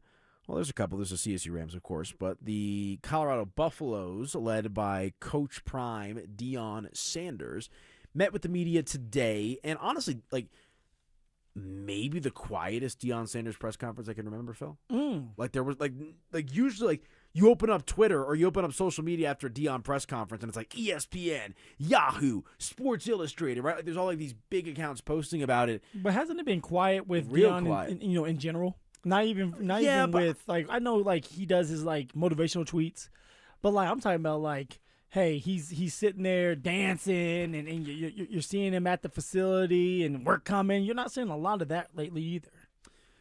Yeah, but I think especially I can understand that in the offseason. But I think during the season when they were losing game after game after game, they were still getting a lot of attention. I mean, they were still on ESPN. Yeah. Like they're going to be on ESPN this year too. Yeah, it's ridiculous. But Deion today, obviously, like, let me ask you this. Like, we've talked about what our definition of success is for us with the Colorado Buffaloes. If you put some truth serum in Deion, like, what do you truly think he thinks is a win this year? I think for Deion's hoping that he can get to at least 7 games. He'll take 6. He'll settle at 6 because you're bowl eligible. You have a so-called winning season. But, like, if he can get to 7 games with a team that nobody's thinking of, all right, with a young quarterback in Juju Lewis that we just don't know too much about, I think he'll settle for that this year and build off of that. Okay. He needs to win this year. I think we all know that. Like, this is a performance-based business, and you have to win to keep your job. You have to win, or guess what? You don't get the money that you need for your organization or your program, in this case, when it comes to Deion with University of Colorado. So he needs those wins so that he can get that attention. He can get some more money to flow in here so he can get more kids. There you go, AP. Here's what Deion Sanders had to say. Oh, we better win. That's going to be the surprise. That's the surprise. We better win. We're going to win. I love what I got. I love what I see. I love what I got. I love what I see. We're going to win. We're going to win, baby. What do you want him to say, AP? You're looking at him I agree. It's just like, do you believe that the same way you believe that entering into year 2 of Travis and Shedeur? Like, of course not. You feel different. Like, entering year 2 of Travis and Shedeur, right, they started out that first season with a handful of wins in a row, and then it all kind of fell off a cliff, right? But you were still like, okay, Shedeur another year older, you got Travis Hunter, and then you see them grow into that team that contended for a Big 12 championship game spot. Obviously, that didn't come to fruition. Was that a brutal loss against Kansas State, I want to say, ultimately cost them? No, it was Kansas. Kansas and Kansas State. Yeah, I believe they lost to both of them. They did. Kansas was the one, but if they would have beat Kansas State, their path would have been a little bit clearer, and they should have beat Kansas, because remember, they blew out Texas Tech as well, and then, lifetime ago. Got you. But, like, it's such a far cry from what that team was. But also, I think he's in a different headspace now. We have to remember, and I know you already know this, AP, he was dealing with cancer. My man had a bag tied to him. He had to use the bathroom on a porta potty during the games. Right. All right, he's not thinking truly of these games. He's thinking like, man, am I going to live in a month from now? But now that he says that he's cancer-free and that he can just focus on his team and he's in the building every single day, he's feeling better about himself. Now that you have someone like Brennan Marion, the OC with the go-go offense, you feel a little bit more comfortable that you're going to be able to run the ball this year. Now that you guys have a different tactic and you have a different way of viewing like what you're going to do with these kids when it comes to like, hey, maybe I'm going to go and get some kids from these lower divisions that deserve to be rewarded, and they're going to play harder, and they're going to love this game a little bit harder than some of these other kids that are getting paid a lot of money. He's feeling more confident about his team this year because of the way that they're going about it. And I think that's why he's a lot more confident in this year and saying, hey, we better win. They need a win, and he knows that, but he has a team and he has a coaching staff that he trusts and believes in. Okay. It's a good bridge, because I think Brennan Marion is the one guy that, if you're going to be super optimistic about CU this year, I think a lot of it's because of Brennan Marion and what he does with that go-go offense. Yeah. Here's what Deion had to say about his coaching staff. Coach Brendan Marion and Coach Marv, this is the best coaching staff that I've had in my minute coaching career. And I'm excited about it. I'm excited about the young men. I'm excited about everything that we have on this roster, because I feel like we have the team to win. And I cannot wait to see it. A lot to unpack in a little clip there. Shots fired. I mean, talking about best coaching staff I've ever had. You're talking about a coaching staff that had Marshall Faulk, your boy. Robert Livingston. The DC that you paid a lot of money for. Warren Sapp, Pat Shermer, who you held on for dear life. Sean Lewis, right? Like, I mean, like, that's the thing is, like, and again, I'm a Deion guy. I really, really am. Like, I was stoked when they brought him here, but it's also like the next thing's always the best thing. Right, like that's kind of the don't mindset. You grow though? Like for Deion, like he needed to grow a little bit. Understand that like not everybody can coach. Just because you are a Hall of Famer doesn't mean you can coach and coach football at a high level. And I think now it's like, okay, I messed up by keeping someone like Pat Shermer there too long. I kind of do like Brendan Marion. I do like what I have with this defensive coordinator. I do trust him a little bit more. Like, I think you grow. Even as a grown man, you still have to find ways to grow, okay, until you stop, right? Once you stop growing, then there's an issue there. And I think that he's growing into like, being a coach. And you're going to get the best version of someone like Coach Prime. Why? Because he's available and he's not worried about cancer, and he's trusting the coaching staff this year. Now, I'm not saying that's going to amount to wins. It needs to, but I think he's in a better headspace and a better situation because of what he has in that building with the players, but also the coaching staff. Yeah, no, I'm with you. I think he is in a better headspace overall. And obviously, like, whenever you're dealing with something as severe as he was last year, like, that's going to affect you no matter what. Like, Man. That's human nature. But I also think the team also wasn't good enough. Like, I don't think CU being as dreadful as they were last year was a direct result of Dion dealing with what he was dealing with. Like, that team was not good. Like Caden Salter, like, that dude, highway robbery, whatever they paid him, right? And like everything else that kind of came with it. And the transfer portal was a dud and all that kind of stuff as well. And so ultimately, man, look, I think it's interesting to see where this CU team is at because it feels like they're once again at rock bottom. But it's a different kind of rock bottom with Coach Prime than it is with Carl Durrell, because it felt like with Carl Durrell at the end of that kind of like true rock bottom with CU, it's like, how do you get up, right? And to a certain extent, it felt like Dion was your Hail Mary, because the thing with Dion is, even if you're not great, you're going to be relevant.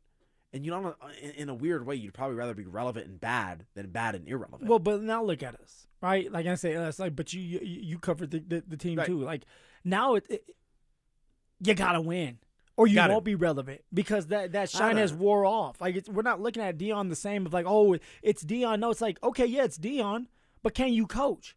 Can you win football games? Right. Because that's all that matters. And I know as an alum playing on that football field, bleeding black and gold, I want to see wins. I want to be able to go there and celebrate and not sit here and always have to defend Coach Prime.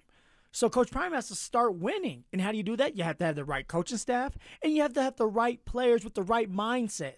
And I think that they do. Now, this is going to be more on Juju Lewis, right? The young quarterback, and what he brings to the table. Can he find ways to help this team compete and win some of those hard games? Can they beat Georgia Tech on the road? Or can Juju Lewis make sure that he spreads the ball around? Can they run the football? Those are the things that need to happen if they're going to take the next step. And if Coach Prime's going to win a bunch of games, at least 6 or 7, things have to go right. They do, and there's not a lot of reason, at least from last year, to think that they will indeed go right. So, look, we'll see what happens here with Deion Sanders and the Colorado Buffaloes. I'm excited. You know, I'm always optimistic at the start of a new season. We'll see what Juju Lewis can do. Like, I don't know. Ultimately, give it a chance. The jury's still. I'm giving it a chance, and it's just a lot of moving parts with the CU Buffs team. I'll leave it at that. A lot of moving parts. But we'll kind of sink our teeth into CU as the season gets closer and closer. But it's obviously a pivotal year now for Deion Sanders, right? Now 2 years removed from Travis and Shedeur after the worst season that he's had in his coaching career. And we'll see how the Colorado Buffaloes can build on top of that. All right, let's hit our final break. When we come back, what did we learn today in Denver sports? Phil and I will break that down next. The wait is almost over, Broncos country. And I like football! Training camp is right around the corner, and all eyes are on Bo Nix as Denver looks to take the next step in year 3 under Sean Payton. Can the Broncos build on last season's momentum? Who will emerge in key position battles? And are the Broncos ready to become a true contender in the AFC? Denver Sports 104.3. The Fan. Hey, what's up, guys? Zach here for the Rocky Mountain Men's Clinic, talking to you men out there about intimacy. You already know in your heart of heart it matters, but when erectile dysfunction gets in the way, it can feel frustrating, embarrassing, and isolating. The truth is, most men don't have to live with ED anymore. At the Rocky Mountain Men's Clinic, they use advanced medical science and proven therapies that go far beyond pills, and I'm talking success rates well over 90%, guys. They've served the Front Range of Colorado for nearly a decade, and they have successfully treated tens of thousands of men just like you. ED is nearly a choice at this point in the game, all right? So your initial visit is just $99. That includes a medical consult, a T and PSA test, and if medically advised, a test dose. It's real simple, fellas. If the test dose doesn't work in the office, your visit is completely free. They have 5 locations in Colorado to serve you, so call them at 720-440-7900 or visit them online at RockyMountainMen'sClinic.com. DenverSports.com. Skip this year's front porch roofing circus and bring in the local professionals. Visit us at DenverRoofPros.com. No matter if it hails, rains, or snows, nobody knows your roof like the Denver Roof Pros. Hey guys, it's Mark Schlereth. I just made one of the best decisions of my life. I got rid of my glasses. I went to Cutarelli Vision and had refractive lens exchange, RLE. I wore glasses for distance vision, but I got to that inevitable point in life where I was always needing those reading glasses just to do about anything, and half the time I couldn't find them. Seeing menus, texting, reading my computer, or studying film, it was a struggle. But now I see the world perfectly, near and far, without any glasses, thanks to Cutarelli Vision RLE, the perfect permanent solution to spending your good active years not needing reading glasses. And here's the cherry on top. You'll never develop a cataract. Dr. Cutarelli is Colorado's most experienced with over 90,000 vision correction procedures. You can trust him to know if it's the right time for you and RLE. Schedule your free Zoom consultation at coloradorle.com. Cutarelli Vision, RLE, no readers, glasses, or contacts, or cataracts. coloradorle.com. When disaster hits your home, it's game time. Water in the basement, fire damage, mold creeping in. Don't sit on the sidelines. Call Able. Able Restoration is your first round draft pick for emergency response, mitigation, and full rebuild. We move fast, protect your property, and fight for you with insurance start to finish. This isn't practice. This is your home. And when it's time to step up and protect what matters most, bring Able to the table. Call 303-590-5600. That's 303-590-5600. Go Able. Bring Able to the table. Mike Rowe here with another fun fact. If your concrete is cracked or uneven, you can actually lift it back up. Whether it's a sinking driveway, a patio, or a sidewalk, do yourself a favor. Call Groundworks. I spent some time working with these guys. They're the real deal. Their people are trained and certified to lift your concrete slabs. Schedule a free inspection with Groundworks, the foundation and waterproofing experts. Licensed in all states where work is performed. See website for details. Don't care for my local hometown team, ROX rocks heating and air. Don't get fooled by out-of-state private equity corporations that are buying local HVAC companies, offering higher prices, bad service, and shady sales tactics. Don't trust your home to someone out of state when you have the best company right here in town. ROX are experts in local energy rebates and tax credits to save you money only at ROX rocks heating and air. Now play that jingle. HVAC service, installation, repair. ROX rocks heating and air. Progressive provides protection for your boat and other outdoor vehicles so you can explore new things. Oh, I can finally try pesto. We meant like water skiing. I've just never had pesto. Or maybe take the boat somewhere new. I mean, is pesto spicy or sweet? Oh, guess we'll find out, right? Right.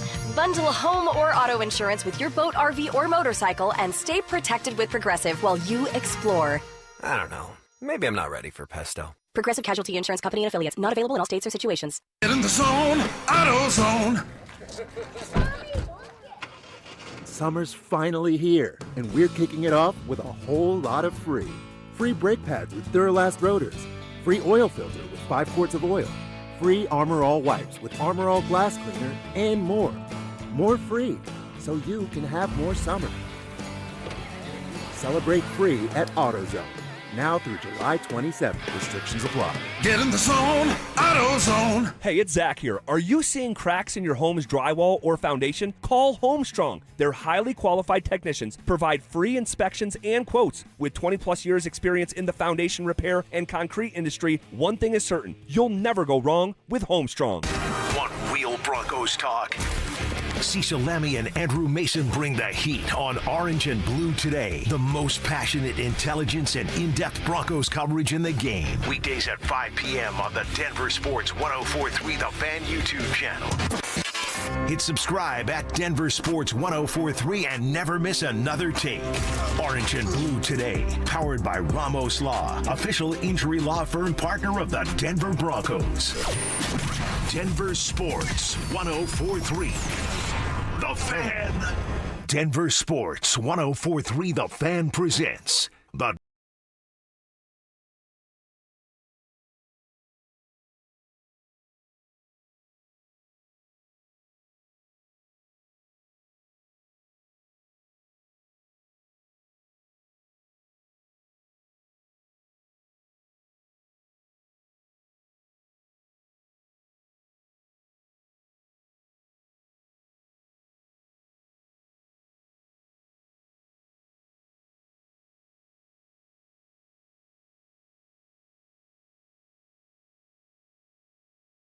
conversation one more time. We'll have some fun with that.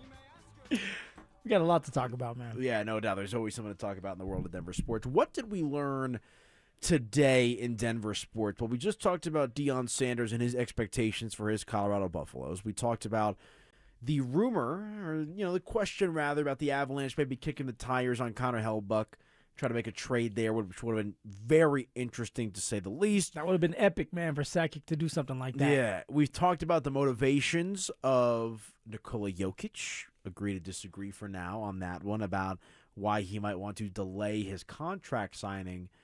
But I think the biggest thing we learned today, Phil, is Sean Payton, that is even more intense of a football coach than you and I both thought he would be.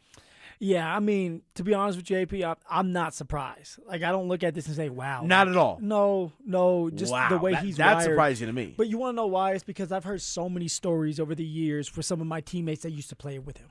Like Mark Ingram, Brendan Cooks, and sitting there before a game, we would reminisce on some of these old times, and they would tell us stories or tell me stories about how Sean was. And it was like, wow, are you serious? And he's so intense. He loves his players, but he's never going to back down as well. I mean, you're going to go back and forth. There's been times where Mark Ingram and Sean Payton went after it, right? Wow. And they went at it, and they were at each other's neck. I mean, obviously, we've seen it multiple times with Bo Nix and Sean. That's just how he's wired, man. It's good that everybody else is seeing it. It's good that we're getting being confirmed that this is who he is. So yeah, now it comes down to, for Sean, going out there and winning a Super Bowl. You have the team to do it. You have the quarterback to do it. You have the coaching staff around you. You know how to do it. Now just go out there and do it. Yeah, no, I'm with you. And that was one of my other big takeaways. Is I've always thought that Sean Payton is the right guy to be the head coach for the Denver Broncos, but in a weird type of way, I kind of that meme from the Wolf of Wall Street, I think it is, where Leo DiCaprio's sitting up on the couch pointing at the TV. He's like, that's it, right? That's how I kind of feel about reading the story from ESPN and Seth Wickersham about Sean Payton, that they have the right guy. And obviously we'll never know. We know how last season ended, but we'll never know how it would have ended had Bo Nix been healthy. Yeah. And ultimately, we don't know how this season's going to play out, man. Maybe we do a little bit of that tomorrow, of projecting and this and that. I'm still so fascinated by the first 6 weeks of that schedule for the Denver Broncos and what that's going to look like and how Sean's going to handle the play calling situation with Davis Webb and everything that kind of comes with that. But I tend to judge people based on where their heart's at, right? And I don't know Sean personally, but Sean, the football coach, his heart's all in on football. Oh yeah, all in. All in, and that's all you're asking for him, right? Like he's here to be the head coach of the Denver Broncos. He's here to try to bring us a Super Bowl, and how do you do that? You have to be all in. You have to hold your coaching staff accountable. You have to hold your players accountable, specifically your quarterback, who we all know is our franchise quarterback in Bo Nix. You have to coach him hard so that when you get out there during a game, you can trust him, that you can trust each other. So, yeah, he's all in, and that's fun. Now, I said this earlier, that sucks for maybe his family, maybe his wife, because you can never just get him to himself, right. To himself. And it's like, hey, look, I just want to be in the moment, because he's always thinking of something else. And I told you I used to be like that too, right? You played this game long enough. You're trying to find ways to stay in the league. You're trying to find ways to make these plays so that you can get paid. So that's always in the front of your mind, even when you're at home with your family. Yeah, but I think that comes with the territory, right? I don't think it's definitely not exclusive to Sean Payton. I'm sure there's a lot of coaches and family members and players alike. I'm sure even for you, when you were playing, it's probably a little bit different because you played here at home. Yeah. But I'm sure, that dominates your life. And I think Sean Payton has just decided to lean into that aspect of it. Clearly, he's found, a wife, and his kids are accepting of it and all that kind of stuff as well. But, it's just, I don't know if refreshing is necessarily the right word to use. But it's a different look because he's trying to do it. And there's a reason why Sean Payton, since he entered the league, is among the winningest head coaches in the NFL right now. It's all about the details, right, baby. And he's unapologetically himself. That's the other thing, is he doesn't give a darn. He will surround himself with people that are able to tolerate who Sean Payton is. No, and that's exactly what you're looking for. Can you find guys that think just like you? Can you find guys that are as crazy as you and want to win as bad as you? From the coaching staff to the players, and if you can do that, in the general manager. Do you think Bo wants to win more than Sean wants to win? I think they want to win the same. I think both of them have the same mindset. I think Sean wants to win a little bit more to Bo because Sean has been there before. He's tasted what it feels like to win a Super Bowl. Okay. Bo's chasing it, but Sean has already had that taste and he wants more, right? It's like that shark. You smell the blood, you have a little taste, you want more of it. We're human beings. We're greedy. But once Bo gets that first Super Bowl, then now he's going to be even more obsessed. Because he wants the number 2 and number 3, and he wants to chase somebody like Patrick Mahomes. Well, it's a fascinating conversation that we will continue tomorrow. Special thanks to Seth Wickersham for joining us on the program today. That interview will be up on the Denver Sports YouTube channel. Phillip Lindsay, great job as always. You ready for this one, Dante? Here we go. Dante Gomez, Denver Sports Tonight. Coming up next. Have a good day, y'all. Peace out.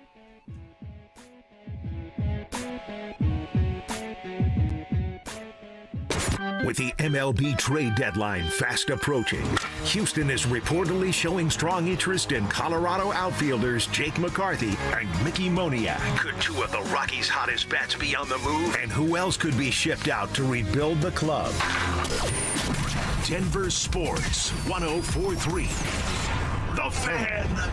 Has your doctor told you it's time to lose weight? Is your blood pressure up? Your cholesterol keeps climbing? Or you're already on medication and wondering, is this just my life now? Or been told you need a procedure or surgery, but you have to lose weight first? That's where most people get stuck. At Colorado Fat Loss, we help people lose 20 to 40 pounds naturally in about 60 days without injections, prepackaged meals, or extreme workouts. But more importantly, we help you keep it off so you're not stuck wondering what problem is next. Imagine lowering your blood pressure, improving your health, and taking pressure off your joints. Because if nothing changes, it's usually more medication or bigger problems down the road, especially if you have a family history of health issues or feeling the effects of getting older. Hey guys, Mark Schlereth here. I lost 30 pounds in just 7 weeks, and I've been able to keep the weight off, and I'm telling you what, I feel great. Many clients lose 20 to 40 pounds in about 60 days. Schedule a free consultation. Call and take control of your health. Go to coloradofatloss.com. That's coloradofatloss.com. Results may vary.